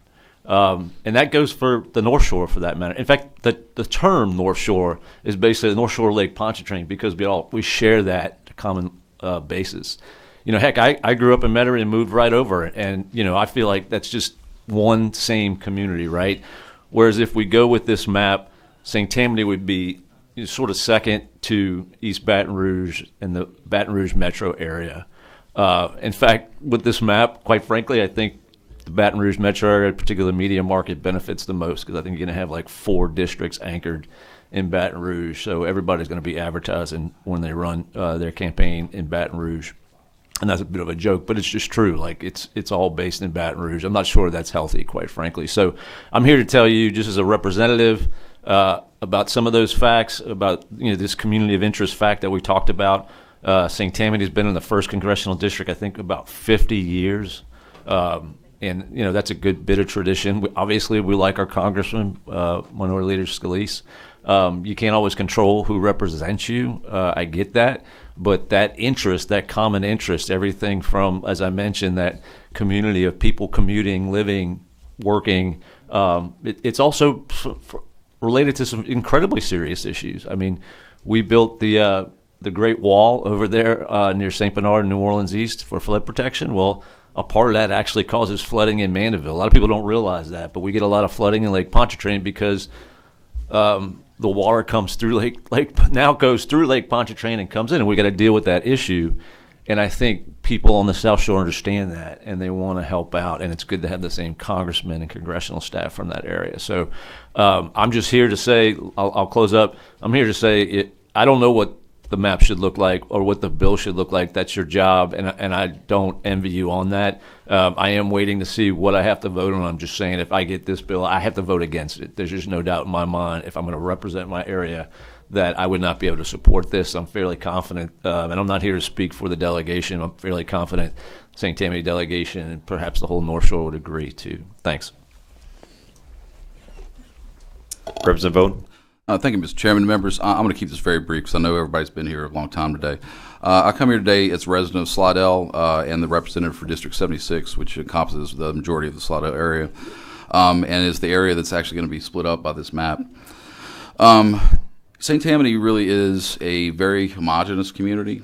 We, on the east side and the west side, we all have, a lot of similar interests, and we share a lot of the same interests with Jefferson Parish as well. A lot of our people from St. Tammany actually are people who originally lived in Jefferson, have moved over across the lake, and they still, a lot of people still send their kids there for school. We commute there for jobs. They have businesses they own in Jefferson, and then vice versa too. Like we travel across St. Tammany to go to work, and a lot of people live in Slidell and have a business over in Mandeville or Covington or some of the other areas in town. So it's to split these up at this time. There's too much common interest there on both sides of the lake for us to do this at this point. I just don't see how that's going to benefit us. and our parish has almost doubled in size in the past 20 years. And like I said, this is a lot of these people have migrated over. So that being said, we've worked the past 3 years. This is one of the real reasons why I'm testifying today with the congressional delegation, especially with Congressman Scalise, CPRA, the St. Tammany Levy Board, the Corps, and we're working on basically $4 billion. That's billion with a B of levee and water projects that are coming down in the next couple of years. So we don't want to jeopardize that at this point. If these maps change and we split up St. Tammany, all of a sudden we're a part of East Baton Rouge Parish, then all of a sudden that it's, we get into the weeds with all that. And we really don't want to put that in jeopardy. We want to continue on our path going forward. And as the bill is written right now, I just ask you don't support it as written. Thank you. Thank you, Representative. And Representative Wright, we do have a question for you. If you wouldn't mind hanging out, we're going to get through all of them, and we might have a member who wants to call you up and ask you a question. Next up, President would like to speak. Chris Canaletto. I apologize. Yeah, please, sir. And then Deborah Randolph as well.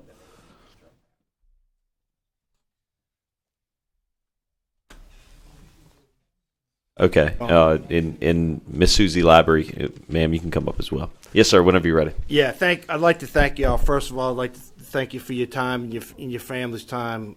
I truly understand what you're going through because I am the councilman from District 8, St. Tammany Parish.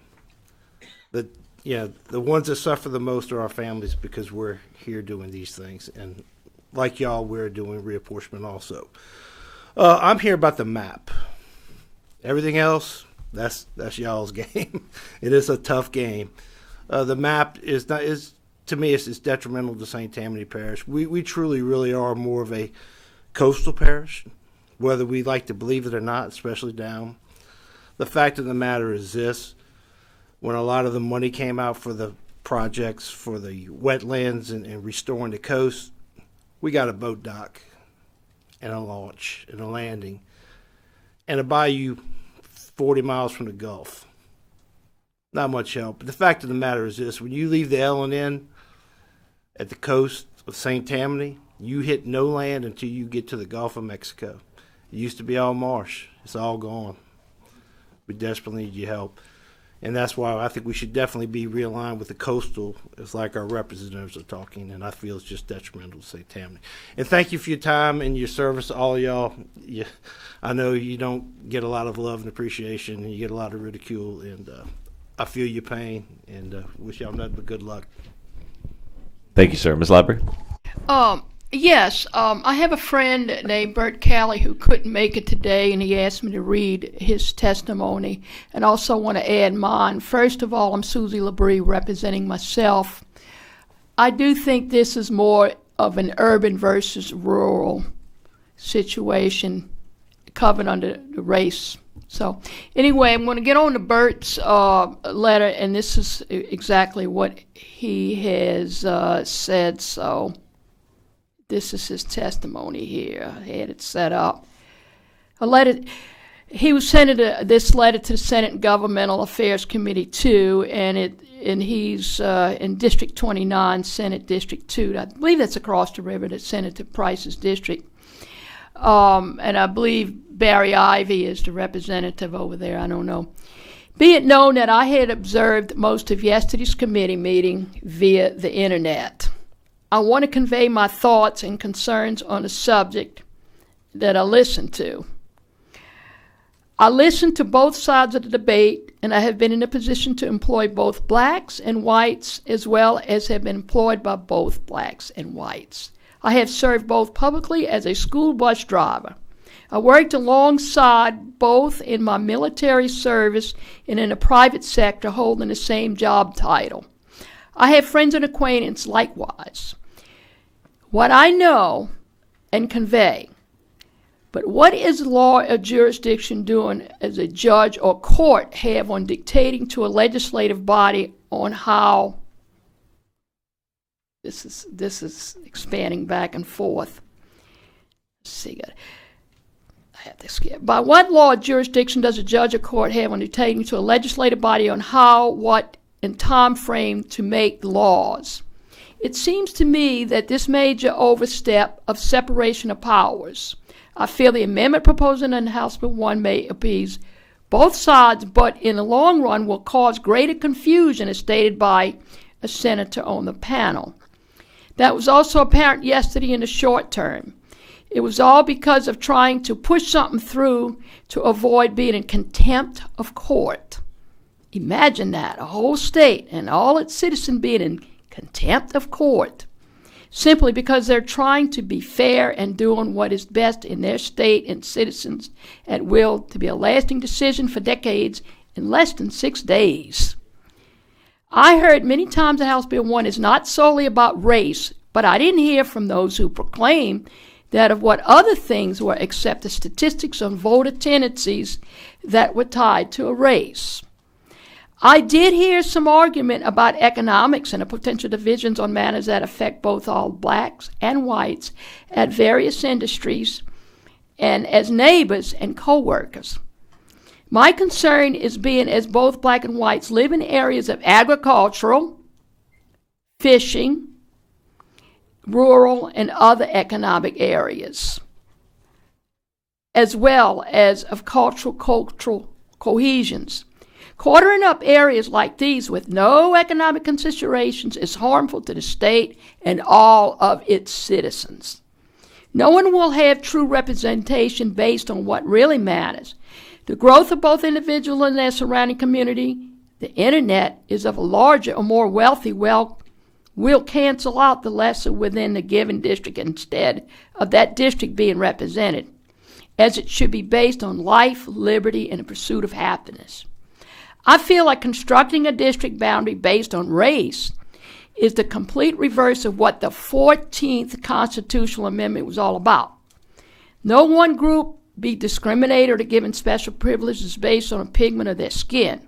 To do otherwise, I believe that we are reverting back to the ways of decades and centuries ago and driving a wedge that took years of protest, legislation, litigation, blood, and lives to remove. To illustrate my concerns further, imagine if we were to go far as to have black states and white states. Unbelievable this sounds, but we are laying a footstone to what one day could come to reality by passing House Bill 1. Would you be able to say this can happen from a district but not from a state? I'm requesting that House Bill 1 not pass. Bert Calais. Thank you. Thank you very much.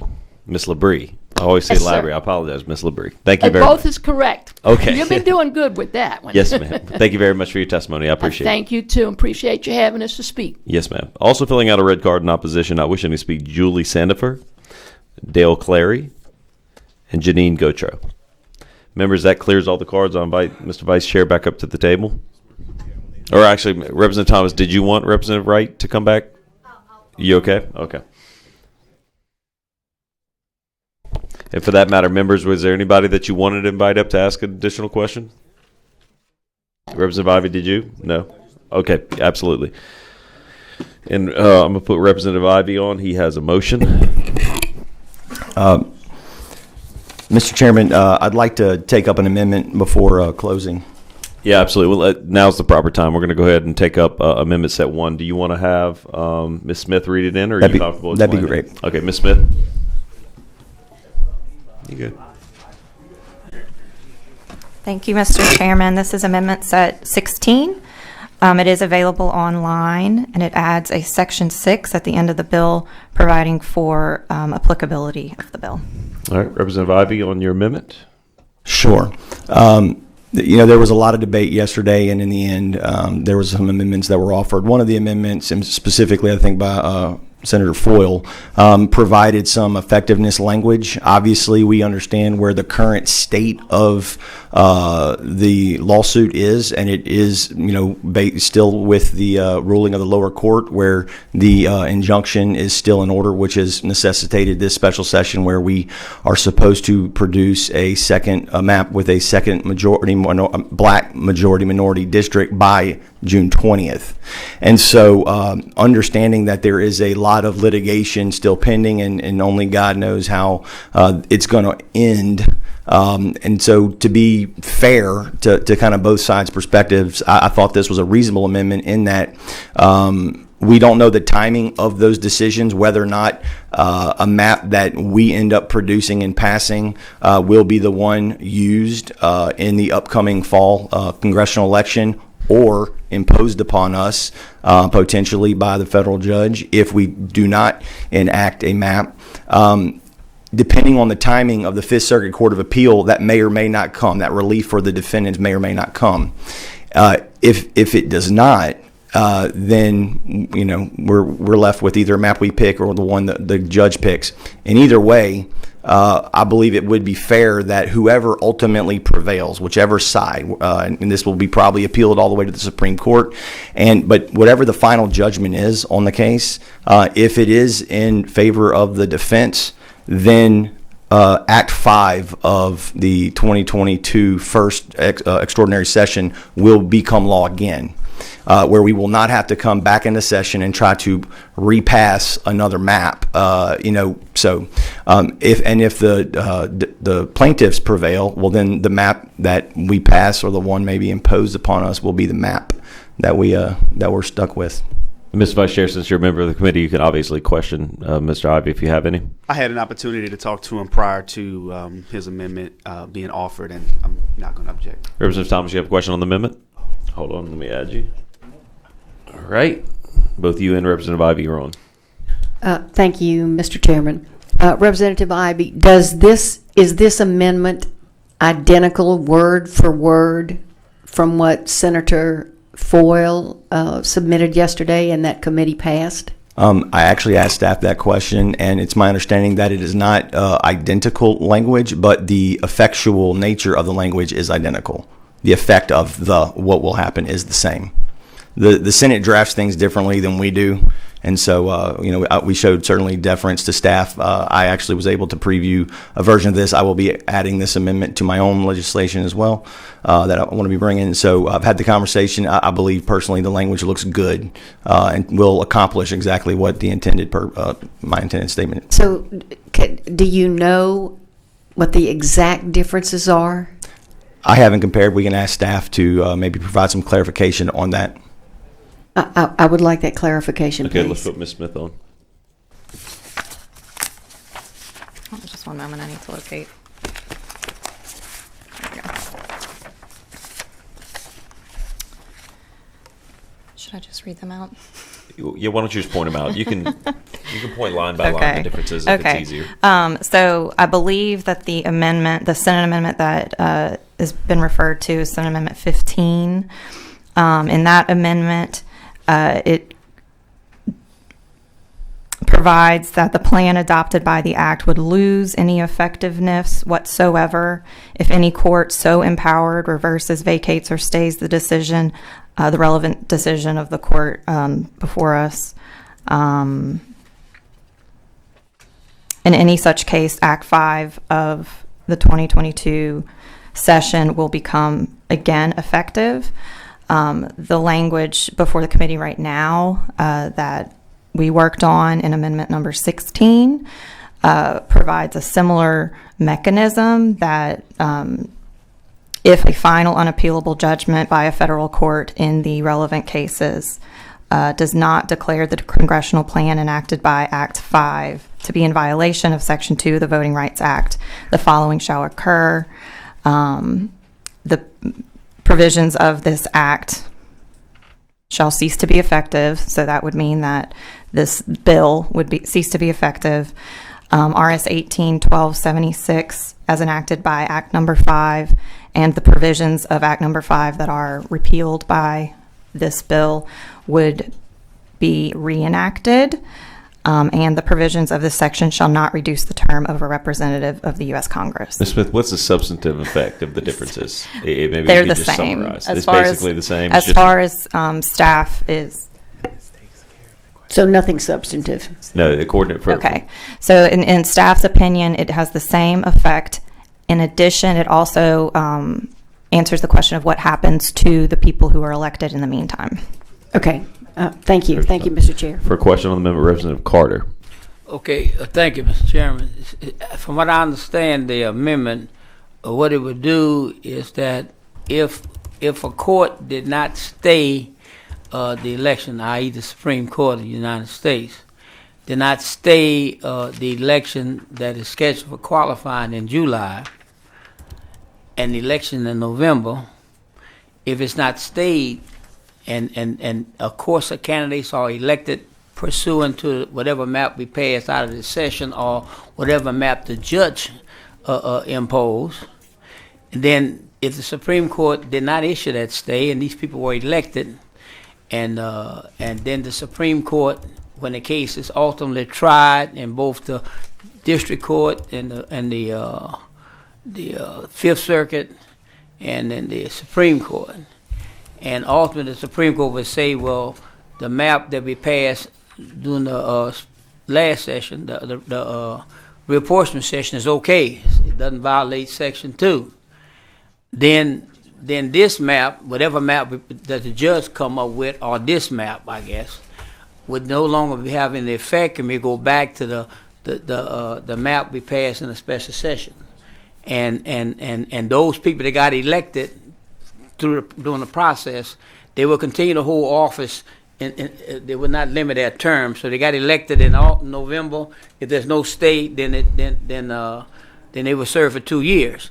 But then the map will revert back to the speaker map that we passed on the February reapportionment session. Is that right? Is that a question for Representative Ivy? Yeah, that is correct. Okay. Yes, no one, whoever was, if this map or any one of the maps we pass, if we add this language to all of them, passes, and there's no timely judicial intervention in favor of the defense, then a map, one of the ones we select, if we pass it, will be the law up until a final judgment. If that final judgment is in favor of the defense, it will revert back to Act 5. If it's not, then the map we pass will be maintained as the law of the land. And anyone elected under these conditions would remain in office until re-election. Yes. Well, my problem with this is that it would take away from the legislature the opportunity to come back and do another map.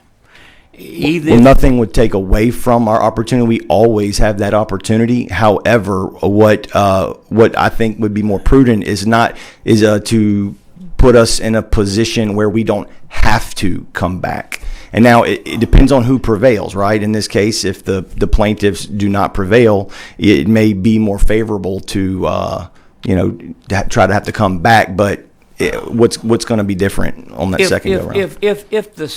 If the Fifth Circuit or the United States Supreme Court feel that the defendants have a legitimate argument that ought to be considered, they would issue a stay.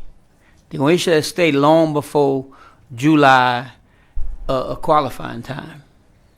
The Supreme Court would issue a stay, would have a hearing, and would either vacate whatever the judge in the lower court done, and then what we passed would take effect. I recognize this that. Amendment is not what I'm saying. The amendment is not necessary. I think you just made my point that it is necessary, because if the Fifth Circuit Court of Appeals stays the lower court's injunction, what would happen is, if we pass this map without this language, this becomes the law of the land. Period. And the Fifth Circuit Court of Appeals ruling is irrelevant, because this becomes the law of the land. Without language to qualify the effectiveness or nature of a bill that we pass this session, then it's the law of the land. And so this is language to provide that and delineate between the different potential outcomes. The Fifth Circuit already said. The Fifth Circuit has already said that they didn't think the defendant would prevail. They already said that. Now it was an administrative stay, and they did not rule in favor of the defense because they didn't. Well, let me. If the Fifth Circuit thought there was a chance that the defendant might prevail, they would have continued to stay and had a hearing, more detailed, and waited and ordered the trial court to stay.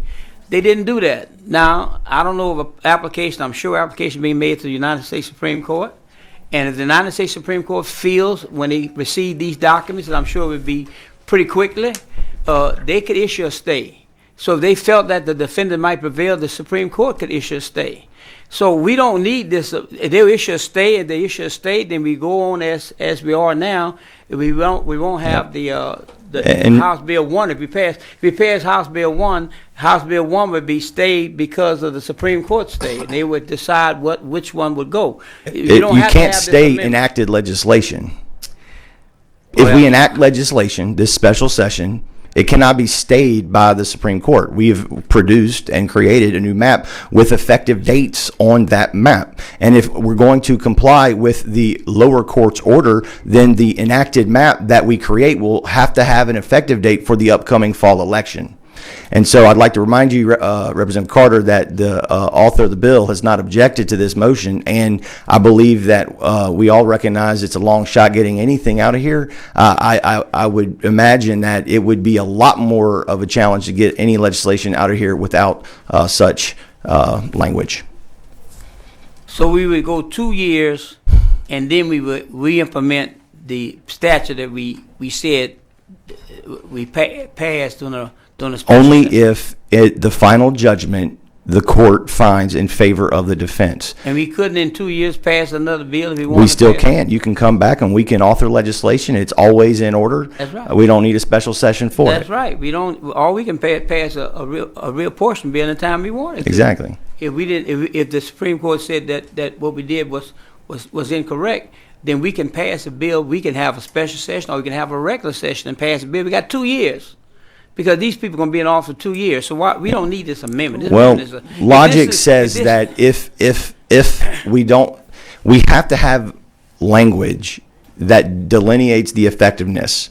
Even if we don't say we revert back to the current map, we have to have language that would qualify that if the defense prevails, right? Why would we pass a map that adds a second majority minority district? Okay, and I've authored a map myself, and so I think everybody understands how I feel on the situation. But why, in deference to both sides, the plaintiff and the defense, if someone prevails and final judgment is rendered in favor of the defense, why should, if we try our best to comply with the lower court's order to pass a map this special session with a second majority minority district, why would we feel it's fair to impose that map for another 10 years if the defense prevails? Not 10 years, 2 years. Well, I'm sorry. 2 years. Well, you're saying the effect. So is this map, Representative Plessis, is this map only effective for 2 years?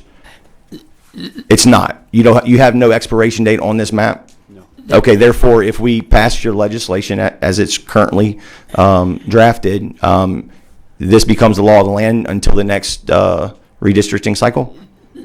Until we're required. Until we redistrict. All right. Representative Carter and Representative Ivey, y'all finish your thoughts on this. I'm done. Thank you. Representative Carter, any final thoughts? Yeah, my point is, all I'm trying to point out is, if this map if it was passed, but if it was to pass, and if the Supreme Court had a problem with it, or if the Supreme Court, for whatever reasons, maybe not even the map, said that the defendant should win for whatever reason, that means the old map was okay, then these people elected is only elected for 2 years. And so we can come back and do another map, the same map or another map. This prevent us from doing anything because the map would automatically take effect.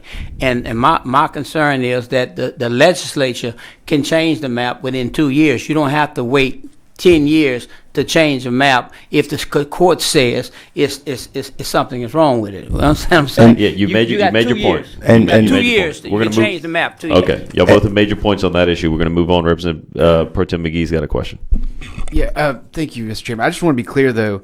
I've heard it said a lot of times, and Representative Carter just said it, that the Fifth Circuit made some sort of intention about what it plans to do in the merits of the case, and the Fifth Circuit was extremely clear on its intentions on the merit case and said, that said, neither the plaintiff's arguments nor the district court's analysis is entirely watertight, meaning they're not. I read that as we don't really care for both arguments completely, and it's feasible that the merits panel, conducting a less rushed examination of the record in light of differently framed arguments, may well side with the defendants. So I don't know where we're getting this.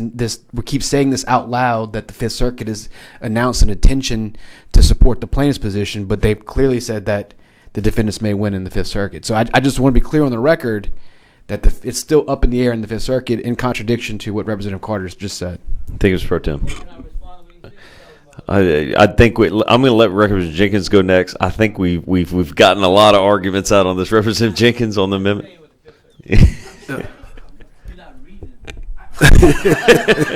Representative Jenkins. Representative Carter, hey, let's. I will recognize you again if you would like to. Just please wait until you recognize Representative Jenkins. All right, thank you, Mr. Chairman. I don't see a big problem with the amendment. It's not in any way adverse to the district court's ruling. I just want to be sure that it's not adverse in any kind of way, is it, to the district court's ruling? I personally don't interpret it that way. Okay, and Rep. Duplessis, you okay with this amendment? Look, I'm fine with it for purposes of trying. Look, we're under a tight timeline. All right. We're under a very tight timeline. I personally don't really see the point of it. Mm-hmm. However, I'm not going to object to it. All right. Thank you, Mr. Chairman. Thank you, Representative Jenkins. Okay, finally, Representative Ivy is going to offer up Amendment Set 16. Is there any objection? Okay, there is an objection. We will vote on this. A vote yes is to adopt Amendment Set 16. A vote no is to not. And so, Madam Secretary, please call the roll. Chairman Stefanski? Yes. Yes. Vice Chairman Duplessis? Yes. Yes. Representative Boyer? Representative Wilford Carter? No. Representative Desatel? Yes. Representative Farnham? Representative Gadberry? Yes. Representative Horton? Yes. Representative Ivy? Yes. Representative Jenkins? Yes. Representative Mike Johnson? Yes. Representative Lacombe? Yes. Representative Lyons? Yes. Representative McGee? Yes. Representative Newell? No. Representative Thomas? Yes. Representative White? 12 yeas, 2 nays. 12 yeas, 2 nays, and the amendment is adopted. Okay, Representative Ivy, another question on the bill? Representative Ivy. Yes, thank you, Mr. Chairman. At the appropriate time, I would like to move the bill as amended, and this is going to be my final closing remarks before Vice Chair Duplessis closes. I'd like for everyone to take a moment and reflect on why we're here and what the purpose is at the committee level. And as a noob legislator a few years ago, we take the job so seriously sometimes. I think we fail to put in proper context what the committee role is in the legislative process. And as I appreciate what that context is for us today, as it pertains to attempting to comply with the lower federal court, we have to decide, in committee to kill or not to kill. I don't think that's really the issue, though, that we should be considering. I don't think there's anything so offensive before us that it warrants such punitive action to prevent us from having a floor debate on the issue.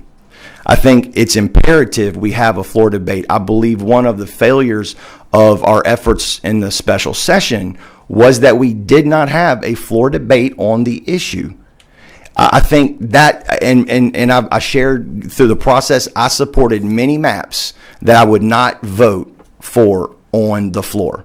And I've already told Representative Duplessis and Senator Fields, I can't support their maps on final passage because of some of the issues that I have with them. That said, I have worked to produce maps that I could support. And that's why I have some alternatives. But I do believe that under every circumstance, I would have voted for the speaker's map to get to the floor. I would have voted. I'm going to support your map getting to the floor, mine, and any other map to get to the floor for debate. There is no chance that a map is just going to accidentally slip through a crack. We understand the challenge that we're up against, and to not allow the institution, not this, because we're just a part of the body on the floor. I believe this committee owes the institution, owes our colleagues on the House floor who cannot participate in this line of questioning and offering, statements on all the people who come and present testimony. I believe we owe it to them to have an opportunity to debate the issue on the floor. Again, I've already stated I can't support it on final passage in its current posture. However, I do ask that we move as amended, Mr. Chairman.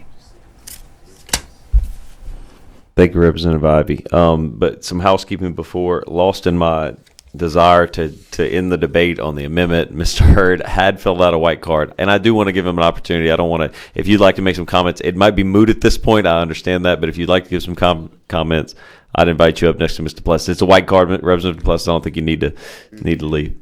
I think with the comment from staff in reading it, it did not mention how it would deal with a stay as it was fleshed out. Well, please, if you're gonna come to the mic, sir. If you do want to give, so. My name's Paul Hurd. I'm from Washita Parish. We're somewhere near Little Rock, in case you're wondering. No, the question I had was the amendment. I'm in support of the concept of the amendment. I just wanted to make clear that one version that I saw yesterday only would go into effect if it was ultimately determined on the merits that the old district was proper. All right. This amendment that will deal with this problem in having this in limbo right now needs to deal with if it's either held on the merits to be the old existing plan is held on the merits to be legal, or if the stay that prevents it from going forward is lifted so that there's no federal impediment. And I think, though I wasn't sure about the initial reading, I think ultimately the explanation and the record in this committee makes it clear that the committee intends for that language to be sufficient, that should the stay against its use be lifted, and it would therefore be enacted law that was not otherwise stayed in the federal system, that the old district would prevail and this district would not. And that was my concern in the speed at which we were moving. Oh, certainly, I understand. But staff is indicating yes to your explanation. Thank you for your time. Yes, sir. Also, members, on HB1, we received 12 emails in opposition, which will be in the record. Vice Chair Plessis, to close. Thank you, Chairman. Thank you, committee. I think we've been at this now since 10 a.m., and I just want to let the committee know just how much I respect each and every one of you. We all come to this process with different life experiences, different perspectives, and certainly different goals in terms of our futures and thinking about consequential votes like this and what they may mean. This has been a particularly difficult day for me, certainly because this bill was scheduled, but not so much because of the bill, because I think everybody kind of came to the table knowing where they were going to be. I think we went through a whole year, quite honestly, of work with everybody knowing where they were going to be. Road shows, testimony, bills introduced, debates. I don't know if it changed a single mind. I don't know if it changed a single heart. But this day was particularly difficult for me because at this very moment, I was scheduled to be at an event, giving a keynote address in my district for an event that I've been looking forward to for many years now. I was going to be giving a keynote address at the basically the grand reopening of AP 2 Row Civil Rights Park, which is in the heart of my district in the 7th Ward. And the event began at 2 p.m. And, I think about that, and I think about the irony that I'm here today presenting this bill, because I think about Alexander Pierre Tureau and who he was, for those of you all who don't know him or don't know of his life. But there's a monument that was placed to him in 1997, and I would assume that anybody who has a monument after them has done something with their life that someone else considers significant. He is a native New Orleanian, was a native New Orleanian who attended Howard Law School and graduated in 1925. I'm also a graduate of Howard Law School. And I learned and studied about his life and the contributions that he made to this state, to this nation. Before you had a Jared Evans representing the Legal Defense Fund, you had Alexander Pieturo, who was local counsel for NAACP for pretty much all civil rights cases throughout the South.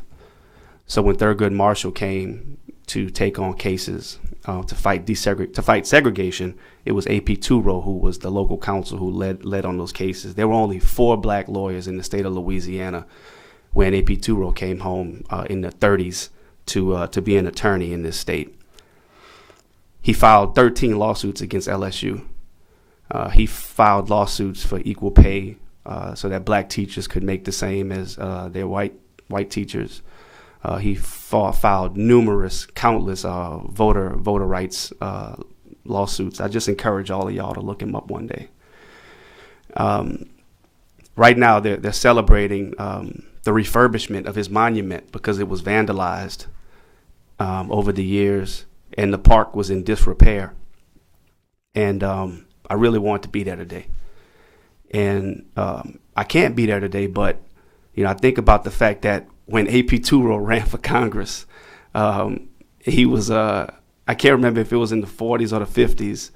I think about the fights that he fought and the fact that at that time we had no representation. We didn't even have Congressional District 2, but he still ran. And believe it or not, he ran as a Republican.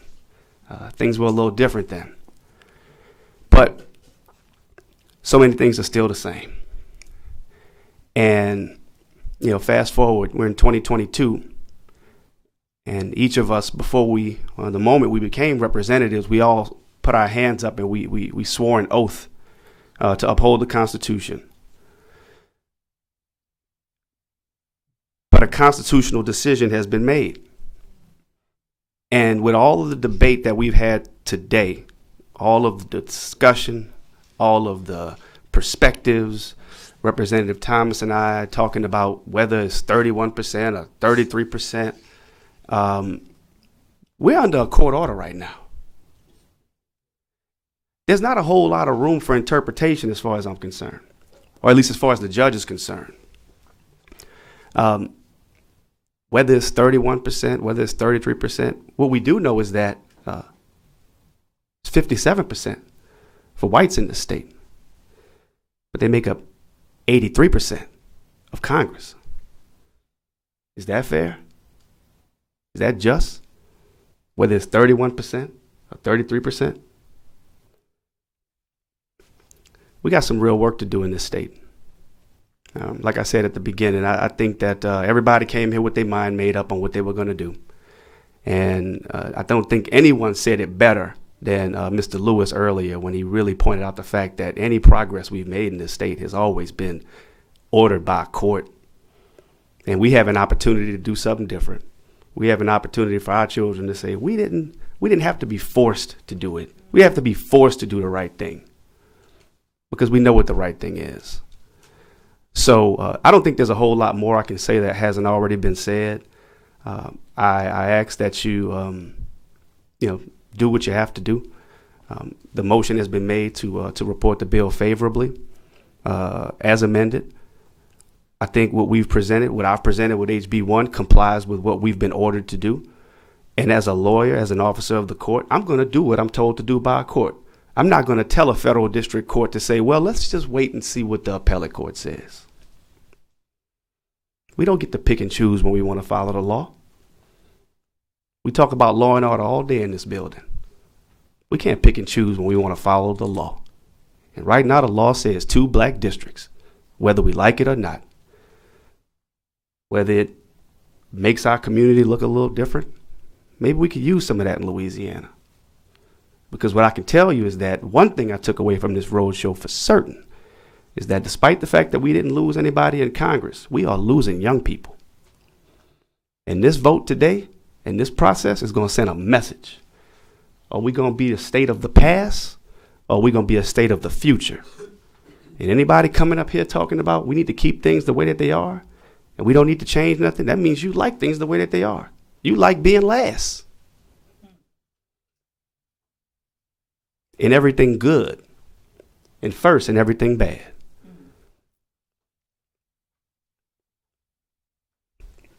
With that, I ask for your favorable passage.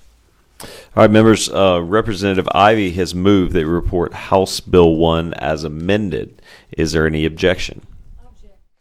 There is an objection. Members, a vote yes is to report as amended. A vote no means the bill remains in committee.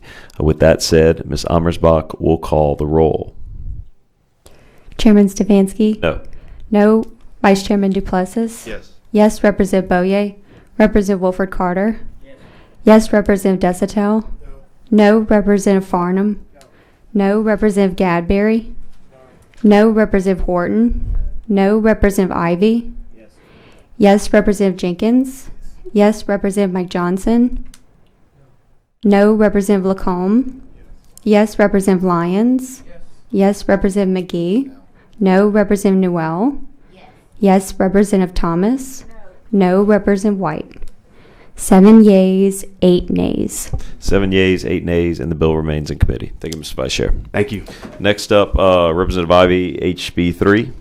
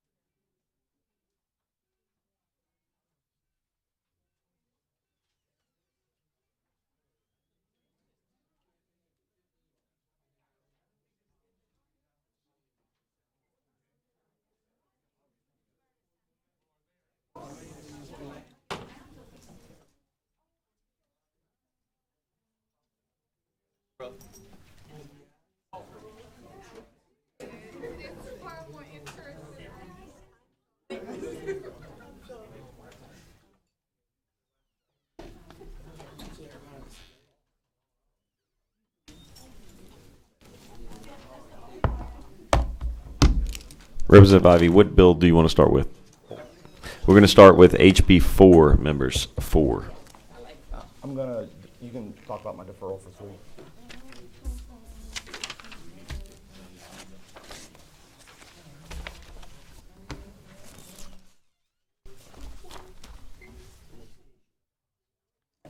Members, housekeeping, HB 3 is going to be deferred. My plan is to put that on a committee meeting tomorrow.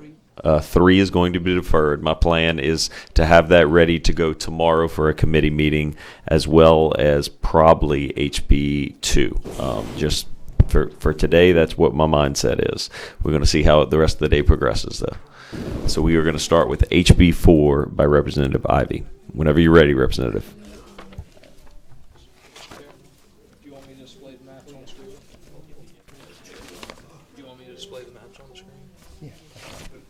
John, why don't you cue up his initial map?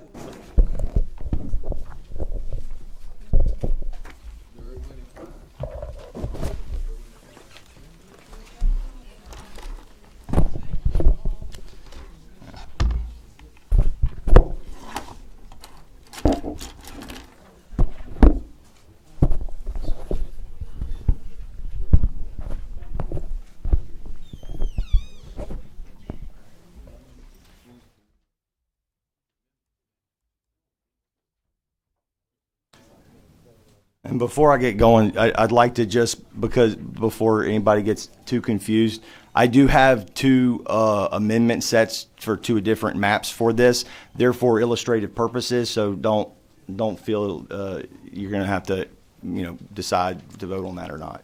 So they're for illustrative purposes. I just need one more minute. No. It's that. Why don't we're going to wait on Mr. Harrington's going to queue it up. Whenever that map's up, we'll pop it up just so everybody can get a look at it and the public can.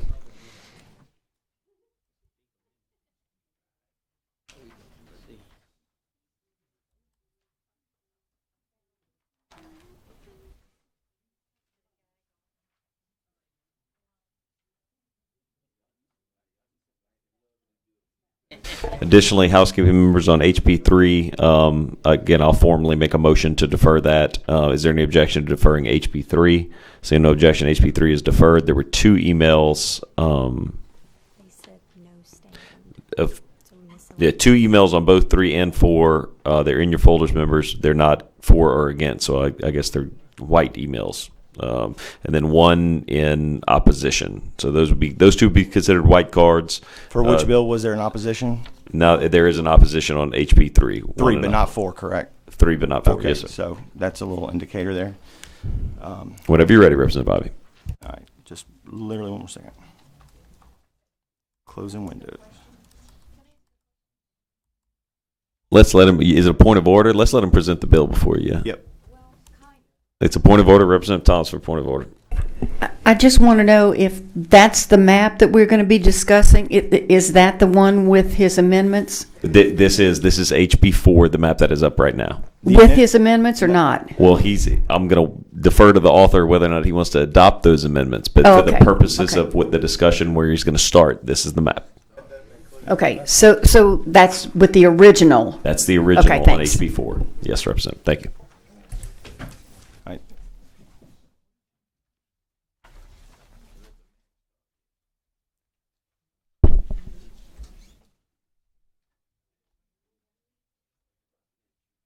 And just to provide clarification, Representative Thomas, I have no intentions of moving the amendments. Those are for illustrative purposes only.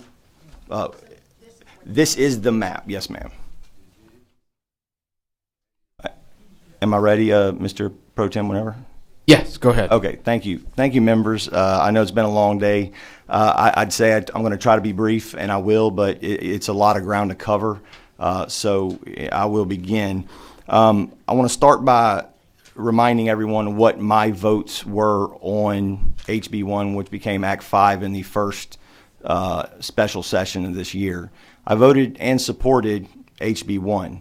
I voted to overturn the veto. And to provide clarity, in case there's anyone who may misunderstand why I supported that, and also I am bringing these maps, I'd like to provide some clarification. I am aware of how that map was produced. And while, accusations, and of course that's what the courts will decide, have been made as far as, different biases or whatever. The fact is the map is the status quo. That's what the map is. The speaker, the chairman, malapportionment is the first and preeminent responsibility of redistricting. And the standards that the federal government requires upon us for malapportionment is much more difficult than what we have to do with every other map. And if you haven't had to try to draw one where you're getting numbers like literally into the teens, it's tremendously different than when you're given the grace of a plus or minus 2.5 or 5%. The difference is night and day.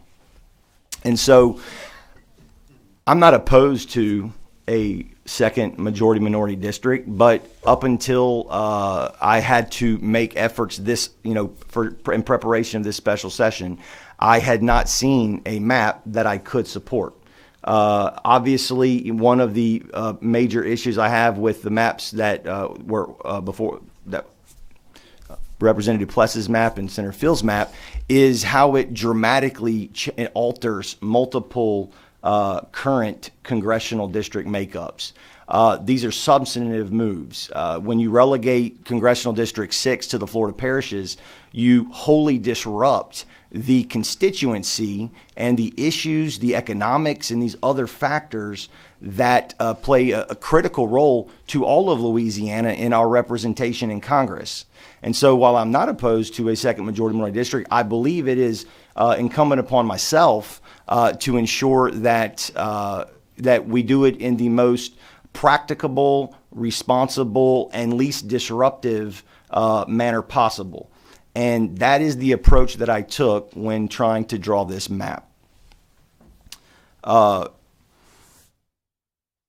So what is the issue before us today? It is to specifically and solely exclusively to attempt to pass a congressional map that adds a second majority minority district by June 20th. That is the court's order.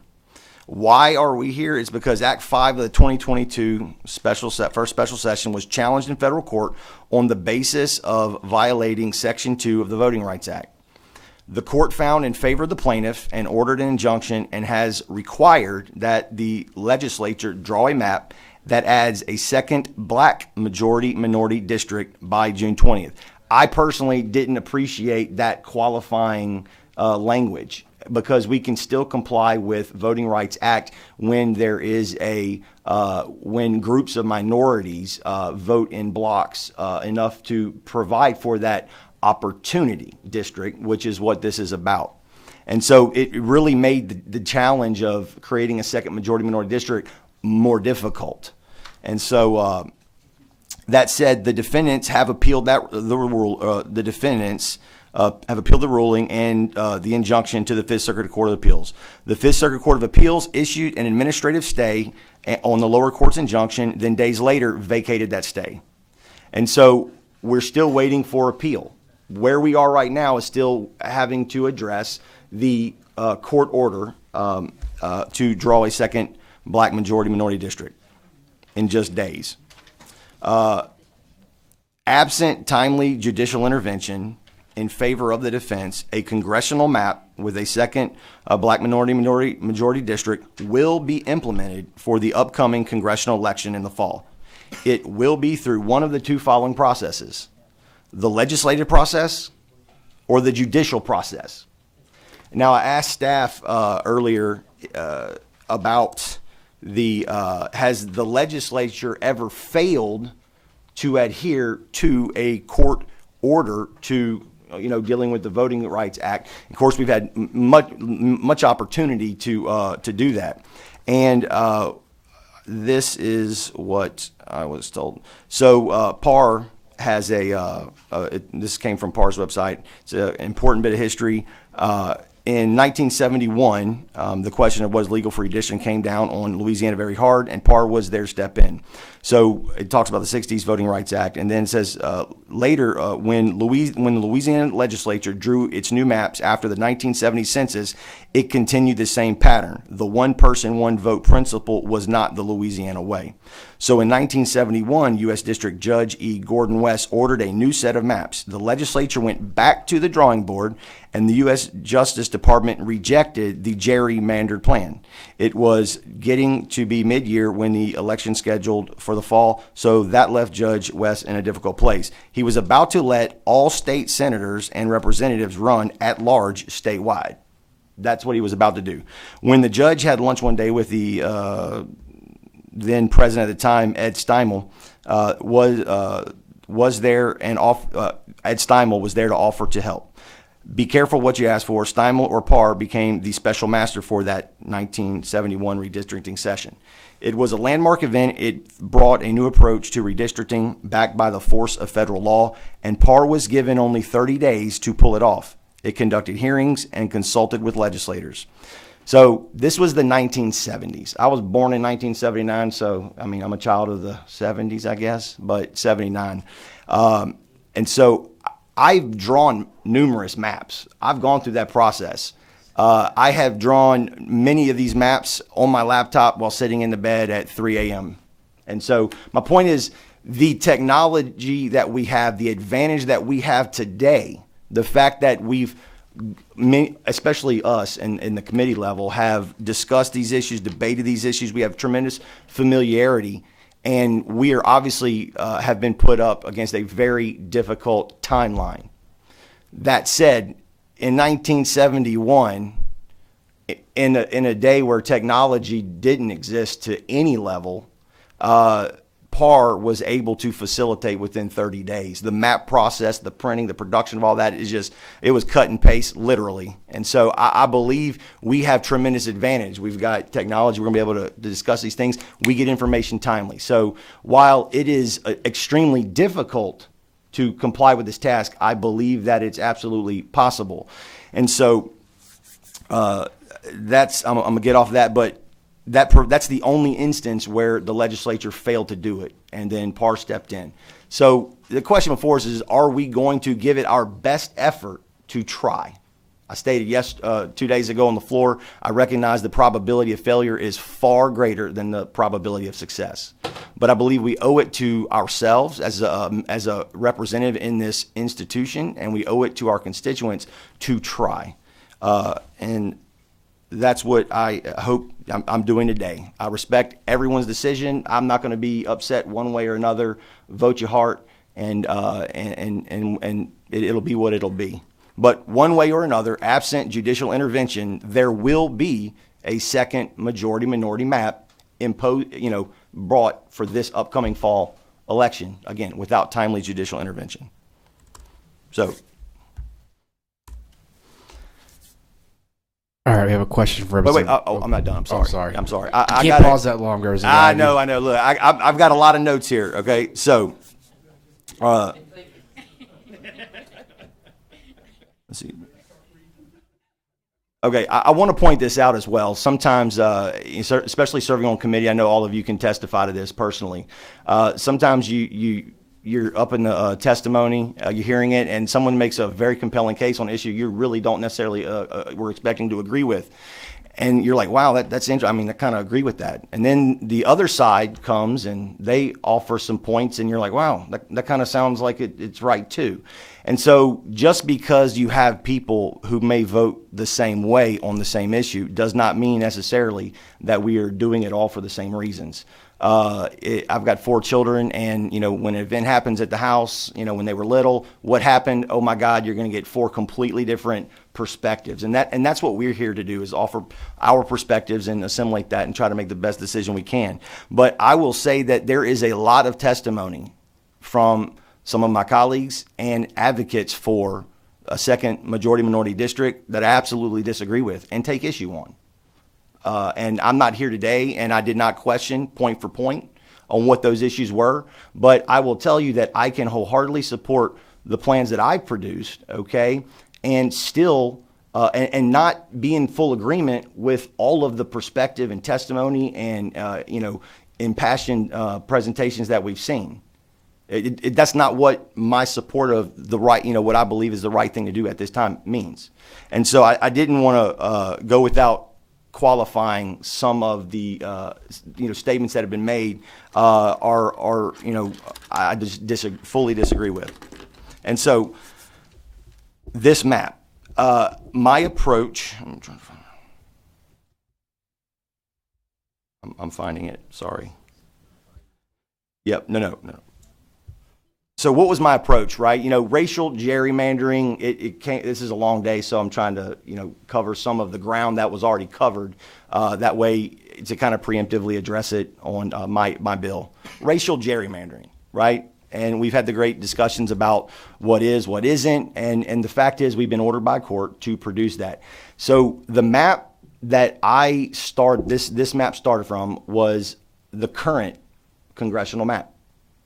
My approach was to be as least disruptive as possible. In my initial effort, it was just to simply try to bring about more competitive districts. So when I was working on this in February, March, my goal, I didn't believe it was actually possible to get a map in a position that I could support that actually achieved a second majority-minority district. And so my effort was just to try to get something more competitive. Well, I kind of left it in that current posture, and then we were required to, be here for this session, and so I picked it back up. And the efforts after that were to actually be able to get to that second majority minority district. And so racial gerrymandering. I'd like to pull up. This is Cooper v. Harris. It was decided by the United States Supreme Court on May 22nd, 2017. The issues are very similar, but they provide great clarification on racial gerrymandering in maps drawn by the state.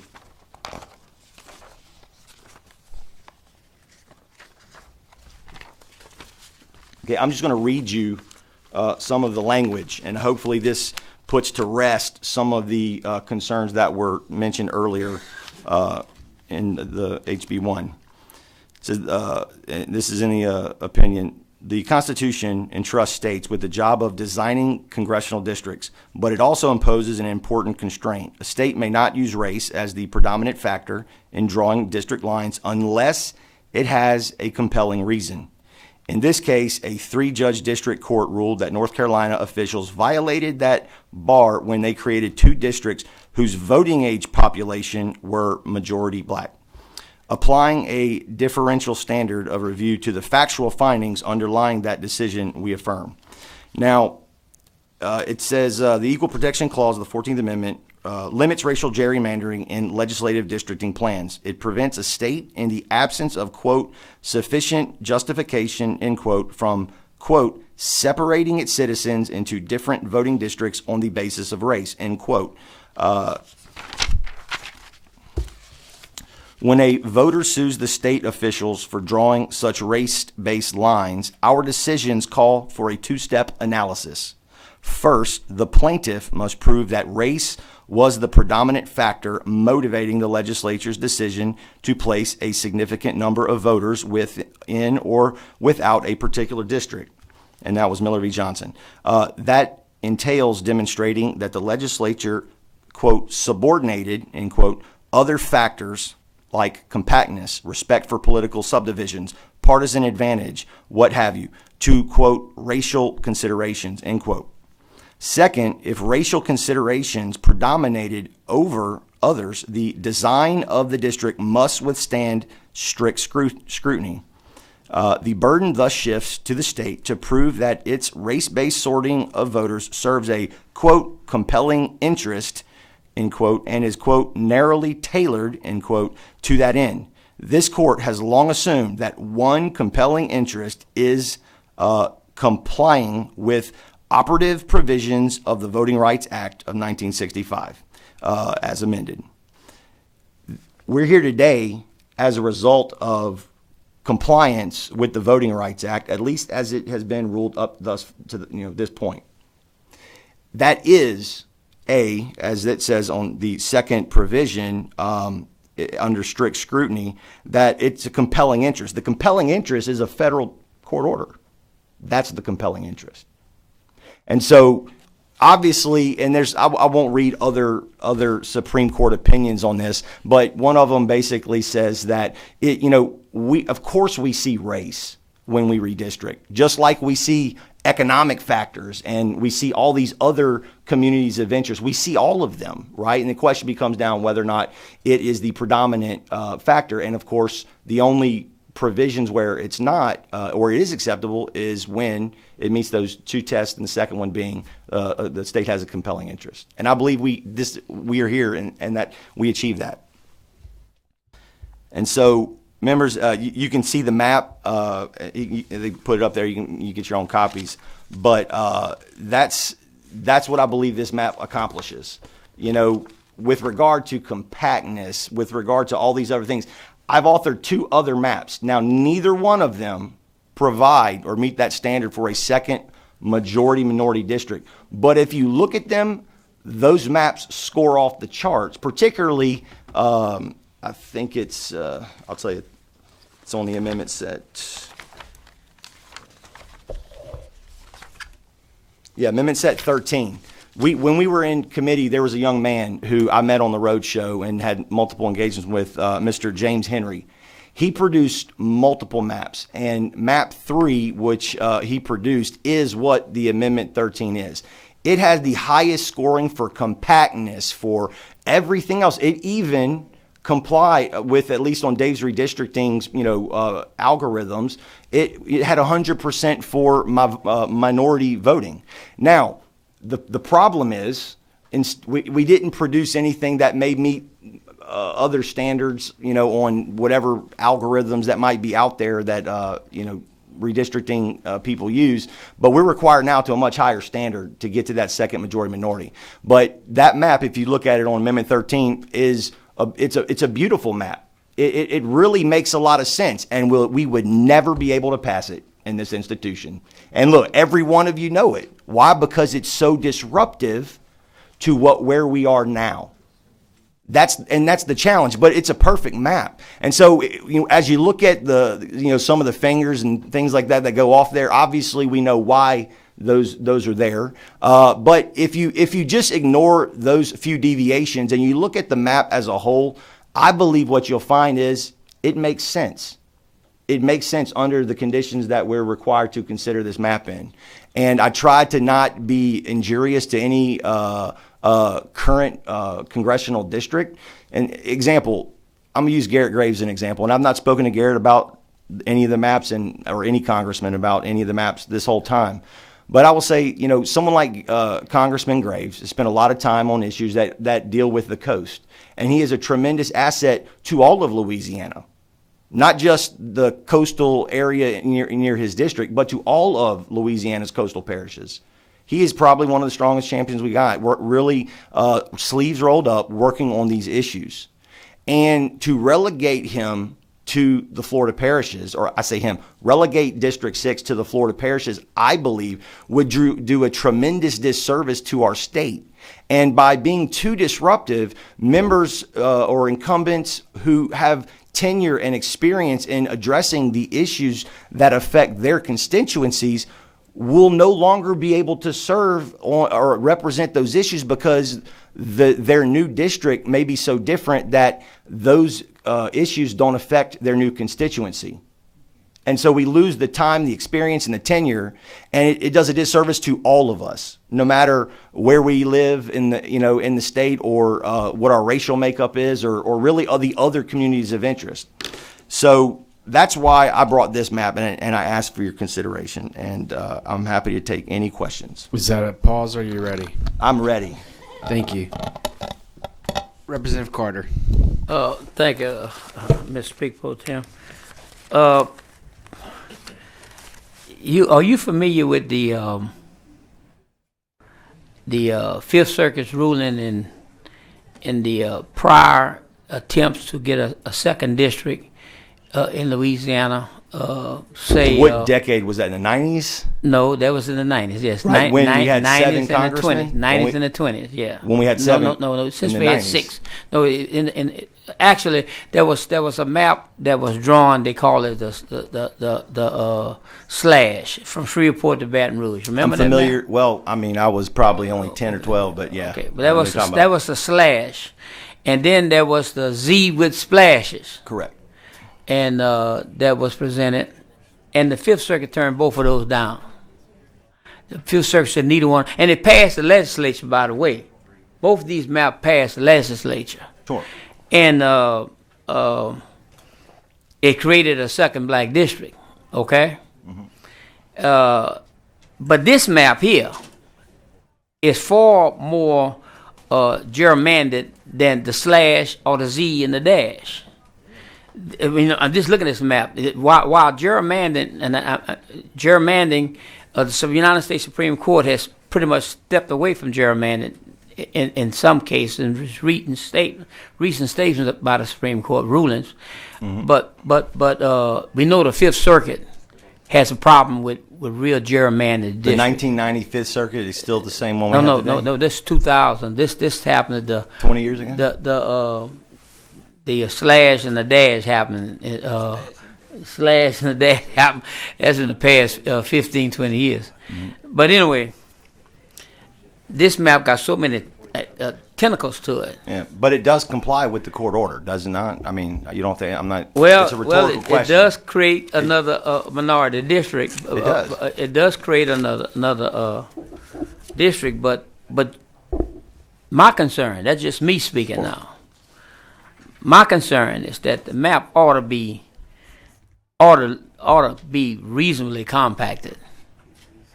Because one of the when you look at the jurisprudence upon this issue, it's not just the judge got to look at whether or not it complied. When it's talking about Section 2, and what we said out to ourselves when we passed the law that set forth the criteria we're going to reapportion maps, compacted was one of them, and this map is not at all compacted.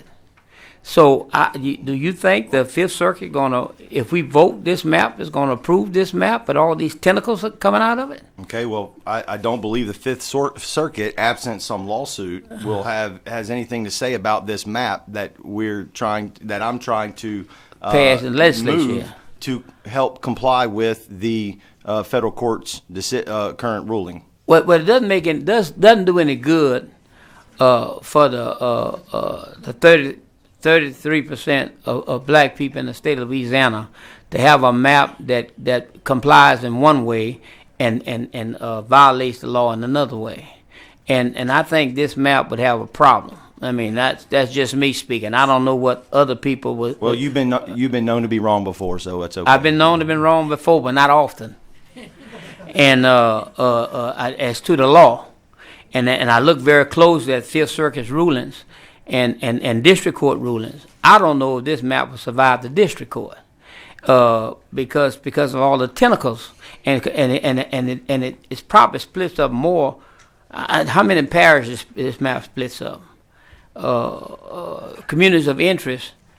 You're making I feel that some of what you're stating is actually supporting some of my colleagues who oppose Representative Duplessis's map. Yeah, well, except I think Duplessis had a map that was compacted, and this map is not compacted. I'm not going to argue whether or not his is more compact or not, because it clearly is. However, in the totality of circumstances, which I will tell you after reading multiple Supreme Court opinions, is extremely critical. You can't take one statement out of any opinion and use that as the guiding light for an entire map. It is the totality of circumstances, which I won't get into. And I agree with you. I agree on that. Right. And so if you look at the current map, and I'm just going to hold it up there. When I say current map, this is the map the current Congress people are under, right? I basically took from there, and it goes from literally in the northeast corner, and from East Carroll all the way, including Rapides and Washington Parish. It's a sprawling district right now because the District 5, which becomes the second majority minority district. So if you look at District 5, what you find out that District 5 becomes a lot more compact than it currently is, than the map that has been in effect for a decade. And it actually gets more compact, and because we tie in the some Baton Rouge population where you have a lot more population density. And so from a compactness perspective, so if you think about it, I'm making the second black majority minority district more compact at the expense of other districts. And so from my perspective, your perspective should be more favorable to that, in that it provides a real opportunity for that district. Well, my concern is getting the. Are you going to be voting a no on my bill? I'm just. I might very well, because getting a map out with another majority district does not guarantee it complies with other elements of the law. Well, what's being challenged right now is still debatable in the courts, and it's being argued in court whether or not we have complied or not. And so I don't want to have the debate on that when I mean it will meet the standard that the federal judge has imposed upon us to produce a set. And now, I've acted in absolute good faith. I believe this map will pass those scrutiny. I sincerely do. This is not a pig in a poke. I haven't tried to produce something where opposition to this and opponents of a second majority minority district could use to exploit. I've not done it. I think all of y'all know me. I don't operate like that. I do absolutely believe that this map is a very reasonable and But I think the map's too possible map. gerrymandered. That's all I got to say. I think it's too gerrymandered. It's been racially gerrymandered. Yeah, it has been. It doesn't have. You don't have to achieve a second minority majority district by such gerrymandering, as be shown by HB1, but it didn't pass, like you said. And I understand so you're that. doing this. I know your effort is to try to achieve what the federal court told us to achieve, but we may achieve that objective, but creating another problem. And I think we are creating another problem with this map. And that's the only way. No matter what map passes, if your favorite map passes, there will be a lawsuit. It will be challenged. You know this, and then it'll be up to both sides to argue that before the courts. So we're not trying to prevent lawsuits or challenges. We know they're going to exist, no matter what. The difference is I don't know about, and again, I understand strategy and advocates for the second black majority minority district, okay, strategically may favor the map that you had or someone imposed by the court. I don't know if a map imposed by the court can be challenged by the court. I don't know. And so, but for myself, I'm trying to pass a map. We already discussed maps that don't even add a second majority minority district, the ones I pass out in my amendment sets. They don't even achieve that, and they look beautiful. They really make a lot of sense, and they have a snowball's chance of hell in passing in this legislature because we have to balance this all with politics as well. And so I am trying to appeal broadly to my colleagues who many do not believe we need to or should be doing this, right? Who may have a deference to simply make the court do it and hopefully win in court. I'm trying to present an option for them that they can sincerely and objectively scrutinize to determine if this map makes sense for them. I just say this and I close. Sometimes you can appear to be doing what the court ordered you to do, but in a way that would end up being defeating to the cause. If this map passes this legislature, I think it's a very good chance that we will be reeled back with the amendment that we're going to put on this map, same amendment we put on the other bill. We'll be in a real good chance of being back here with the old map, because I don't know if this map would pass the muster of what I've seen come out of the Fifth Circuit. Yeah, and I don't know if you know. That's all I'm saying. I've seen any every map would do. I've seen every map come out of the Fourth Circuit in the past 25 years. I've read every map that come out of it, and this map here would not pass the muster of the old Fifth Circuit. Maybe it passed the new Fifth Circuit. I have no idea, but it doesn't look like a map that the Fifth Circuit would approve. That's all I'm saying. I appreciate your perspective. If you ignore the fingers, right, that come off of the Fifth District, which is the racial, components, then it still looks like a good map. We're being required to, and it is acceptable. I have to believe that the court, when they have in the case that I read, when they identified the acceptance of racial-based, districting, with the caveats that it have where it be basically necessary, then I have to believe that when a map would fall out of maybe some more ideal, shape or whatever, that when the shape that kind of falls out of that is based on trying to comply with a federal order, it would be that's a meaningful element, and that it would be okay. So anyway, I'm happy to answer any more questions. Well, you lost your question person, so we're going to go to the next one, Representative Thomas. Thank you, Mr. Speaker Pro Tem. Representative Ivy, I'm very glad that you acknowledged that this is racially gerrymandered, because I had many of the same questions about the fingers and the compactness and so forth. So I'll move on to my next issue. And that is, what percent do you believe it requires in black voting age population to make it probable to elect a black? Well, it's not about the probability to elect a black candidate. The Voting Rights Act isn't about a specific race. It's about minority populations, and different states have different, different minorities are their predominant minorities. Like in Florida, the predominant minority group is Hispanic. Okay, you're leaving the point, and I really, in the interest of time, I really would like to focus you. Okay. And so my question stands: what percent is it to make it an opportunity to elect a black? I'll use that word instead of probable. It's not to elect a black; it's to elect a candidate. No, of that's the not. minority's choice. That's not the ruling. No, we are supposed to draw. Well, I'm being very, very detailed in my language.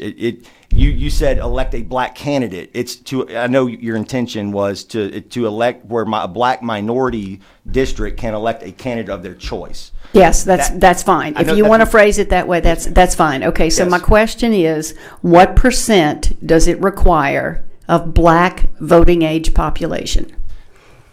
As I appreciate the ruling or the order, specifically when they caveated that it must be a black majority minority district, to constitute a quote black majority minority district, I believe that standard is clearly a 50% plus one population of. Did you read that in the order?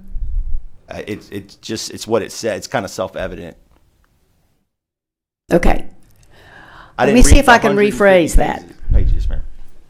It's been the standard on numerous other cases. I thought the standard was 55%, and that there is jurisprudence to support that. Again, there's so much out there. You may have absolutely read something like that. I have read other documents, NCSL and others, that lead me to conclude otherwise. Okay, because in my analysis of House Bill 4, I came up with a black voting age population in Congressional District 2, as you have drawn it, 50.201%. Correct. And Congressional District 5 is 50.176%. Do you agree with those numbers? I mean, whatever's in the file, and those are, I mean, I didn't look them all, but those sound about right. 50 point something percent is what it. I am really hard pressed to see how that would work to elect a candidate of their choice. It's not to elect; it's to provide the opportunity to elect. Well, all right. I will use your words. Yes. To provide the opportunity to elect a candidate of black people's choice. Correct. Thank you, Mr. Speaker Pro Tem. And just for further clarification on that. The requirement of the Voting Rights Act doesn't provide that minorities get to elect a candidate of their choice. It is only about opportunity. And so as I appreciate the order by the federal judge for our case specifically, black majority minority district is what was ordered. Now, whether or not there's jurisprudence on what constitutes a quote opportunity district, if that threshold may be 55, maybe that's the case. But it's my appreciation on what the order is. It's to have a quote black majority minority district, and that's by population, black voting age population. Okay, I'm sorry I gave up my mic, but I would like to ask it. Do you think that there might be, if this map were to be approved, do you think it's likely that we could end up with 6 white congresspeople? I do not. Because if you look at District 2, which is the current majority minority district, what you'll find is that the other minorities and also whites in that district do not. They vote enough in block to not prevent minorities in that district from being able to elect a candidate of their choice.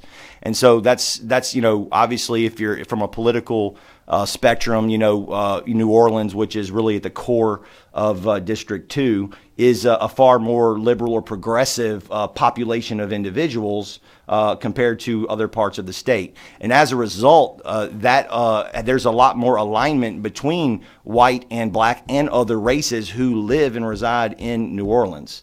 Okay, so what you're saying is there's a lot of crossover vote in that district, which I totally agree. Thank you. Thank you, Mrs. Speaker Pro Tem. You're welcome. Representative Desitel. Thank you, Mr. Speaker Pro Tem. Thank you, Rep. Ivy. And I know you spent many hours drawing this map. You probably know the question that I'm about to ask you because I've been very consistent throughout this whole process on the questions I asked, and I normally ask questions concerning my district and my home parish.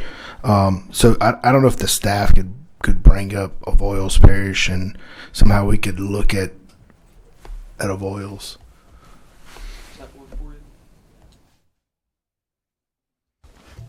Can you zoom in just a little bit more?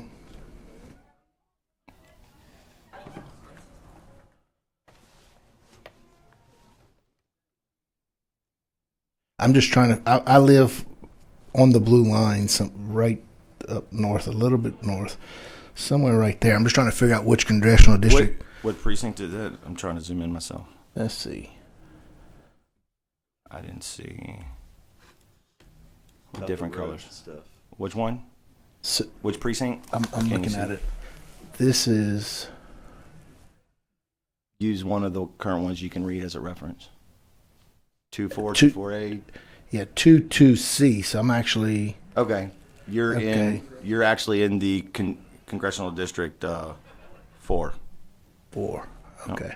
So can Are you running for Congress? I'm thinking about it after looking at your map. So that's going to. I mean, I may support this map now. Yeah. Well, so if you're looking for a new level of insanity, look, the Congress is for you. So I guess the point I'm trying to make, if you want to zoom out just a little bit, it looks like you got my parish pretty split up in some different communities. So I'm just curious what was the logic and. Sure. Zoom out. Yep, zoom back out. Okay. So were you here for my when I read the Supreme Court ruling concerning racial gerrymandering? I did, but I'll be honest with you, I kind of zoned out a little bit. People do that when I'm speaking sometimes. It's okay. I'm used to it. I'm not offended. But no, so first of all, I went on the road show. I've been a part of all the committee hearings that y'all have, all the testimony. If you haven't attempted to draw a map, particularly a congressional map, the smaller the district, the easier it is, and also the less you care about some other region of the state. But when you're dealing with a map that has 6 districts and you're having to address what the current makeup is of those districts, what the current lines are, as part of the political necessity, you can't ignore that because too much change too soon for a lot of people first of all, change is usually responded to with reservation, but specifically dramatic change is going to be met with a lot of heavy objection. And so my efforts were to make the fewest, slightest manipulations to the current districts in order to achieve compliance with this. And so look, I don't know the area on 99% of the state, right? And look, I'm absolutely willing, if you have more insight, any member here, anyone during this process, if someone has more insight, we're trying to flip a few things around, or even like if you say, hey Barry, look, if you can make my parish whole in this district, right, and maybe swap out with, figure if you can get it somewhere else, look, I'm willing to at least try. That's all I can do is try, and I'm asking for the opportunity. So if there's any specific elements that you're aware of where communities of interest would be better represented by either together or maybe making that split different, I'm happy to make as much accommodation as I can. And getting to the small precinct things here there is much easier than, well, we can't bust up any of my 3 parishes. I mean, that gets a little more difficult. Right, I understand. And I only represent one parish, so I'm very hypersensitive of that parish and how it looks. Yep. So I think, so if we're going to maybe start changing this map, I mean, how much time do we have to be able to work these little details first of all, out? I'm not trying to change the map, and I would say that again. I give it my best effort. Can't do that in committee. Number one, and number two, we all are aware that if we fail to move a bill out of committee today, and the Senate does the same, well, then it's time to sine die. And so there's no threat that we're going to pass a map, right? Without significant scrutiny by everyone. And so the reality is that, this committee has in its hands right now. Again, I don't know if the Senate's ruled or not on. It's like watching the game. What's going on in the other chamber. But if our committee decides to not to do it, then it's okay. I mean, I'm not going to be mad. Look, the court will do it. Whether or not it's significant will depend on when appellate court may or may not rule in favor of the defense. And look, I agree with you, and I agree with all of this. But one thing I need to make very clear is, I think we have a lot of people here talking about numbers and percentages and all those things. I kind of look past that. I'm looking at people, and I'm looking at communities, and I'm looking at the people who voted for me and put me in office. So it's not about numbers for me. It's about people. So these lines are very, very important to me. Okay, they're way more important than any number. So, and I think if we're going to get a map right, and we're going to make, if we have a different map we need to make, we're going to take some time. It's going to take some time to create a map that affects different that every community is I guess communities of interest or I will first of all absolutely respect what you're saying and your concern over your district and how it's the reason why I can't support HB1 because of what it does to the 6th congressional district. It's so much of a substantive change on representation. I would suggest that for the people who are in District 4, the type and nature and quality of the representation that they will receive is in line with the representation that they are currently receiving. The issues are at large very similar, okay, between current District 4 and current District 5. If you look at the population in the new District 5, what you'll find is there's a larger element of black minorities in that population. And I don't believe, again, currently they're being represented by someone from a political perspective that I think they would determine whether they like Julia or not, or think she's doing a great job or not, but may not be the candidate of their choice. And so for that population in your parish specifically, to be able to be in that quote majority minority opportunity population, I believe they would not be opposed to that. Specifically again, I don't know all the details in there, but again, broadly speaking, with that population likely being significant amounts of majority minority representation. Here's the other thing. I believe it would be very difficult for a candidate of the black minority's choice in that district to get elected. It would be extremely competitive. When you look at the Days redistricting tool, okay, which gives these different partisan leans and stuff like that, and an analysis, and I don't even fool with that because I don't care. But it's when I'm done, I look at it. It leaves that one blank. It doesn't lean left or right from a political perspective. And at the end of the day, I think what anybody would want and desire, all of us would like to, have the opportunity to elect a candidate of our choice. Which one of us would not really desire to be able to do that? Being in the majority of the current congressional district, I can have some empathy for people who feel disenfranchised because they know they'll never be able to elect a candidate of their choice. It's just not politically going to happen. And so I can empathize with people who feel like that and understand why, like which of us, again, in urban areas, we have a lot more local races of more significance. But if you're in rural Louisiana and you're a minority and your politics is far left, what's the point of voting? Right? Why would they even, right? Why would they, right? Unless they had some distinct, significant civic understanding of their civic responsibility, I think most people would just give up. And so this only affords them the opportunity to engage maybe in a different way they haven't before. And I appreciate that. I'm not going to belabor the point, but just one last point is I think when you talk about rural Louisiana, and look, I have no scientific data to back this up, but I do. So you'll have more. But what I'm about to tell you is I don't think you're going to see that far left rural person, in my opinion. And you probably don't. They're more middle of the road. It's more middle of the road. So I mean, the community of interest being rural and country. I think that's the community of interest. Absolutely. That's my point. I agree. Thank you. I appreciate you. Thank you, Representative Johnson. Representative Ivy, looking at your map, of course, it splits Rapides also, but it looks like it splits off. Also, see, I've looked at these maps so much, I'm starting to see various animals, like I'm looking at clouds.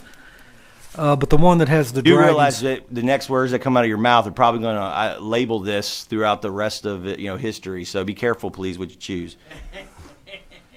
As long as he doesn't talk about me, I'm fine. I don't know what, and I was just we talking got to Representative and Z's Lacombe.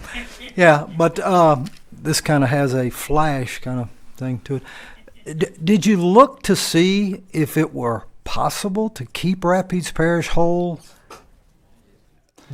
Because I know that most of what you've taken out is mostly rural for District 5. Right. I can tell you that I can't tell you how many hours I've spent looking at redistricting maps and playing with maps.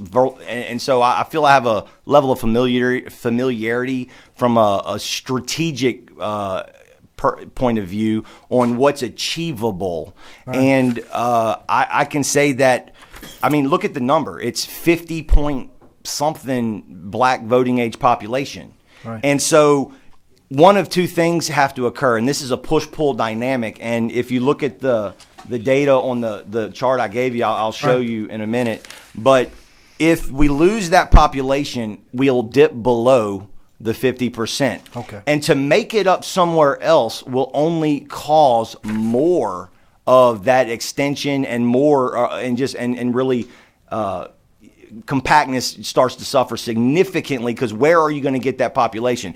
You can't get it from Baton Rouge. It's all gone. You're not going to get it in Livingston Parish because it doesn't exist. And so where can you get it? And here's a distinct difference between this map and HB3. HB3.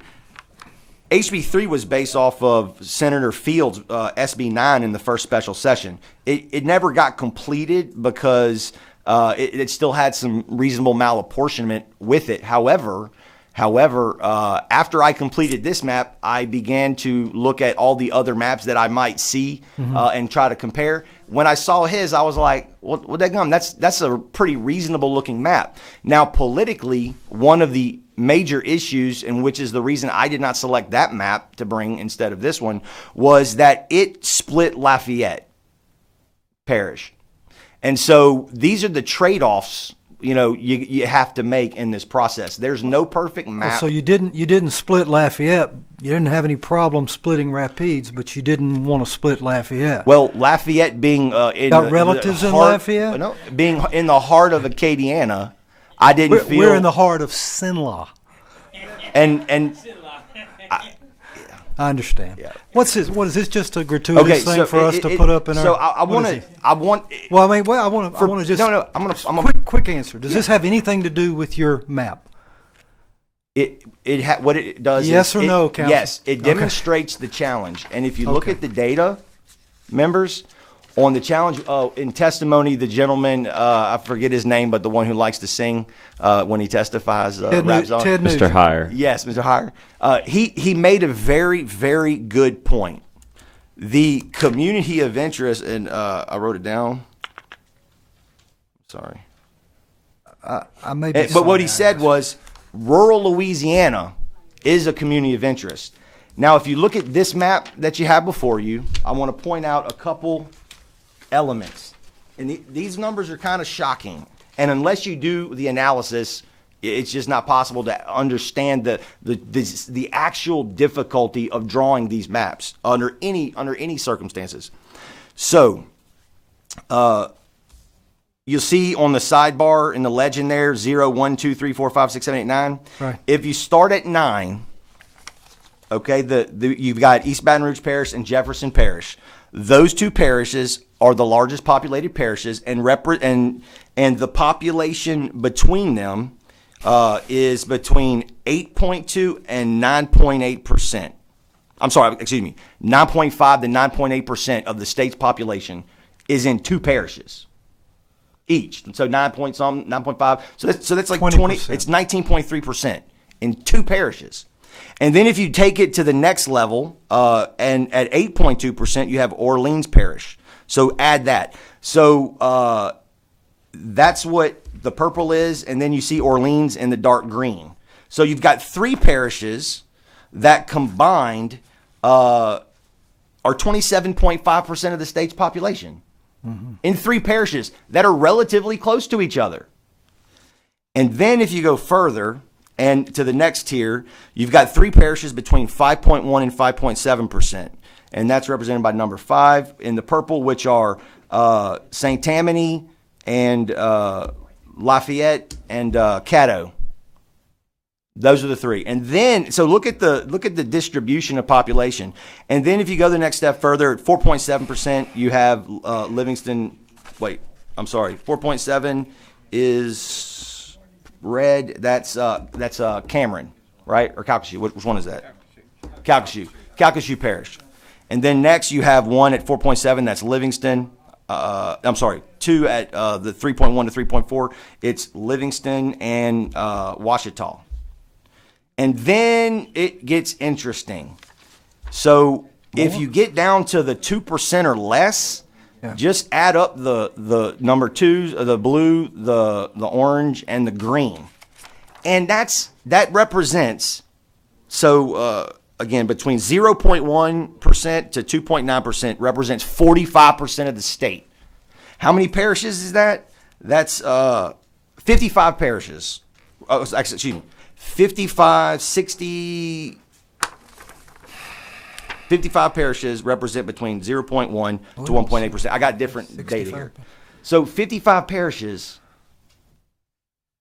that's just, it's kind of mind-boggling. And this map kind of begins to show you how that population is spread out. And so rural Louisiana is what's making it difficult to draw maps in general, but also particularly when we're trying to add a second majority minority district, because without urban population, you're never going to get there. Because where minority populations live, if you look at the distribution throughout the state, they're kind of in rural Louisiana, kind of scattered about. And so every time you have to add a precinct to get to the a minority precinct, you're going to actually go upside down, because that one that's adjacent maybe have a lot more white population, and so it's extremely difficult to do. Okay, your two amendments, which I find those intriguing, 13 and 15. You don't have any intention of doing anything with those, do you? Not today. If everybody wants to, look at those, and look, if you want to really upset the apple cart, okay, look. But look, neither one of those comply with this court order. But I wanted to bring them out. Oh, what do you mean they don't comply? Neither one of them create a majority minority district. Okay, I thought you had figured out a way to do that. That's what I was going to ask you. No. Unless people have a lot more babies, I can't do that.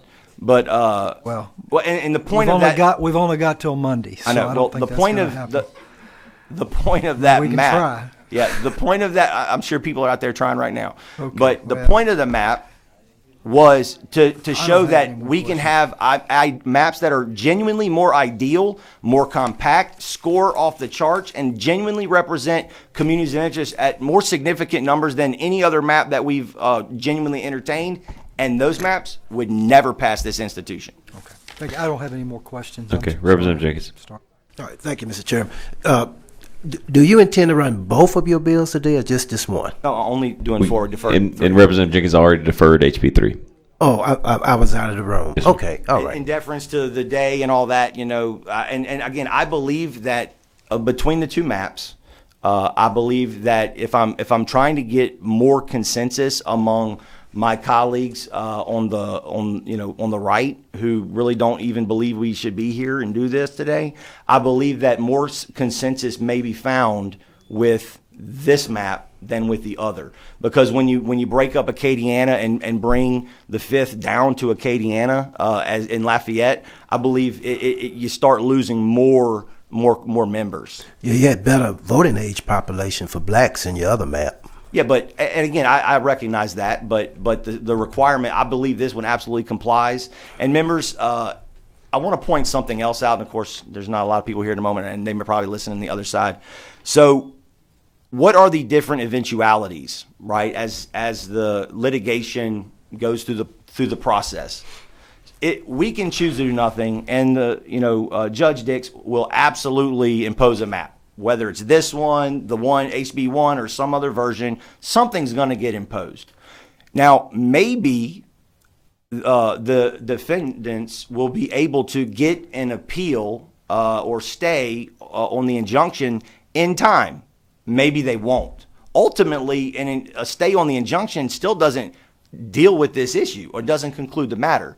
And so I don't believe that it'd be unlikely that we'll get a complete ruling on the issue and then that gets appealed anyway. No matter who wins, it's going to get appealed all the way. And so 2 scenarios. If you favor the defendant's argument, this map is not a bad map. Here's why. It complies with the federal court order today, but if the defense prevails in final judgment, then to revert back to the current map would be less significant of an event for those who may have been elected to Congress under this map. Instead of example juxtaposing it with Representative Duplessis's bill, if let's just assume that map was passed under the conditions, if whoever prevails in the end, it'll revert back or not. And so let's say Congressman Graves wins in that district that is drawn. For 2 years, he's has a completely different constituency, largely that he's serving. And so, if the defense prevails, then we have to go back to Act 5 from that map. It's tossing a massive amounts of swing in the geography of the different districts. This map has the minimal impact on that shift. Well, and that's why I believe it may be more favorable as far as my colleagues are concerned. I understand. I mean, I just simply commend you for having the political courage to try to do a map with 2 black districts. Is this a political job? I didn't know. Yeah, it's very, very political. Very political. Thank you, Mr. Chairman. I would definitely. Thank you. I know your button is pushed, Representative Carter, but I'm sticking to my one bite at the apple. I'm going to let you come back again and finish your line of question, but I want to get to the cards, okay? First card, Amber Thomas. I think it's Thomas. Yes, ma'am. President in support would like to speak. Also, Davante Lewis with Louisiana Budget Project in support would not wish to speak. Whenever you're ready, ma'am.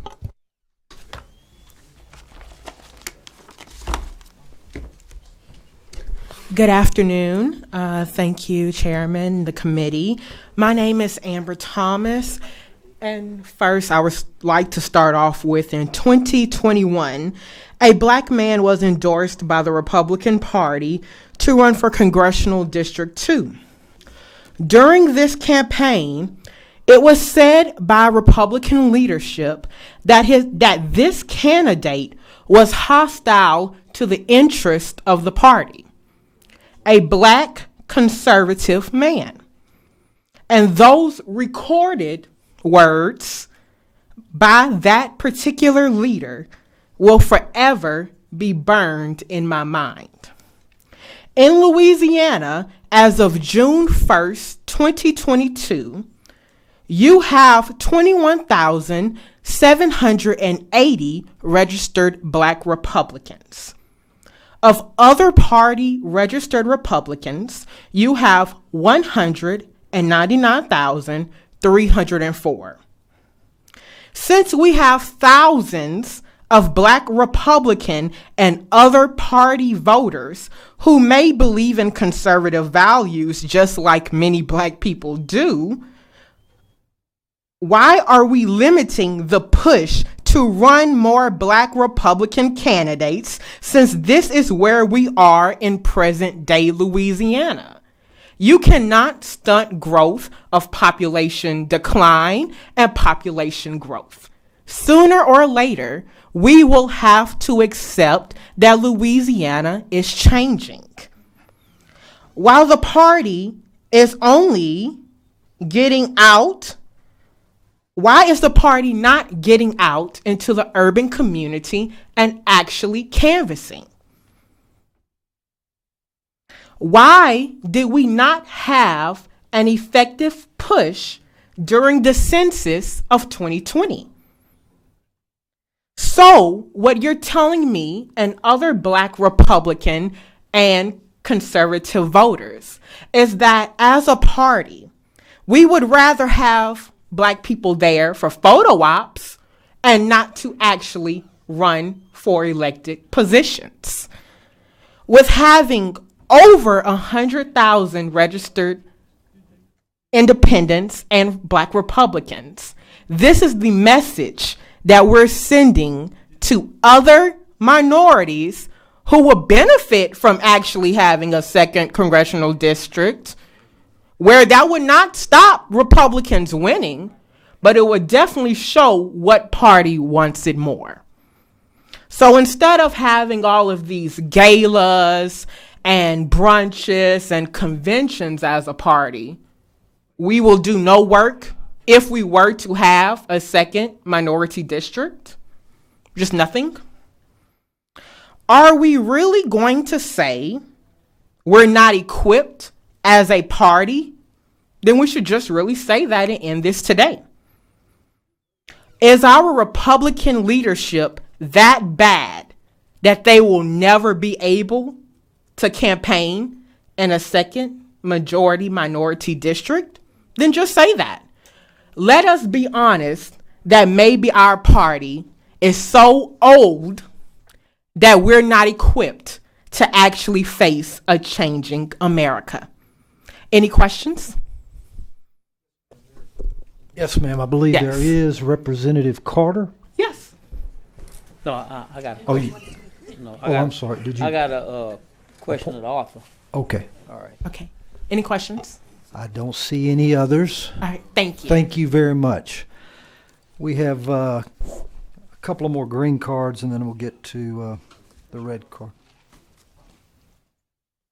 We have Edgar Cage with Together Louisiana is, although I do not wish to speak, I am present in support. And Lady Carlson from Together Louisiana, although I do not wish to speak, I am present and in support. I believe that's all the green cards. And we have Mary. I've heard it 3 different ways today. I thought I knew that it was Labrie. I'm going to try that again. Susie Labrie, who is, although I do not wish to speak, I'm present and in opposition. And I don't have any other cards. I do have Representative Carter, who's now gone. There you go. You have the. Oh, here. Let me turn it.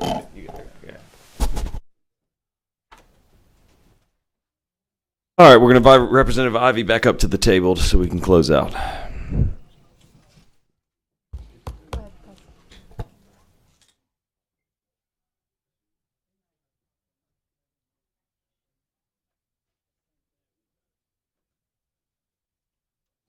And Representative Ivy, Representative Carter has a question for you.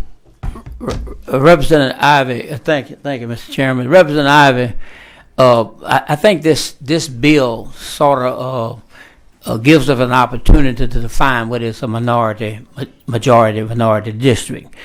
It seems that you think 50%, anything over 50% is a minority district. That's not what I think. Okay, I'm just, the bill does. What I think is, so a majority minority district is a district, okay, where minorities that, the significant minorities in that minority class have the opportunity to elect a candidate of their choice. Right. That said, that's not what the court ordered us. Right. And so we're not able to take into account other minority groups or white population that may vote in a political alignment with black minorities. I understand. We're required to create a black majority minority district. We've got a 50% plus, over 50% black voting age population. I believe that absolutely creates a district that is majority. Okay, black when these minority. districts are, when these courts hear arguments, expert witnesses on these districts as to what is a majority minority district, they take into account very different studies. But that's only when you're trying to combine multiple minority groups or use white population as a part of that majority. This map only exclusively uses the black voting age population in its majority calculation. But when the judge says creating a minority, when you create this district is 51.3%. In my opinion, it does not meet the criteria that the judge has set, because it's not a minority district. Okay, really, when you look at all the studies and all the different tests you take to determine the likelihood or probability of a majority selecting a person of their choice, would not be one of the districts, in my opinion. This district is not two majority districts. That's the way I look at it. And I'm just saying, just because it's 50% or 51%, that doesn't make it. It probably take at least 53% to have a majority district. 53, 54%. Not Representative Carter, I think he got about 60% presently in this district, registered voters, I think, or 59, something like that. But he would go to 54%. I think 53 point something percent in your plan. That would probably be a majority minority district. But the other district 5, that's an opportunity district. That's really not a majority minority district. Could you tell me what was the number, the standard that you said? It was based on studies. It's not the House Bill 1. 50 what? I say about 53, 54%. Okay, so 54%. HB1 only has 51.4%, and so that map is not a. I don't think it's a majority minority district. It's not just the over 50% thing. It's based on studies and tests and formulas and all kind of different ways to determine voting patterns. And to have an opportunity to create a district, elect a person your choice. So it's not just based on. Shouldn't have made us do this in 6 days. I think we should have done it in the first place in February. I don't think the judge should have made us do anything. I think we should have done it the right thing to do. And when you talk about a minority district, you're not talking about 51%, because the way you got it's not majority minority. To be clear. This is a black majority minority district in the sense that the judge required that, and the fact that there is no analysis that needs to be done to determine that black people make up over 50% of the voting age population in this. Okay, you have to read the entire 152-page opinion to understand. On a map, to understand what I'm gonna tell you, and to understand what the judge is talking about. And when she say a minority, a black minority district, you got to read the whole 152 pages. You can't read the beginning and the ending and say you got a 51% district and it's a black minority district. It's not. So all I'm saying is, for the record, all I'm saying is, as I read the judge's decision, the whole 152 pages of it, and as I look at your map, it does not create two majority districts. It does not. It creates a possible majority district and an opportunity district. And so then it's gerrymandered so bad. So those things combined, I can't vote for it. And I don't want to be. I don't get the impression that I'm against. I'm not against having. Of course, I support having two minority districts, but this is not one of them. This is sort of like like a pig in a poke. This is like You used my language. I said it wasn't a pig in a poke. it's like saying you got something but you really don't have it, and you're setting it up for failure. And if you're going to have a real majority district, you're going to have close to 54%, and because that's based on studies and experts. That's not based on just something come out. You made that point, Representative Clark. You made that point. Yes, sir. All right, Representative Ivey, I'm going to let you close. Thank you, Mr. Chair, members. I appreciate your time and attention on this matter. I believe, and again, our constituents, we owe it to them to at least try. And again, I will respect any and all of your decisions and how you have to process the information yourself, in your own belief system. This morning I was thinking about what I was going to say, and I was reminded of a meeting that we had at LSU last term, about, it was probably, I guess, 18 or so. And it was with LSU students, and Steve Carter kind of, coordinated that. And one of the questions that I was asking the small group of students was, would I support a second majority minority district? Now, I'm gonna be honest, this was before redistricting, and it was even on my radar, and I understood what it meant, but I had no bearings on the significance or complications and difficulty of doing that. And what I said was this: I'm gonna let the data drive my decision. I don't want to force anything that doesn't have some resemblance of, making sense. And so, again, absent during the regular session, a bill that I felt I could support, I was and still am confident in my votes for HB1, which is Act 5, and the veto override. I have done exhaustive research on jurisprudence on this issue. The fact is that it is so detailed, and we never know what a Supreme Court justice ultimately may rule on, what little details. And I'm not going to pretend to have a clue of that. I can do that. I could make strong arguments on both sides. I can make strong arguments on both sides. But I do know how the map was drawn. I do put a lot of faith and credibility in our speaker, in his process that he used to draw the map. Now, while it may not have made any efforts whatsoever to improve competitiveness for minorities, the fact is his map was the status quo. And our number one objective for redistricting is to fix malapportionment. And he did that. It was a check in a box. There was no malintent in that process whatsoever. Now, here's a reality, and this is rhetorical. What actual involvement have any one of us had in the construction of any map that we've passed, right? Very little. With the exception of maybe a few members, trying to maybe flip a few precincts and things like that. Largely, the die was cast on most of the bills from the beginning. I know Representative Thomas worked with certain members to try to address some things, and we're able to come up, with some amendments and stuff. But it's just very few members have actively engaged at any level on any specific map, particularly the congressional map. And so, with that said, I try to show great deference to the individuals who've put in the work and not question every little decision and every little thing. And so with this, members, what I'm asking is that we keep alive the opportunity. There's a lot of time between here and the floor. That's tongue in cheek, but there's time. And so there's some things that can be addressed. There maybe they can't, and maybe ultimately you can't support it. And I can appreciate that.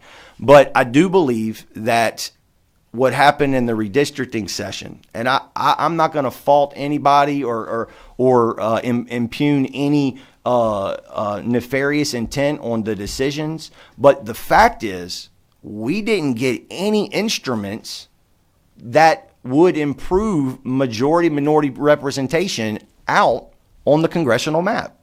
And so no debate was had on the floor to allow the opportunity for all of us not just me, but every elected official, regardless of the side of the issue you're on, to have the opportunity to debate that issue on the floor. This instrument, as did HB1 and 2, provide that opportunity if we move this. And that's all I'm asking. You may have your mind made up, and I can respect and appreciate it, but I do believe it's imperative that we get an instrument to the House floor so that it can be fully debated, not only to attempt to comply with the federal court order, but to also do everything we can, because if we fail, and the probability is great, the federal judge is going to impose a map. And so, and to conclude, since everybody's here and Representative Carter doesn't like my map, I recognize why he doesn't like it. It's not as favorable as the other map. But one of the primary objectives, and I told you in my approach, was to be as least disruptive geographically to the current congressional districts.